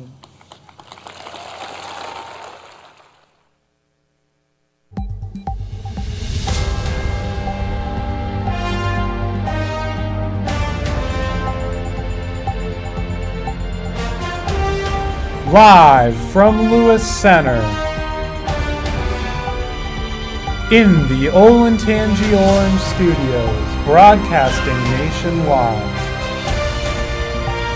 This is your 12 to 12 Orange Juice election coverage. With your senior political news team. Start your watches, because your 12 hours of coverage starts right now. Welcome back and good evening, America. It's getting late, the sky has long been dark, and we're still here for another hour. In the final hour of the 12 to 12 Juice Election Show, let's get into some updates. All right, Kylie, what do you have? All right, so it is 10 o'clock. That means we do have another round of poll closures in our country. North Dakota, Idaho, Montana, Nevada, and Utah have now closed their polls, so we should see results coming in shortly from those states. We have a number of states that have just come in within this little break that we had. I believe it was Wyoming that was just called to Donald Trump. That is 3 more electoral votes to him. I believe South Dakota just came in too with 3 electoral votes to Donald Trump as well. These battleground states, Ohio, Pennsylvania, Michigan, Florida, Texas, they're still very close with razor-thin margins like we've been saying all night. They've been switching like within minutes. Yeah, so we'll keep an eye out for those and we'll share anything we get with you guys, but a lot of these races are coming down to just hundreds of thousands of votes, and it'll be interesting to see whether recounts are needed, what's going to happen. Call it. Like, we might be able to call it, we might not. We don't know what's going, like in Florida right now, Donald Trump is at 51.3% of the vote, and Biden is like very closely behind him at 47.8% of the vote, and that is with 91% roughly of the reporting according to Associated Press. So that's where we're at with Florida. It's completely switched. When I was on here 2 hours ago, it was leaning blue. So we don't know what it's going to look like even in an hour. So it's really crazy. Georgia is taking a bigger lead with Donald Trump, which I know that was one we were debating on for a little while because we weren't sure which way it was going to go. Again, it was leaning blue earlier. Now Donald Trump has 55.8% of the vote, and Joe Biden is reported having 43.1% of the vote with 54% reporting, so that's only about half. We'll see where it ends up going with that. Yeah, just In the last couple moments here, Minnesota has flipped to blue as Minneapolis has started reporting their vote counts. Joe Biden is up to 650,000 votes in Minnesota, and Donald Trump is at 350,000. So we are seeing Minnesota flipping blue and looking like it will stay that way as Minneapolis votes are coming in. Wisconsin is still red. Donald Trump is leading by just 45,000 votes there. Michigan as well is Donald Trump is leading by 220,000. In 2016, there were over 5 million votes there in Michigan, though. A lot of the rural counties, Detroit has still not reported.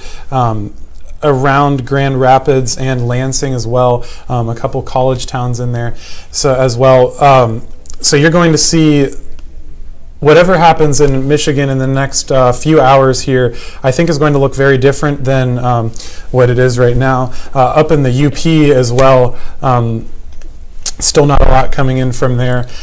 So a lot of these northern Midwestern states here are starting to come in and starting to look a little differently than they did earlier on. As well in the Midwest, Ohio is still being led by Donald Trump by around 200,000 votes, and Pennsylvania is also looking Trump by only 50,000 votes. So this is insane, razor thin, as we keep saying. That's our favorite saying here tonight. It is so close. 131 to 98 is your current count.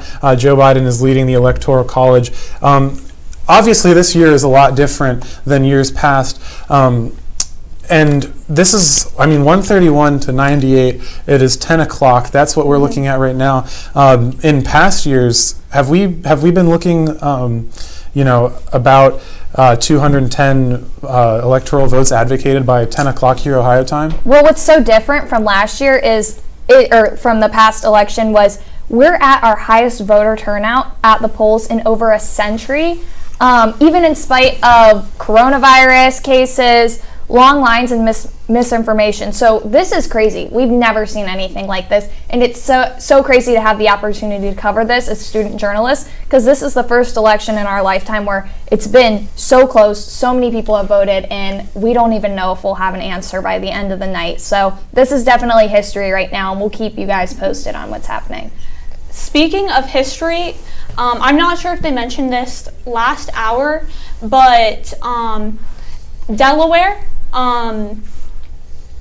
officially named Sarah McBride as the first ever openly transgender state senator. So that is groundbreaking. That is history. That is incredible. She's 30 years old and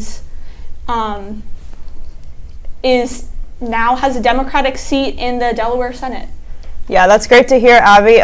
Let's dive back into these Ohio counties, see what's going on county by county.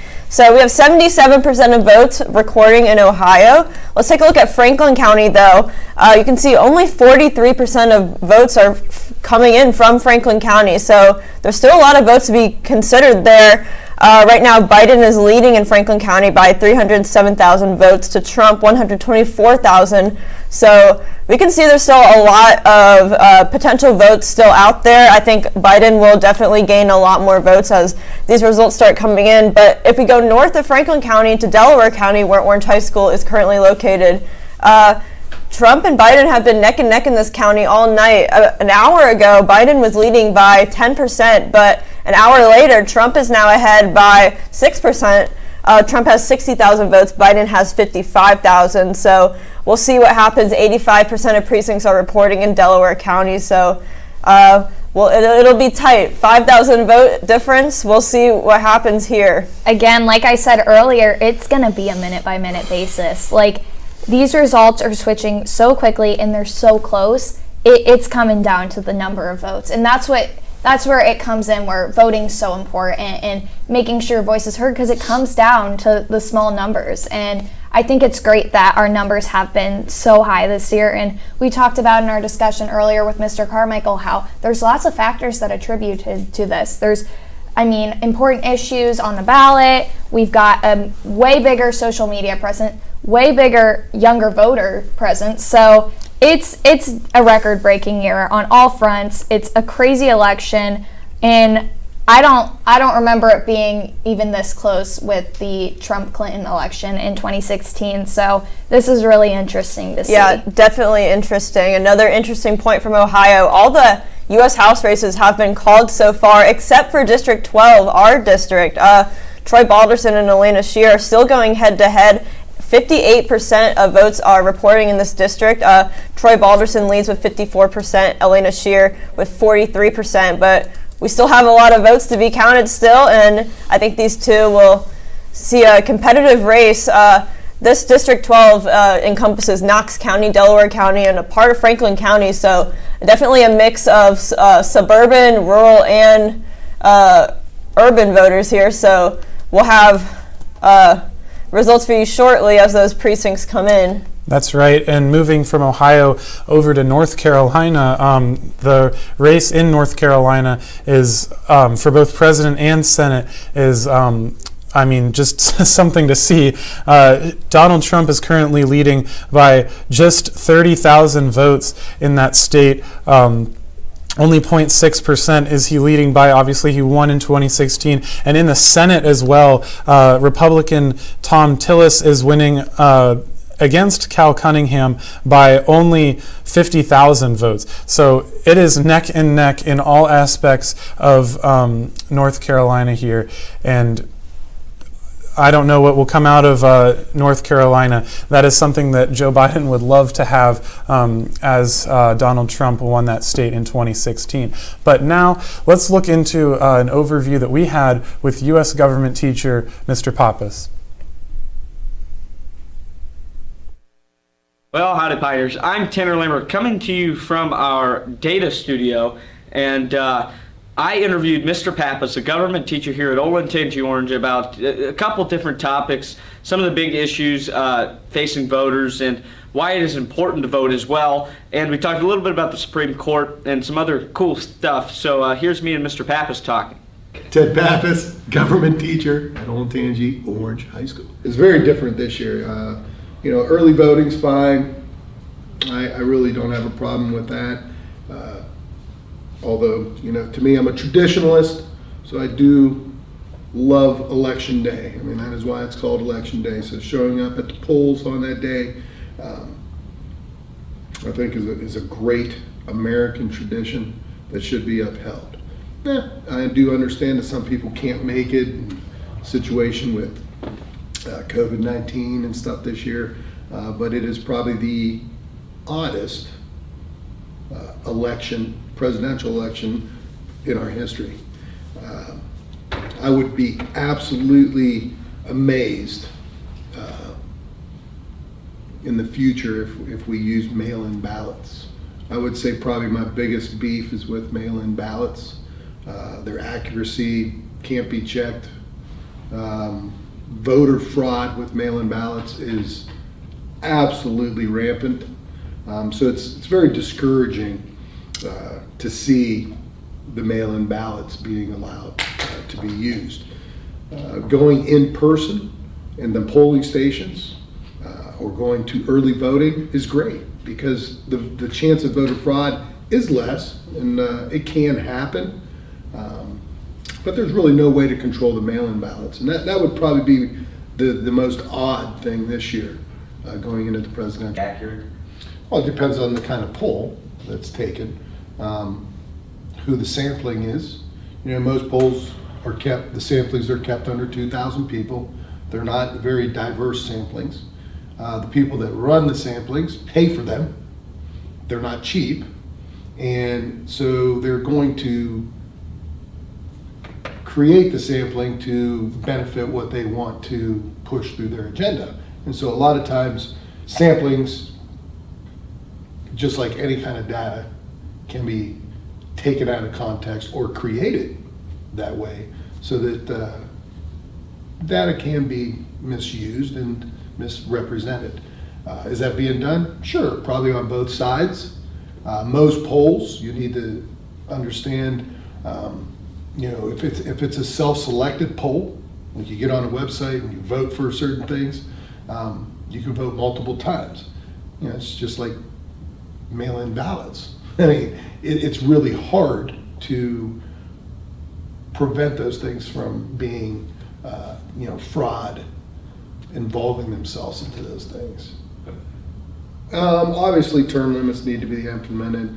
No, I do not think they will ever be implemented, because the people that have to make that law are the people that would be affected by the law. At the state level, there are term limits. In the legislative body, there should be term limits in the U.S. Congress. But again, the people that have to create that law are the ones that would be against it the most. If you look originally at the Constitution, payment for your services, whether it be president or senator or U.S. House rep, is called compensation. It doesn't say their salary. They're being compensated for the time they're spending to involve themselves in the government. It was never meant to be long-term, a salary. It was meant to be temporary, and you serve your country by being a politician, being a public servant. And so yes, term limits should absolutely be implemented, but they never will. Is there a way where we could petition to get that, and then so put it on an issue as on the ballot? We talked about how marijuana in Ohio has been on the ballot the last couple of years. Sure. Because the Ohio Congress didn't want to do anything about it, so then it's left up to the people. Correct. So could we technically go that route and possibly get term limits, or no? No. Absolutely. That's how the 27th Amendment came about with congressional salaries. They kept giving themselves pay raises. They are the rule makers, Congress. But it started with citizens' initiatives trying to push for salary caps, basically, in Congress. And the same thing goes for term limits. Yes, you can try to get an amendment passed, but again, it has to go through Congress. 2/3 of Congress has to approve for it to go to the states for ratification. Probably not going to happen. So another route could be an initiative, and it goes on a ballot as a referendum. But at a national level, that would be really extremely hard to do. But this is why we have term limits and things like that at the state level and local levels, because initiatives, laws created by citizens, are easier to get approved at the local and state levels. It would be an extremely difficult thing to get accomplished at the national level. Well, most people don't understand what packing the court really means. There's really been one president that's packed the court. Just because you nominate someone that believes in or is along the same lines as your philosophy, that's every president's absolute opportunity. They're allowed to do that. That's what the Constitution says. It's not packing the court. Adding to the justices so that you can add an immediate change to the court, that's packing the court. That's what Franklin Roosevelt did. Choosing or nominating someone that believes in your own philosophy is not packing the court. That is every president's right, according to the Constitution. So I think, like most things in life, there's a misrepresentation of the understanding of certain things, like packing the court. There's really only been one president that's done that, and that's Franklin Roosevelt. Social media is a gigantic moneymaker, whether it's politics or any kind of business promoting a product. They all use social media. If it didn't have an effect on people, they wouldn't do it. If it wasn't such a huge moneymaker in having an effect on people, social media wouldn't exist. So that is an absolute fabrication, and that's my opinion. But if it didn't work, people wouldn't waste money and time on it. So obviously, social media works on people. it's an immediate influence with this thing. Right. In seconds, people almost have, it buzzes or dings or whatever you have your phone do. It immediately causes attention of you to look over there. So yeah, social media has a huge effect. Again, it's very evident. I guess to end it, I would say I would like to see more people go out to vote. I'm really disappointed in the mail-in voting ballots. There's just no way to check the fraud that can run rampant with those. It's just disappointing. In a presidential election, hopefully we don't see that in the next midterm elections, but those are going to be things that you go and vote for a reason. That is probably my biggest thing. Please go out and vote. Know why you're voting. Do the research on your candidates and your issues, and make a decision that you would make. Don't let other people or other sources push in a certain direction. And that takes time that a lot of people don't want to spend. But if you truly want to make this the greatest country in the world, something that you're very proud of and you feel is great, then do the research on politics, do the research on political issues, do the research locally, statewide, national type of research. Do those things and then go vote. Don't let the social media or other things push you in a certain direction. Be your own person. Go vote. All right. Mr. Pappas, thank you for that. And, he made some really good points throughout his interview there and some stuff to really think about. Remember, get out and vote. It's the most important thing you can do, and it's a responsibility, not just a right. It was great hearing from Mr. Pappas. We have some results coming in from the latest poll closures in North Dakota, Idaho, Montana, Nevada, and Utah. We're going to take a look in a moment, but first I'm going to go over the states that we have no results from so far. So Washington we have no results from, and that will be 12 electoral votes. Idaho we have no results from, and that will be 4 electoral votes. Oregon will be 7 electoral votes. California will be 55 electoral votes. Nevada will be 6 electoral votes. Alaska will be 3 electoral votes. And Hawaii will be 4 electoral votes. All right, so we're going to talk mail-in ballots a little bit right here, and absentee. All the early voting is so unique, and that's why this year is we aren't able to determine tonight because we have so many of those ballots coming in still. And actually, there's an extension placed on, it was a Supreme Court case last week, there's an extension on North Carolina and Pennsylvania. So they're going to have extra time to count those ballots. It won't be like 12 o'clock tonight. Everything has to be counted. And so we could see big changes in those states. And that will be interesting to follow. I know that every state had its own way that they were processing the early absentee ballots.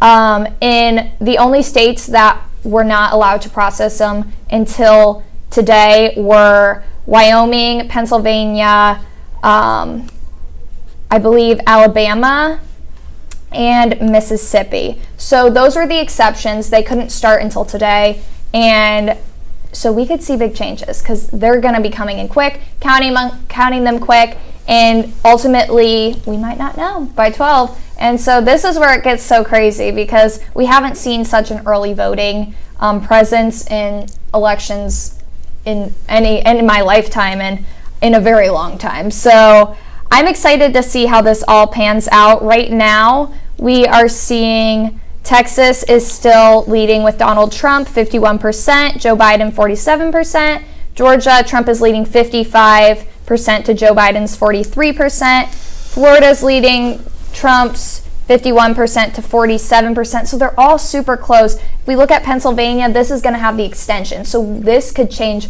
drastically. Right now, it's tight. Trump's at 51% and Biden's at 45%. When we look at Iowa, Biden's actually leaving 59.7% to Trump's 38%. So this is getting very tight. very close. And so, Ethan, I think it's going to be interesting to see where this goes. It will be very interesting to see, not only in the presidential election, but in the senatorial and House as well, with votes coming in there late. Currently, it is 41-41 in the parties, with two other parties, independents, in office right now. So there's still plenty of time to go, and we have no idea what's going to happen coming up, especially with these early votes. And yeah, it'll be very interesting to watch. Yeah, let's take a look. We're starting to get some results coming in from some states out west, including Arizona, a big swing state this election. Right now, 73% of precincts are reporting. Joe Biden leads with 53% and Donald Trump with 45%. But what makes Arizona a swing state this year? Well, Arizona voted Republican in 1957, or voted Republican since 1957, except when Bill Clinton won in 1996. Large demographic shifts and migration of people from California have changed the political complexation of the state. Biden went in earlier today with a lead in the polls in Arizona, which had 11 electoral votes.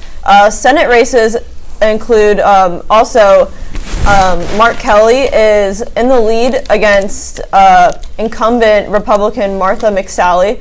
That was favored in the polls today that he would win, and I believe right now he still is in the lead by 55% to McSally with 44%. Again, 72% of precincts are reporting, but I think this is really different. We're seeing Arizona turn leaning blue this election cycle. As I said, it has been a red state since 1957, except for Bill Clinton's election. So I think these demographic changes are really shifting what we're seeing tonight. And when talking about Arizona, I mean, like you said, it's been red for so long, and we started noticing about like a few weeks ago when polls started coming in that it was different this year. And so right now Joe Biden has the lead over Donald Trump, and so they have 73% reported so far. So that's a pretty big lead for this much reporting. So it'll be crazy to see if they do switch over blue. All right. One thing that we were actually talking about during the last video that ran, we were talking about the possibility, because currently Donald Trump is leading in popular votes, but is behind in electoral college votes. This is kind of like what we saw in the 2016 election, where Hillary Clinton was leading in popular votes, but Donald Trump won with electoral votes. So it'd be very interesting to see if this situation happens again, where a candidate doesn't win the popular vote, but they do win the electoral college, but it's flipped. That would be very interesting to see. Yeah, I think ever since last election, when Hillary Clinton won the majority of the popular votes, Democrats have been pushing for the removal of the electoral college.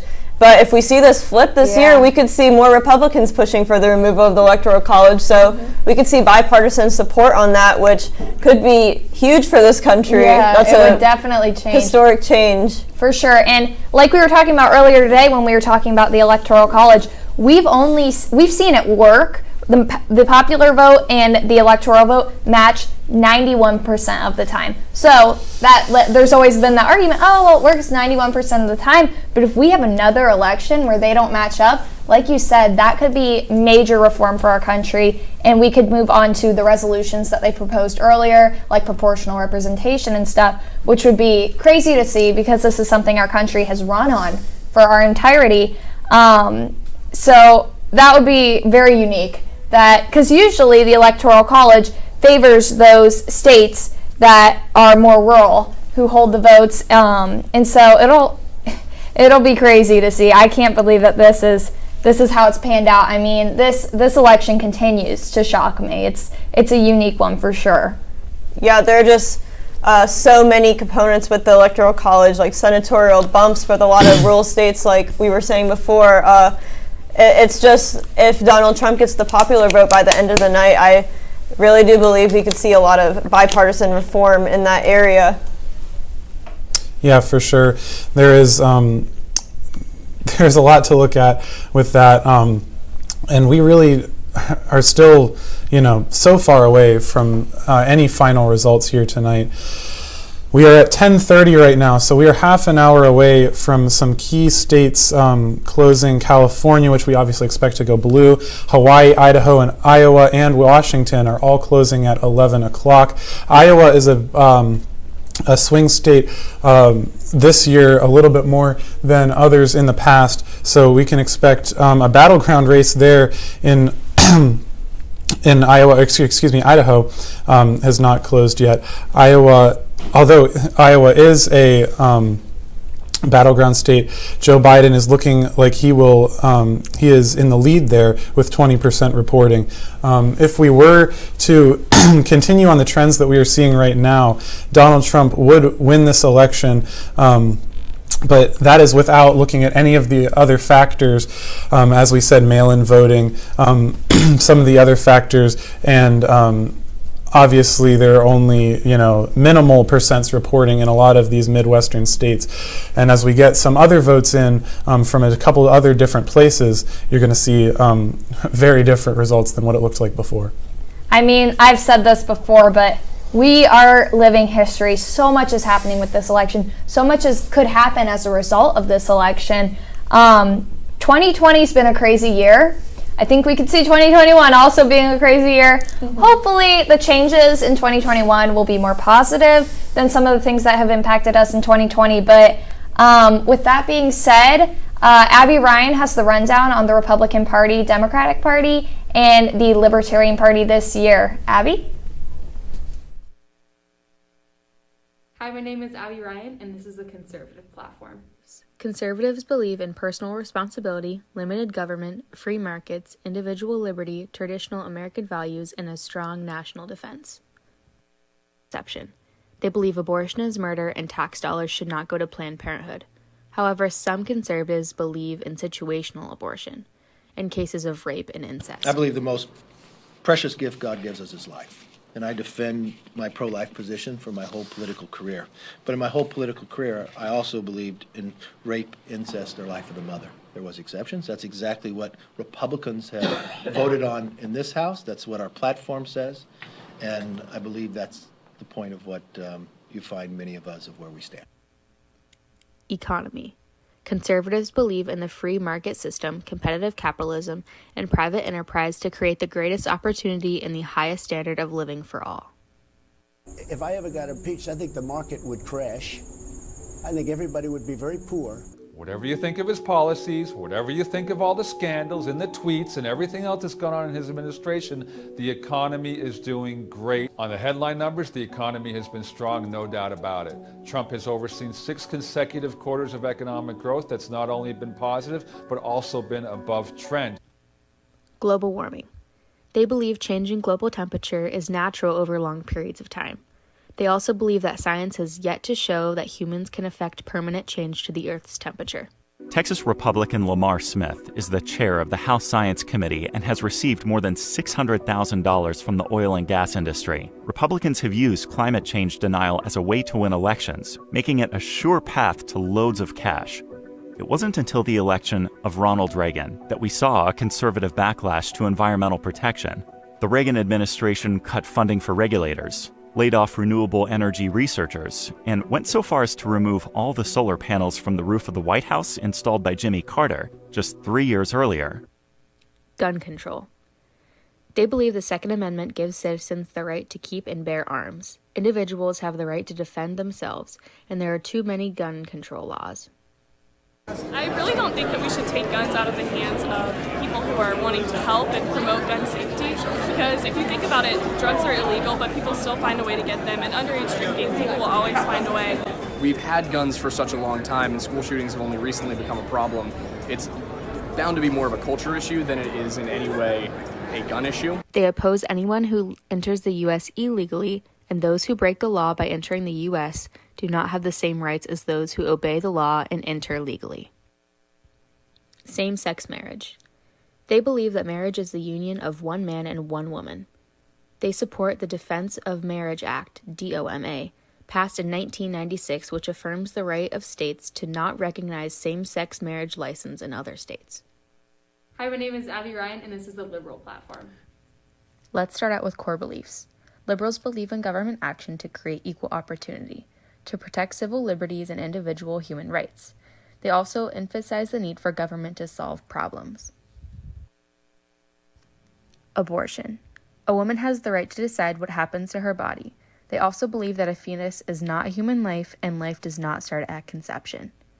Alabama's new law making virtually every abortion a crime, even in cases of rape and incest, sparked an intense debate there. Why are you putting yourself in God's shoes? It's not our place as humans to extinguish that life. It's nothing short of an attack on women's basic human rights and civil rights. Women's health care is under attack, and we will not stand for it. Alabama lawmakers have acknowledged their goal is to get the Supreme Court to overturn Roe v. Wade. It's something candidate Trump predicted. Economy. Liberals believe in a market system in which the government regulates the economy. They also believe that the government should protect the people from big business and the richer should be taxed more. Global warming. Liberals believe global warming is caused by an increased production of carbon dioxide and burning through fossil fuels. Liberals also believe that humans are a part of this. That if a Democrat is elected to the White House, there will be an end to fossil fuel subsidies. There will be some form of the Green New Deal. There will be some drilling. The drill, baby, drill era will be over. Those sort of things I think people can count on. Gun control. Liberals believe the Second Amendment does not give citizens the right to keep and bear arms, but only allows for the state to keep a militia. It is the role of local and federal governments to protect the people through law enforcement agencies and the military. Liberals believe more guns means more violence. We have a moral responsibility to do everything we can to save the thousands of lives that are at stake right now. We must act to prevent people who should not have guns from getting them. Do you think about the fact that that guy in Dayton, in less than a minute, killed 9 people? Why does someone like that have an assault weapon? Banning assault weapons. This would seek to keep military-style weaponry out of the hands of civilians. Former President Bill Clinton signed a ban on assault weapons into law in 1994, but when the ban expired 10 years later, Congress opted not to renew. An increasing number of candidates are also calling for federal gun buybacks, which seek to reduce the number of civilian-owned guns by allowing people to turn in their firearms to the federal government in exchange for compensation. I would institute a national buyback program. And I would move in the direction of making sure that in fact, was what we tried to do, get them off the street. Same-sex marriage. Liberals believe marriage is the union of people who love each other. It should be legal for gay, lesbian, bisexual, and transgender individuals to ensure equal rights for all. They oppose the creation for a constitutional amendment establishing marriage as a union of one man and one woman. Immigration. Liberals support legal immigration. However, they also support those who enter the U.S. illegally. They believe that all undocumented immigrants have the same rights as legal immigrants. Hi, my name is Abby Ryan, and this is the Libertarian Platform. Core beliefs. Libertarians seek to maximize autonomy and political freedom with freedom of choice and individualism. And we keep hearing the media say, all we have is 2 old rich white guys running for office. So some people see it as pretty much the only choice. I'm the only one saying, let's turn America into one giant Switzerland, armed and neutral, and defend America's shores. There's no reason why our taxpayer dollars need to go overseas. She also believes in the mail-in ballot process, but thinks it's time for changes to be made. I'm fine with the mail-in ballot as long as we use FedEx. When I ran in '96, we were talking about how we needed to open it up instead of having a government monopoly. And with all the problems we have with the U.S. Postal Service, I'm not sure that we can rely on them. Abortion. Libertarians are very conservative on this issue. They agree with the Republican Party when they say that life begins at conception. The police. Libertarians want Americans to abandon their platforms and vote solely on what they believe is morally correct. However, most libertarians believe that we should abolish the police and bring in the military to replace them. with regard to keeping guns out of the hands of the mentally ill, with regard to keeping guns out of the hands of potential terrorists. Bill talked about establishing a 1,000-person task force to potentially address that, a hotline. Look, we should be open to these discussions. I would love to understand what transpired between the shooter and the FBI, for example, getting in the middle of that. That's why I want to get elected president. I do really well in that situation. I'm not saying I would be value added, but look, the FBI came in contact with this guy 3 times. What transpired? Why wasn't this guy deprived of his guns? Economics. Libertarians have faith in the free market and believe that there is little the government can do to pressure businesses or individuals that would be better than the invisible hand. The invisible hand is a metaphor for people's self-interest in the economy. Individual freedoms. Libertarians believe that this concept really defines their party. They care about how the individual feels in each and every issue, whether it's healthcare, abortion, or gun control.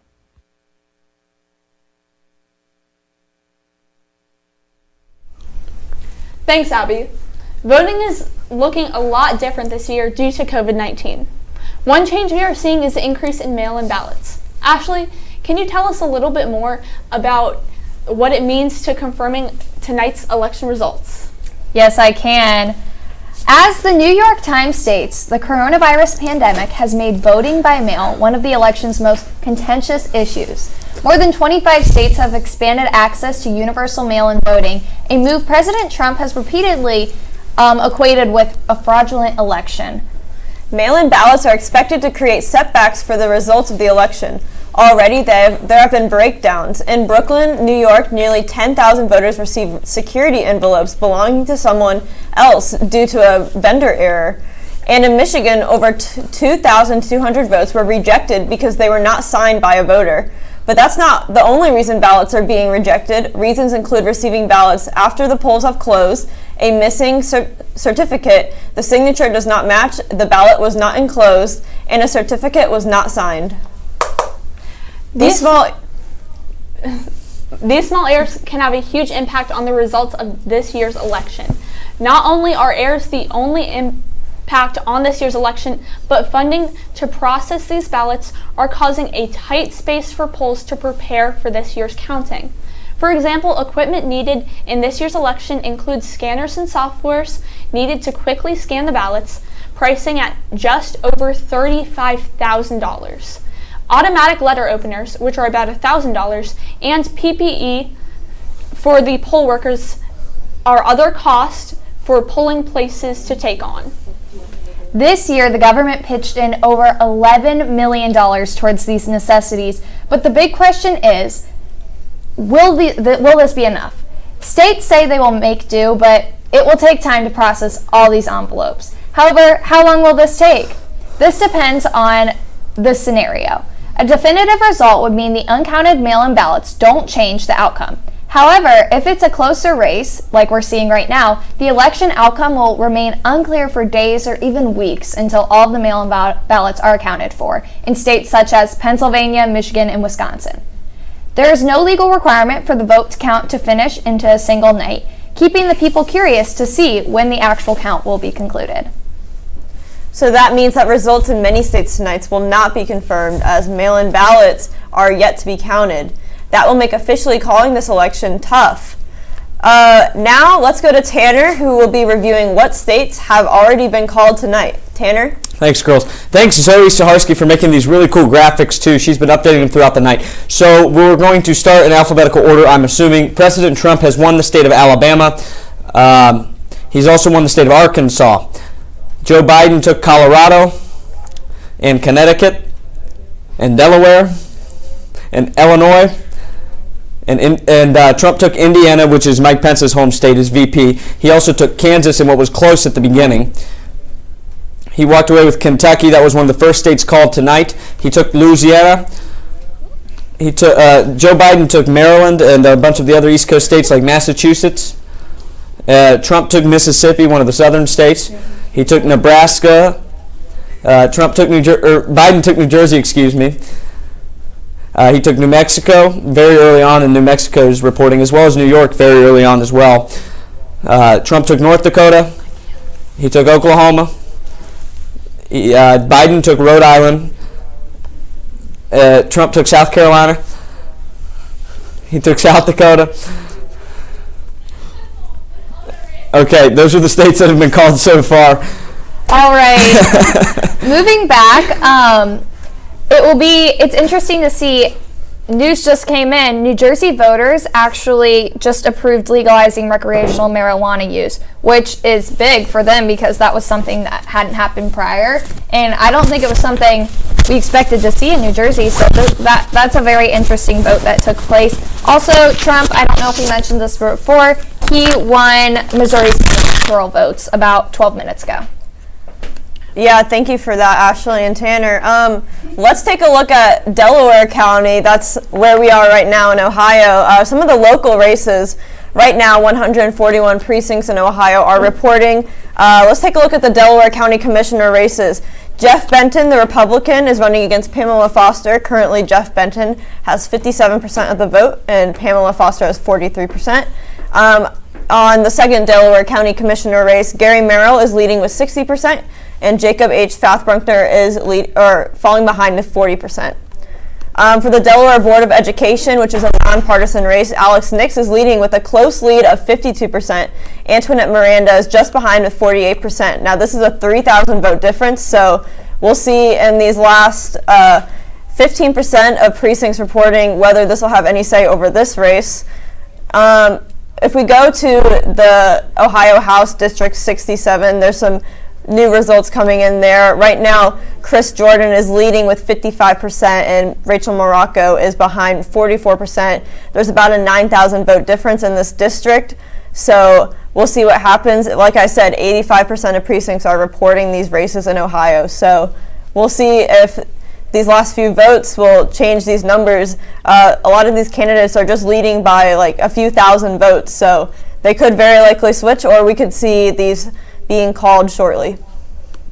I know Ohio continues to shock me. Do you guys think that it could change due to the mail-in ballots, or do you think because they aren't one of the states that has the extension that it might be determined tonight? Yeah, that's a great question. I think a lot of the mail-in ballots we've seen, Ohio's been counting early ballots all month, so I think that right now the results we're looking at from Ohio are including those early ballots, but I know there is a large influx of mail-in ballots coming too. But right now we can see in Delaware County, Franklin County, there's still a lot of votes to be counted there. So we can see a lot of votes from just people who voted today in person still having to be counted, which could call the results of this election either way. And Ohio's a crucial state to win, especially winning the election. If you look at the past few elections, the winner won Ohio. So Ohio's a crucial state to win. Pennsylvania's a crucial state to win. And looking forward, some of the states that are really in toss-up right now are Wisconsin, Iowa, North Carolina, Arizona, Michigan, Georgia, Pennsylvania, and as we said, Ohio. So these are going to keep changing. I don't know when we'll be able to get a definitive answer on them, and I hope we can get it sooner than later for peace of mind. But I think it's important that we track it by the minute because it's changing by the minute. I mean, already Ohio, Donald Trump's gone up 1%. He's now at 52.8%, and Joe Biden is at 45.8%. So it's changing, and it will continue to change. I have a feeling as we go through the night. We still haven't gotten any results in for Washington, Oregon, California, Nevada, or Idaho. So we'll make sure to get those updated as soon as they come. Yeah, some new results coming in from some of the issues on the ballot instead of candidates.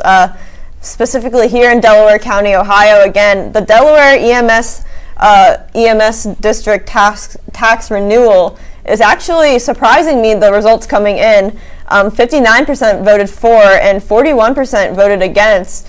I have to wonder, what do you guys think is influencing this vote? It's EMS, which is Emergency Medical Services renewal tax. So this is close numbers. We're seeing 59% or 59,000 votes for, 40,000 votes against this tax renewal. That's crazy. I honestly, I'm not sure, because that hasn't been an issue we've seen as like controversial. I mean, I can't say that I'm surprised that it's split, because I feel like a lot of people going in, they had a grasp of who they were planning on voting for president and who they were voting for maybe for the House, but a lot of people didn't go in knowing specifically what issues were being voted on. So a lot of people probably just went in and were like, this sounds about right. This sounds good to me. Yeah, that's a thing you see a lot in voting, is people don't pay attention to the lower ballot issues and the lower ballot candidates. And sometimes, depending on who the candidates are for the presidential nomination, that will impact the down ballot candidates as well. So I know in 2016, with Hillary Clinton being the presidential nominee, they actually saw that hurt the down ballot candidates in the Democrat Party. So it just depends, and that could possibly be playing into part right here. I don't know if one of you two already mentioned this, but officially in Ohio District 12, which is our district, Troy Balderson has beat Elena Shearer for the seat in the House. Troy Balderson was the incumbent. There was a little bit of a toss-up at the beginning, I think, that they were a little bit closer, but Troy Balderson won overall with 55.5%, and Elena Shearer had 41.7%. Yeah, this is a really interesting race we can dive a little deeper into. Troy Balderson ran against Danny O'Connor in 2018 in a special election. We saw those results were very close, came down to just a couple thousand votes for those results. So it's interesting to see Troy Balderson has gained a bigger lead on Elena Shearer. I know Elena Shearer went into this congressional race a lot later than most congressional candidates. It was actually someone asked her to step up and race, so that's what she decided to do. And I think that it's been a great effort on her front. She's been able to put in a lot of great ads, a really strong campaign, so especially for being put up in this congressional race so late. Yeah, I agree. And honestly, it goes to show the gerrymandering at play that we talked about earlier. It was neck and neck at the beginning, but I think there was a lot of predictions in the polls that Troy Balderson would take it. We have one more hour of the show left, and as we approach 11 o'clock, we'll start getting results in from California, Hawaii, Idaho, Iowa, and Washington. More to come in the next hour after this short break. Okay.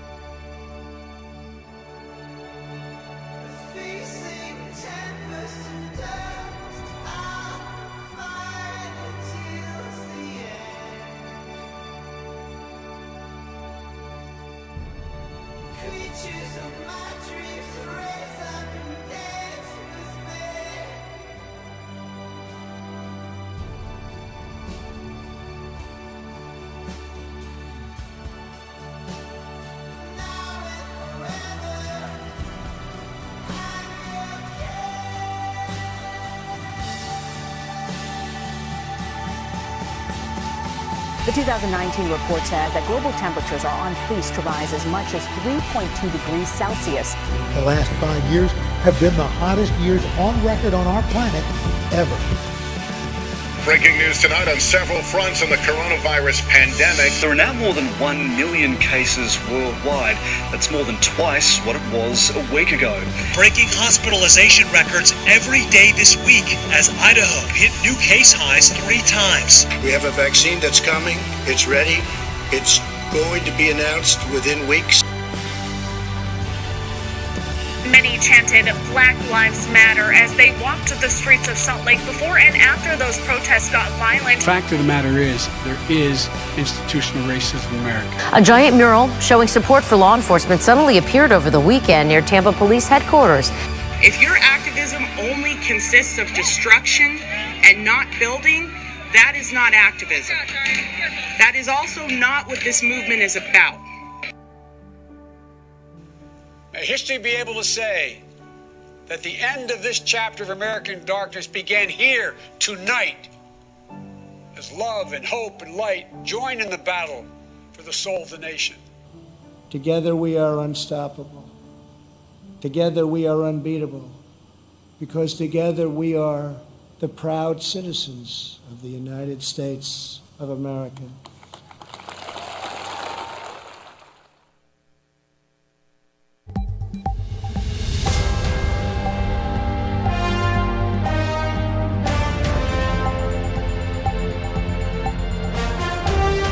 Live from Lewis Center, in the Olentangy Orange Studios, broadcasting nationwide. This is your 12 to 12 Orange Juice election coverage. With your senior political news team. Start your watches, because your 12 hours of coverage starts right now.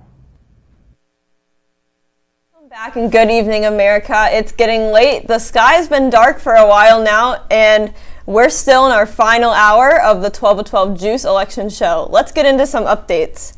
It's 11 o'clock, and California, Hawaii, Idaho, Iowa, and Washington's polls have all just closed. We already have results from California, Oregon, and Washington, which have all just been called for Biden.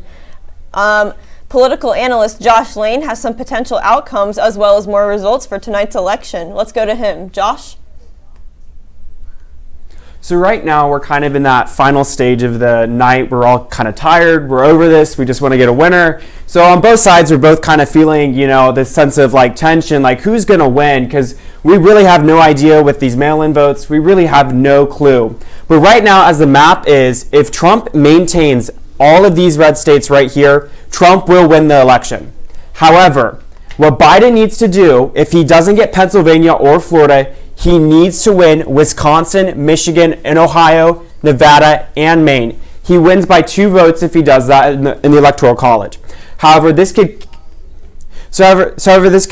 wane as we, go throughout the election. So honestly, at this point, it could go to anyone, and it honestly just depends, and we'll see throughout the night. And again, the mail-in voting, this whole thing is we're gonna see. Yeah, it will be very interesting, as Josh said, to see how this comes, how this results, and when we will reach a conclusion. Things have changed so much just since we left you on the last hour, so we're going to keep updated. Trump, if we want to look back at the states that he was leading in before, nothing's changed so far in those crucial states like Ohio, Pennsylvania, Michigan, Wisconsin. He's leading 51% to 47% in Wisconsin. Ohio, he's remaining at the 53.1% to 45%. It's not changed since the last time we've talked. It's very close, though. It's come down to, in Ohio, 400,000 votes, which seems like a lot, but on the grand scheme of things, it's very tight, and it could change at the drop of a hat. So we'll see how it comes along going forward. All right, do we want to talk about for a couple minutes the states that recently results are coming in? Oregon, Biden is leading currently. I think let's go to Washington, right north of Oregon. Washington's a little different. Washington, I believe, did all mail-in ballots this year, so there's no votes to be counted today, but they do have Washington as a state for Biden, so that's very interesting. We see the whole West Coast going to Biden. That was expected of that to happen, but one state we have not seen anything from is Nevada. Nevada is a key state, I think, for both of these candidates, and we're not seeing any results so far. I know, Nevada's still in the dark right now, and we'll see how that comes along. I know Trump just took Idaho. That was the one that he just took, and that happened as of 4 minutes ago. Biden, as Kylie said, took the West Coast. It could change any moment now. It's going to be really interesting to see where Nevada goes, though, because that's crucial for both candidates, winning Nevada. And we'll see if Trump continues his lead in those states. Like Josh said, if he secures the states that are leaning towards him right now, he's got the election. However, we're not sure. Everything's swaying. It's tighter than I think I expected this to be, and we knew that it was going to be a close battle, but I wasn't sure it was going to be this close, and it is. So I don't know. We might even go to a recount. Let's say they do call something tonight. There probably will be pushback, and I could see us going to a recount, depending on either side winning or losing. For sure, and I think going back to the East Coast, we can see Pennsylvania and North Carolina. Those are two states where we still have a lot of mail-in ballots to be counted, and I think these two states, I'm going to predict, will call this election. These are two very crucial states, Pennsylvania with 20 electoral votes, North Carolina with 15. That's a total of 35 votes, and that could be the key factor into winning these 270 points. Yeah, North Carolina's almost there. They're at 94% of their reporting done, but it's a very small lead that Trump has over Joe Biden. It's about 2% lead. So, that 6% could make a chance in the reporting. Yeah, that's about less than a 100,000 vote lead, which is huge in North Carolina. Pennsylvania, on the other hand, 45% reporting. Pennsylvania's polls closed a while ago, so we can predict that most of these ballots that still need to be counted are from mail-in ballots, which Pennsylvania will do over the next couple of days, so we will not have official results confirmed in Pennsylvania tonight. Yeah, and honestly, I have Trump and Biden right now are probably not knowing what to think, because neither of them can see a straight path to victory right now, because it's so up in the air. So I'm sure both of them are pretty on edge right now, and they will probably continue to be on edge the rest of the night into when Pennsylvania can get all of their stuff confirmed.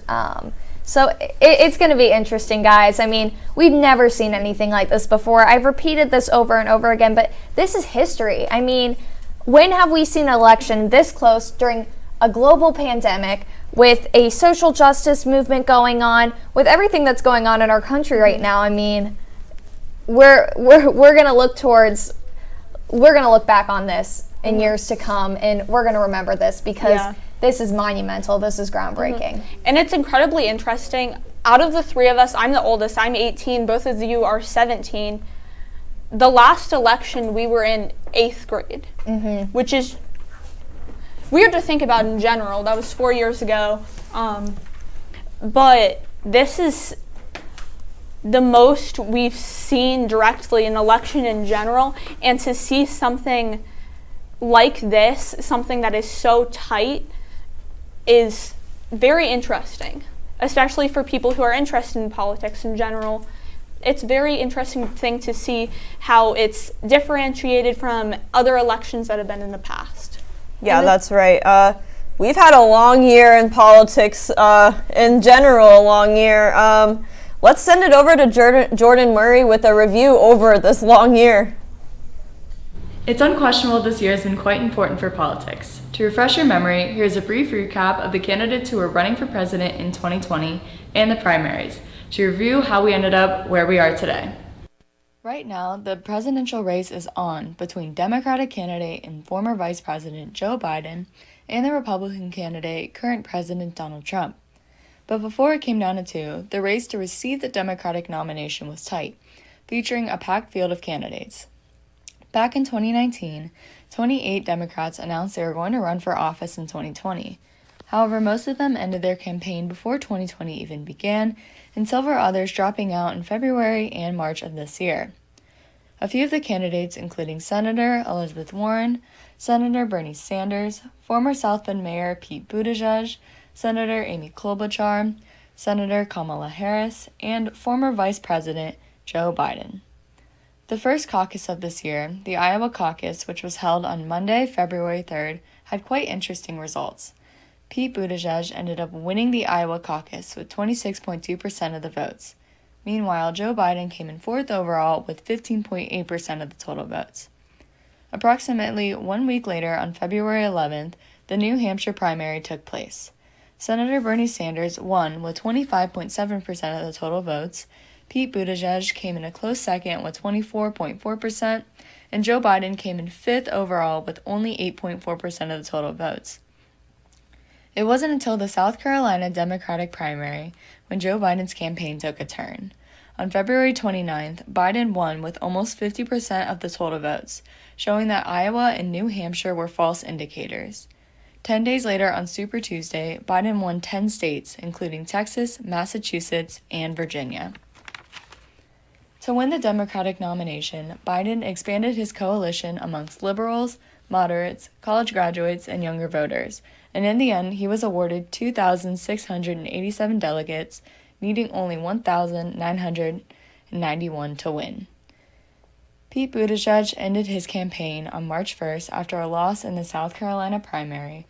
Senator Elizabeth Warren ended her campaign on March 5th, and Bernie Sanders ended his second bid for the Democratic nomination in April after a series of losses to Biden.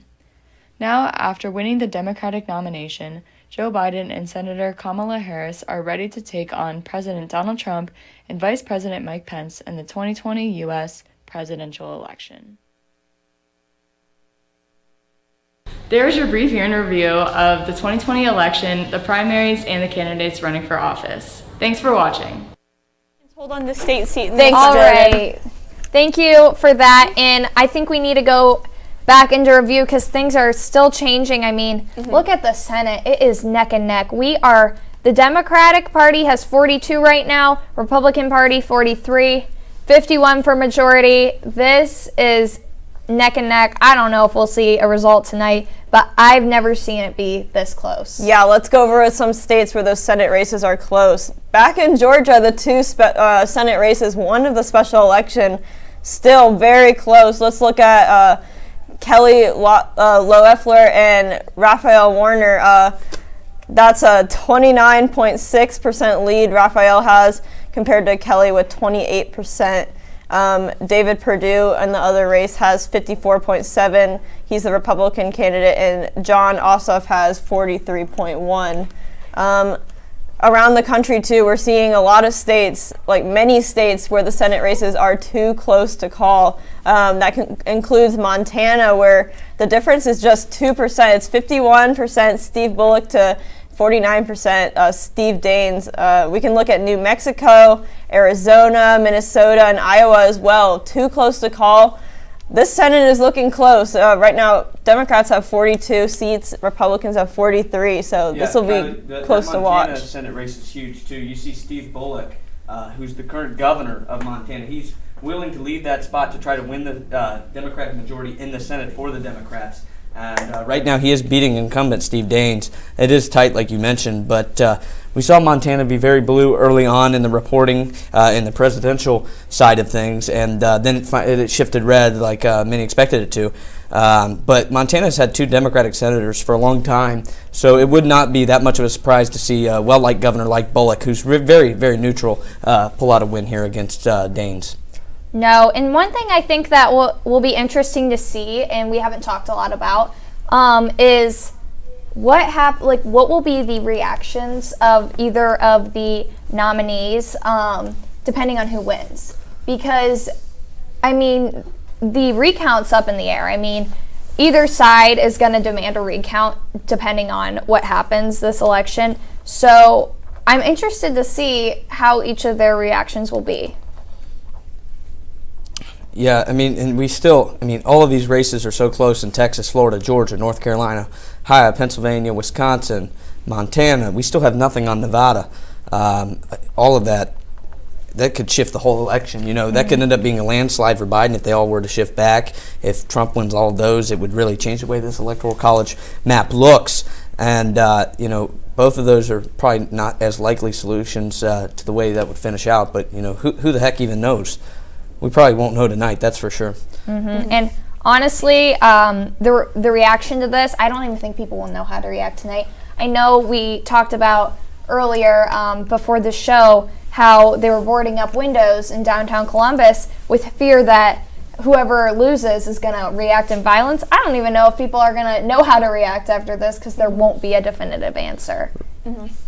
Yeah, I know students at George Washington University were sent an email to prepare for a week of supplies and food, and just in case they can't get out to the stores and buy any essential items, just in case there's a lot of eruption after the election, whether this is violence, whether it's just mass peaceful protests in the streets, we won't know, but we do know that cities all around the country are taking precaution just in case anything happens. But we do know most of these riots or protests that we could see will be under control. The National Guard is already on standby. I know that they will, if this happens, I expect to have a lot of streets, major streets where these were predicted to happen, closed down.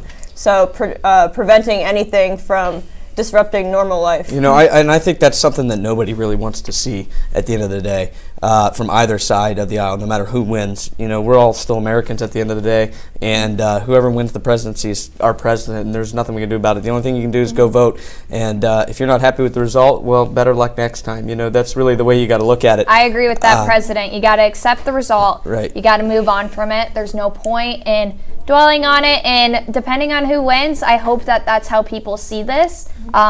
We have our system of government set up the way it is, love it or hate it.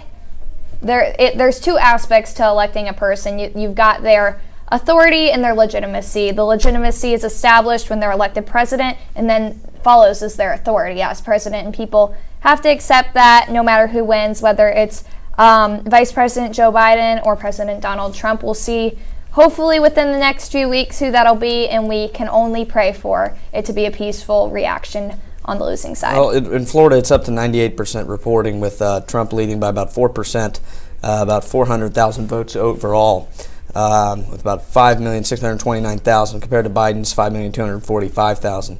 So we still see Florida steadily climbing up to almost 100% reporting. Maybe we'll be able to call it soon, but we'll see. It's so close that they've gotten to 98%. Right. I know, South Carolina was able to call it at 55% reporting because that's how evident it was that it had gone red. But Florida's so close. We're up to 98% reporting and nothing's been called. As well as Texas, we're at 74% reporting, nothing called yet. And Ohio's at 92% reporting, nothing called yet. Mm-hmm. I just wanted to briefly talk about the House, specifically in Ohio. The last time I checked, yes, we have the results from 15 of the seats that were up for election in the House. 4 of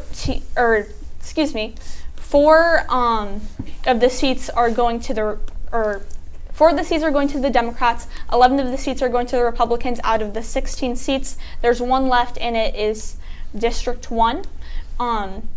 Overall, the Republicans are leading the number of seats in the House race. The Republicans have won 134 seats, and the Democrats have won 101 seats. You need a The 218 is what you need for a majority.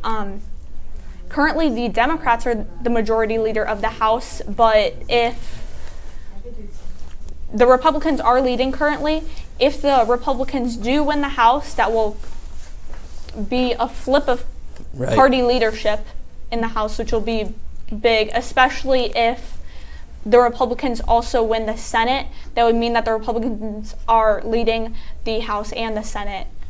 Now, I know the Democrats were favored to win the House, and the reason we could see a Republican lead right now is because most of the Democratic safe states have yet to call their House votes right now. But the Senate's neck and neck, and currently the Republicans hold the majority in the Senate. They have for a while now, and so there has been, nobody was able really to predict with the polls like they were with the House, who will win the Senate, because it could be so close. And obviously this isn't determinant of the next 4 years, because we will have other opportunities with midterms to change that.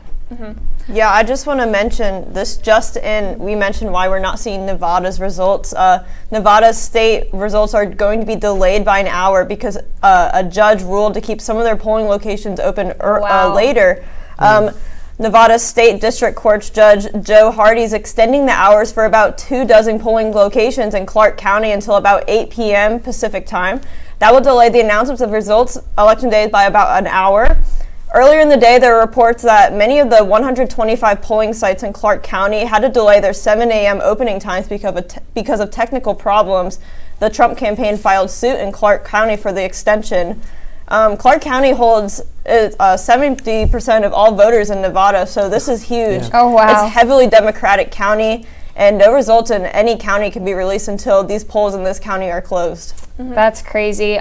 So that confirms that we probably won't be able to confirm a final result tonight on this show. However, we'll keep you guys updated with the leads and everything as much as we can, so we can ensure that everybody is up to date with the information. But ultimately, this is going to be something we're going to find out maybe tonight, maybe tomorrow, maybe next week. We don't know. Yeah.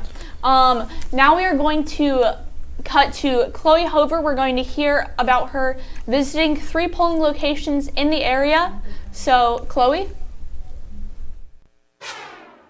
Hi, I'm Chloe Hover, and today I'm at the polls located at Friendship Church on Orange Road. I'm here with Mike Calvin. Can you please tell me what you're doing here today?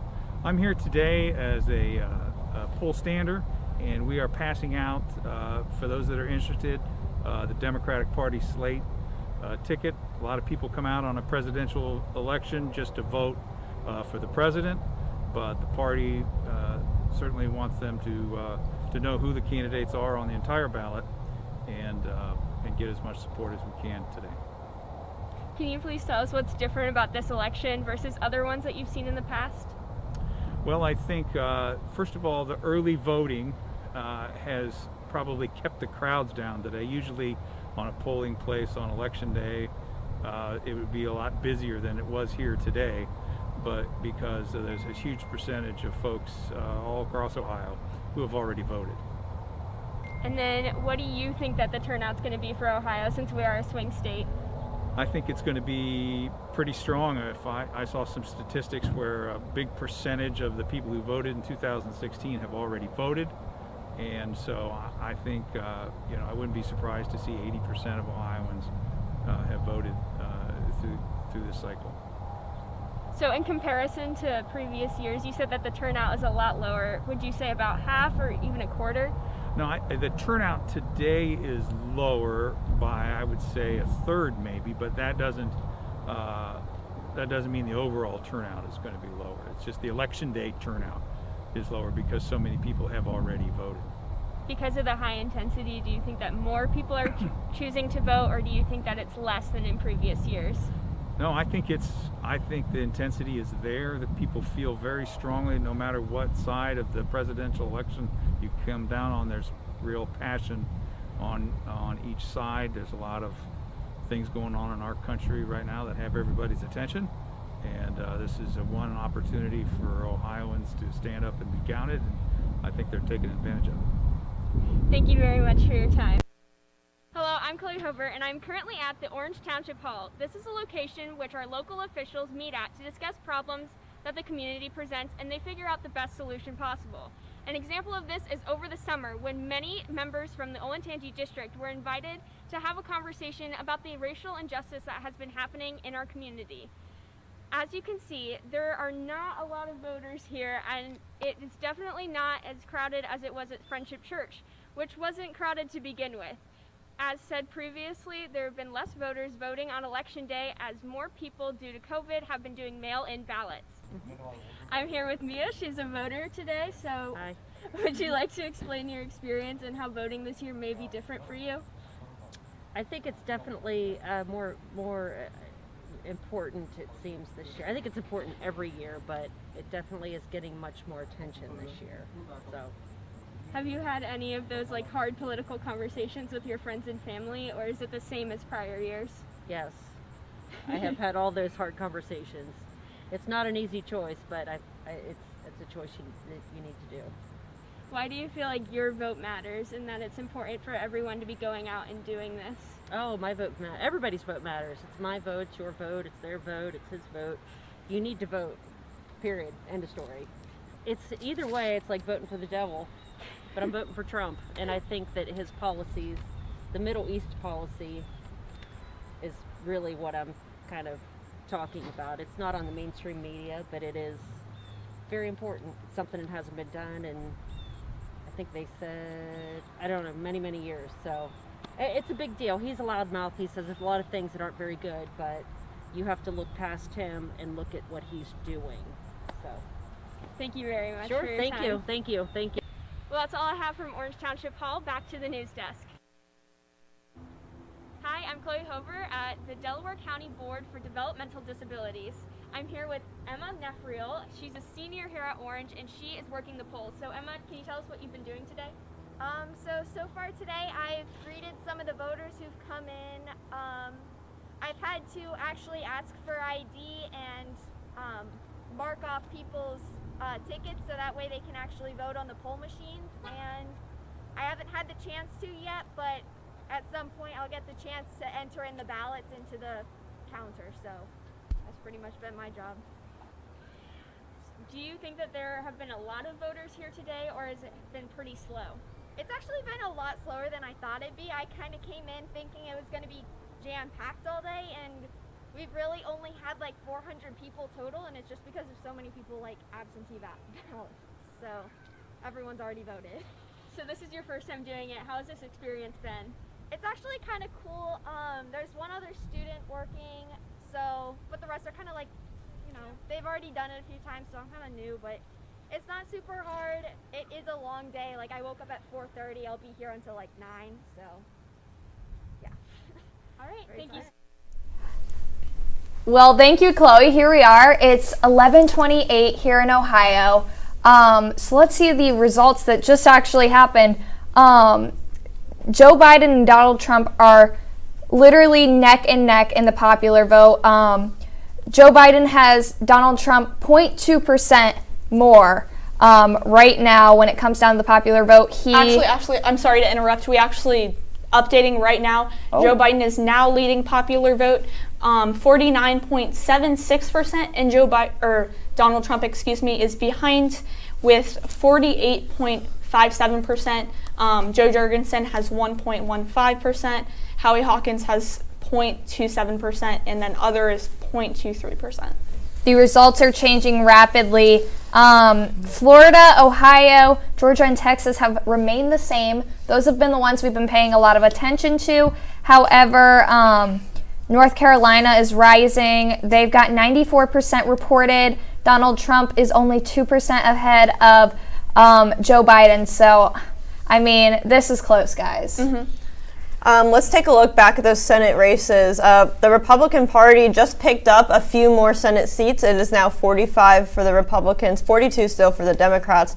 There are still a lot of states to be called, so... Yes, the Georgia races are so tight.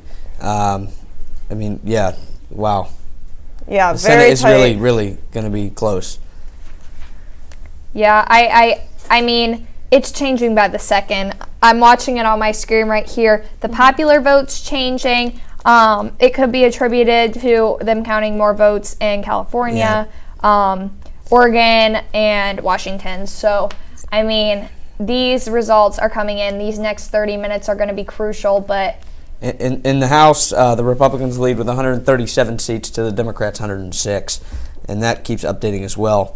But like you said, we haven't had a state reported since the opening of the hour when we got the West Coast. We're still waiting on Arizona. And Kylie, you had an update on Nevada as well.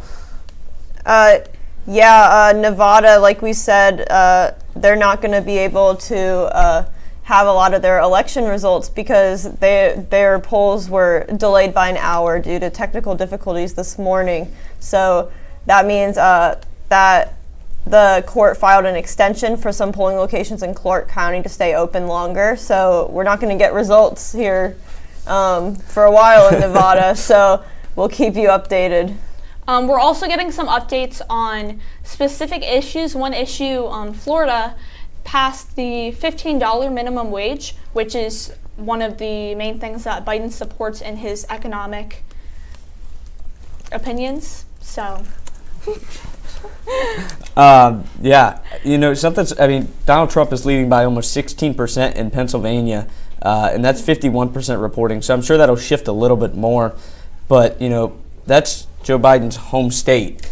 And so to be down that much in your home state's kind of an outlier, I guess. And Maine has flipped back to the Democrats. The Republicans were leading for a while. They're up 8% now. Joe Biden is in Maine in the presidential race.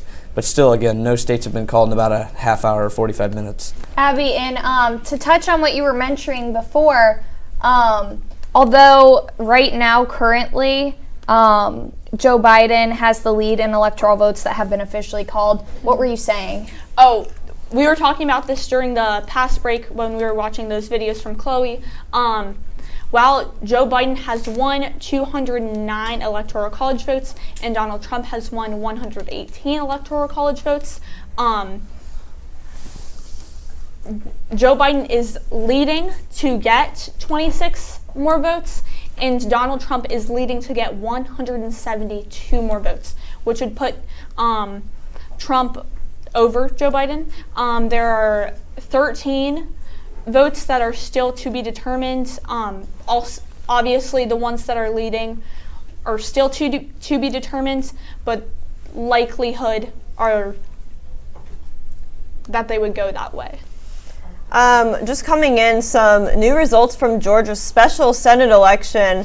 It's actually now the runoff election is going to be scheduled between Raphael Warnock, the Democratic nominee, and Kelly Loeffler, the Republican nominee. I believe the runoff will be scheduled for January between these two candidates.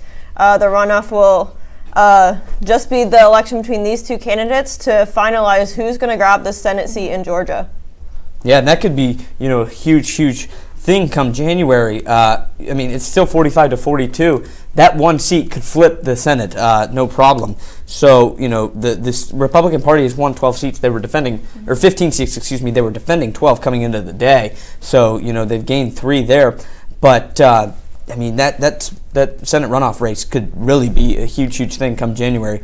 I'm assuming maybe not so much in the Senate and House elections, but in this presidential election, we're probably going to see a recount in half the states at this point with how tightly contested this is. The popular vote is still about 1 million apart, but it's going to get closer and closer as Nevada gets reported, Alaska and Hawaii as well, and finishing out in all the other states that have not been called yet. A lot of the shift in Biden's numbers came from that West Coast slant as the votes got reported more in.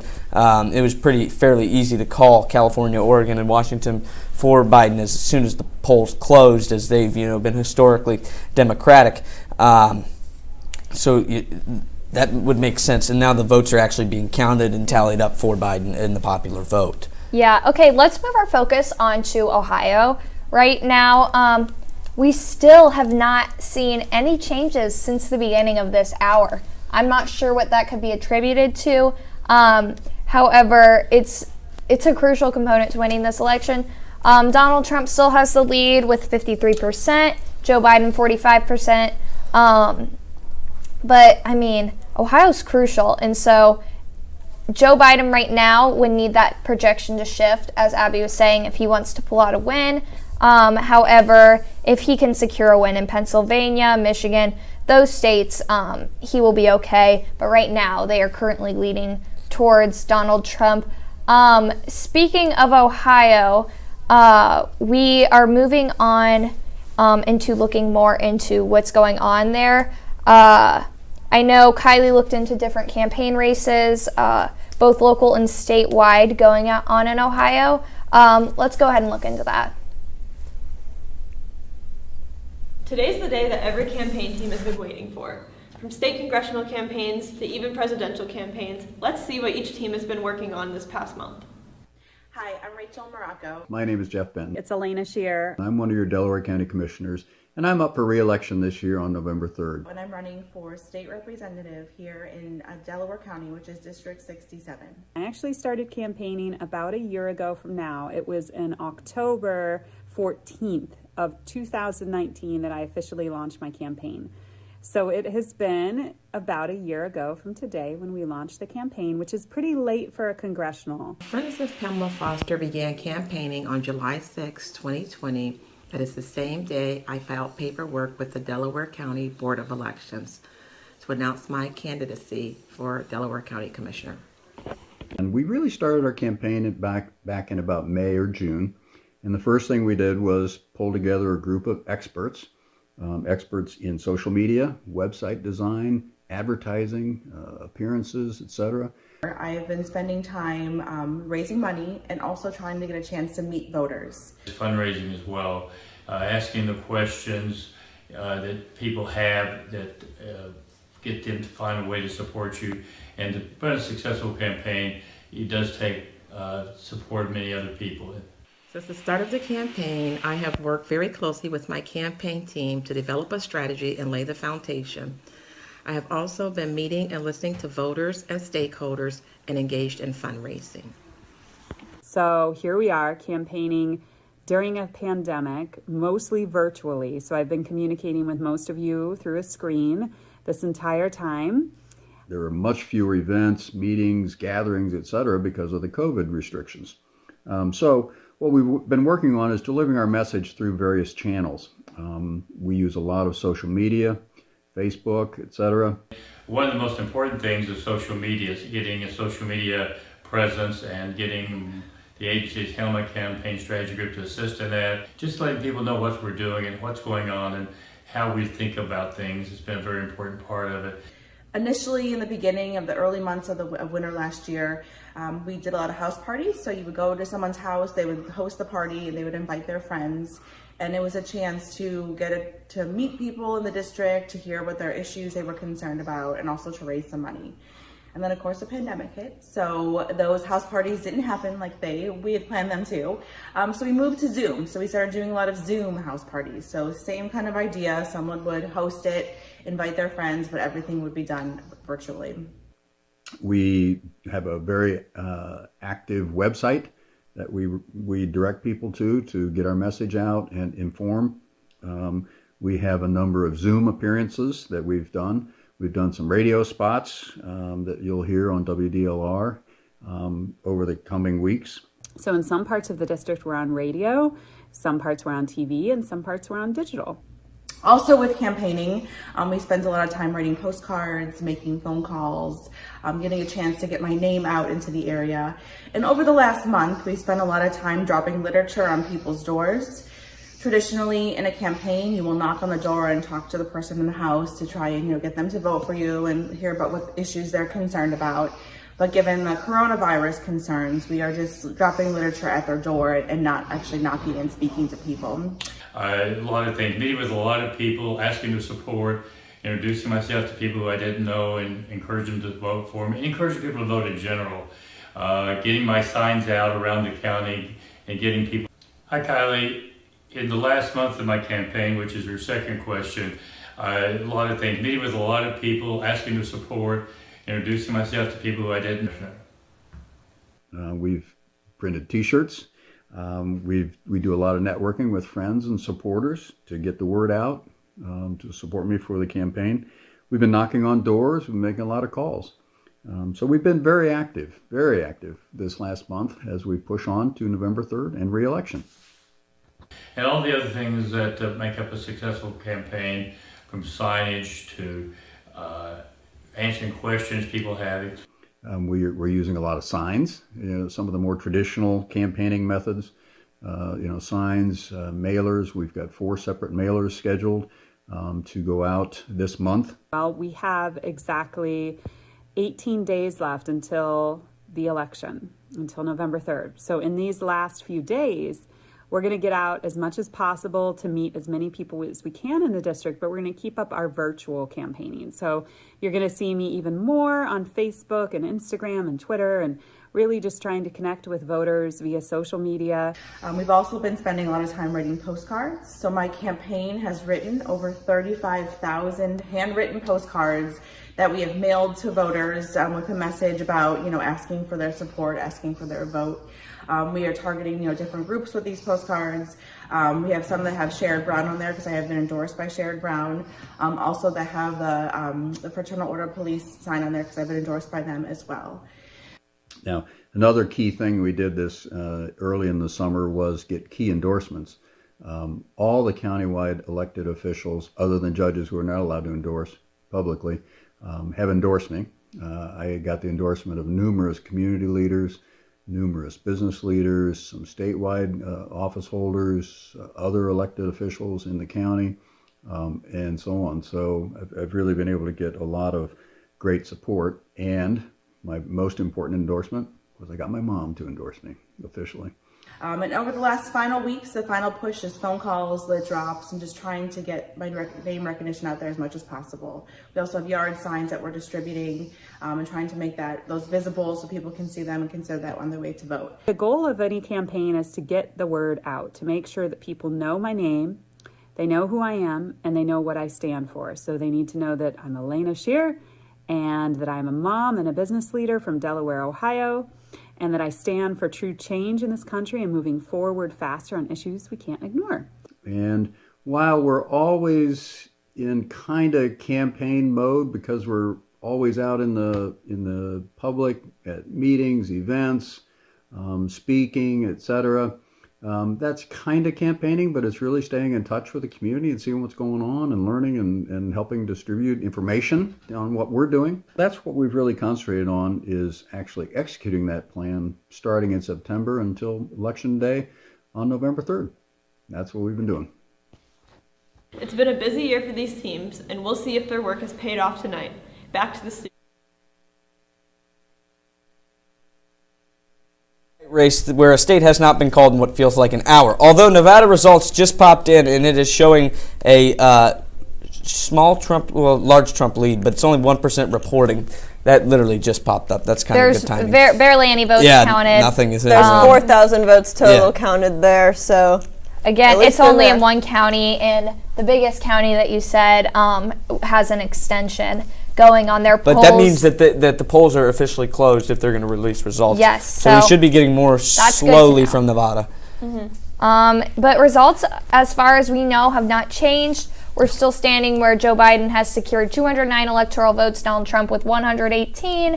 Trump is projected a lead right now in Montana, Nevada, but Nevada's was weird because they only have a few reported.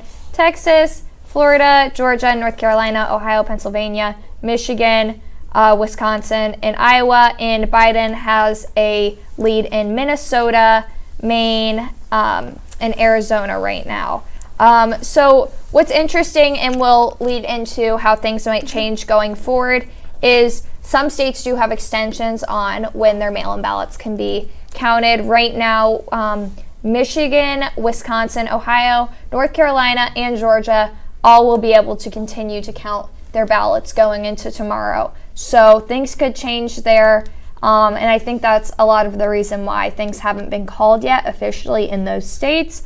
Maybe they won't be called tonight because of that reason. The House of Representatives, it's 141 to 114. The Republicans are still leading by a fair margin there. There's still a lot to be called, though. A lot of Democrats have not been called on the West Coast, where they'll gain a lot of seats back there. And the Senate still remains 45-42 with the Republicans in control there. But like Kylie mentioned earlier, there's going to be a special runoff election in January in Georgia that could actually decide the majority of the Senate. So that'd be kind of cool to see. Hopefully there'd be high voter turnout in that, if that's really what it means. Yeah, thank you for that, Tanner. Let's take a look at Ohio's 67th House District. This is the district we're currently in. Incumbent Chris Jordan has won this district. He will serve another term on the House in the 67th District of Ohio. His opponent, Rachel Morocco, was very close behind him. He won with 44,000 votes. Rachel Morocco trailed behind with 35,000. That's about a 9,000 vote difference here. And the 67th District of Ohio, that's about the size of a township here. Yeah. So very close for that election. It is, and I mean, Ohio's continuing to shock me right now. It's interesting, especially living in a swing state.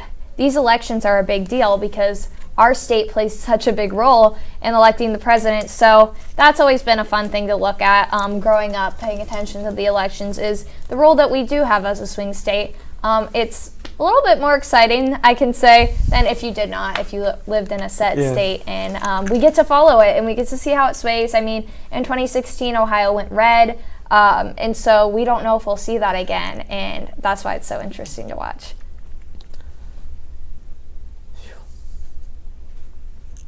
All right, moving on, let's look. It almost seems as if we might be getting more information on Nevada. It's starting to, it looks like they've got more votes possibly getting counted in. But I think what's funny to mention is Kanye has received a decent number of votes in this election, which, I mean, that is quite funny. He ran as, he was an independent, and I think, was it 50,000 that he received? He has over 50,000 votes. Wow. So he could fill up about half of Ohio Stadium down on Ohio State's campus with the number of people that have voted for him across the country. Pretty wild stuff. Jo Jorgensen, the Libertarian candidate, has 1.3 million votes across the country, so much less than what we saw in 2016 for Gary Johnson, who finished with well over 4 million. So that's kind of interesting. Howie Hawkins, the Green Party's candidate, had 256,000 as of right now, so not too many for him there. But again, so we saw the independents really chose sides in this election, unlike in 2016 where they decided to go with Gary Johnson, possibly because they either didn't like Jorgensen or they really decided, you know what, let's go where it's really going to make a difference possibly, and either pick Biden or Trump.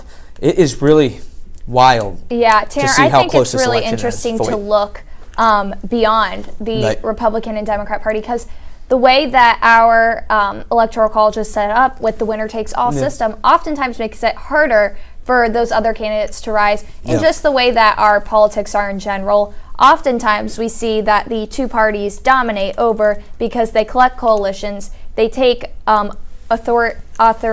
authoritarian power over certain policies. And so that makes it harder for the other parties to build a policy lead, to build their own identity, that doesn't overlap with the ones that trump over their parties. And so I always think it's interesting to even see that 1 million people voted that way, because that's a lot of people. It really is. And, you know, one day maybe we could see a third party emerge. It's just hard right now in the political system that we set up. I mean, especially with how polarized the country is too, Floyd. You know, it's so hard to create a new party. You know, there's been times throughout America's history where we've seen, you know, the populist party and that sort of thing, where they get a real candidate. You know, in the 90s, there was 3 large presidential candidates in that 94 election. So it's not impossible, but with how polarized it is, I don't think it could happen for a while. It's definitely difficult, and especially right now, with so much going on, it almost seems like it's one side against the other. Yes. But of course, tolerance is always at the forefront of everything. It's always the priority of everything. And I mean, I think it's amazing that we get to work in a production with people all across the political spectrum and pull off a great show, because I mean, at the end of the day, this is journalism and we try to be as objective as possible. And this has been a really exciting experience to get to participate in, working with people on a national election day, a huge election. We've gotten to work with each other. There's been about 40 of us that have worked on this throughout the day. You know, some of us, we've been here since 6:30 this morning. It's been a long day, but it's been exciting. And we've everybody. Just the hours put in by everybody. The people behind the scenes that you can't see right now, they have been putting work in. People have been here all day long. They're coming in straight from work. We were here last week, Thursday and Friday, all day, you know, and then through broadcast class throughout the day, and, you know, out of school for sure throughout the night. You know, last night everybody was up pretty late finalizing things to come in today, and still 6 hours before today's show, some of us were in here getting final things set up and prepped. And then we started, and you know, it's gone by pretty fast. It's gone by really fast, and it's impressive to see how everybody's handled the situation. I mean, it's been play it by ear. The results are coming in. Right. It's nothing like the telethon that we're used to doing. And you know, it's double the length of the telethon like too. Tanner was saying, we have a telethon in the spring every year, and well, for the past couple years, and everything is so much more planned out ahead of time. We started with a big plan. It's planned out to the second for this the telethon. show. We've planned out so much, but still, like during the 9th hour, Ashley and I were sitting over there rewriting everything, redoing all of the plans for everything, because we were we need to make sure that we get more results, and we need to make sure that all these videos that we've been doing of running when they need to, all of that. And you know, we've had technical difficulties today too. Oh yeah, and things have not went perfectly to plan. I mean, the stream stopped and that sort of stuff, but it was cool to pull it off. We've had the idea of doing this show for over a year. Over a year. We've been talking about it since last year. This has been something that we've been super excited to do. So as we're coming to the very closing of this with 8 minutes left, while we won't get results, the final results, within these last couple minutes, it's very nice to see what we've put out, and to see it's very rewarding to see. Yes, it's very rewarding. It feels great to finally be finished with this. And you have such a tight election too, something so crazy to cover. You know, it wasn't a boring thing whatsoever where it's completely one-sided. And we've been hopefully entertaining you the whole time. My presentation went really well.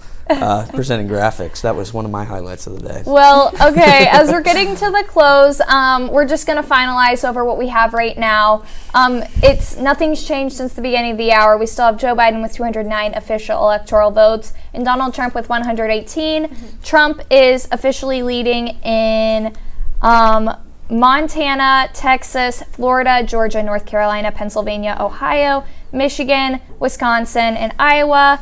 And Biden has the lead in Minnesota, Arizona, and Maine. So that's where we're at right now. Unfortunately, guys, we can't get you the final results of the night. However, this has been an amazing journey. That's all we have for you today, guys. But thank you so much for being a part of this journey with us. Thank you so much for tuning in and sticking with us. It truly is so rewarding to be able to be a part of this process.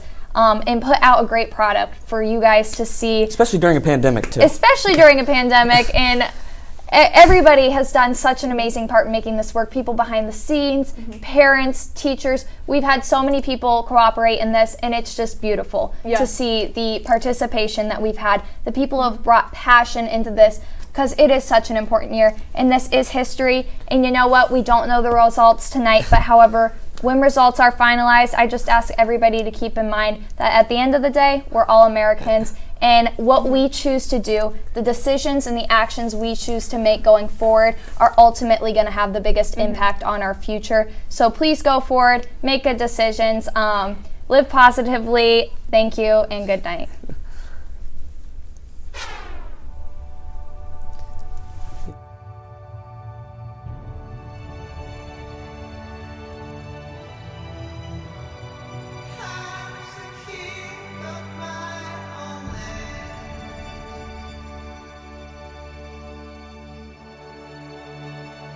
Facing tempest and doubt.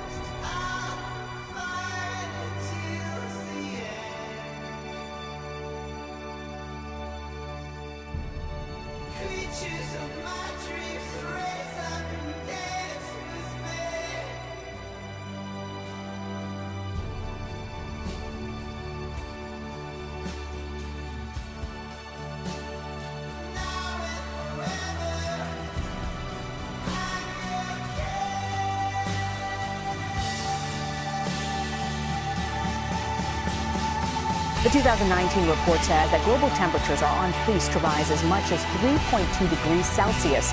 The last 5 years have been the hottest years on record on our planet ever. Breaking news tonight on several fronts on the coronavirus pandemic. There are now more than 1 million cases worldwide.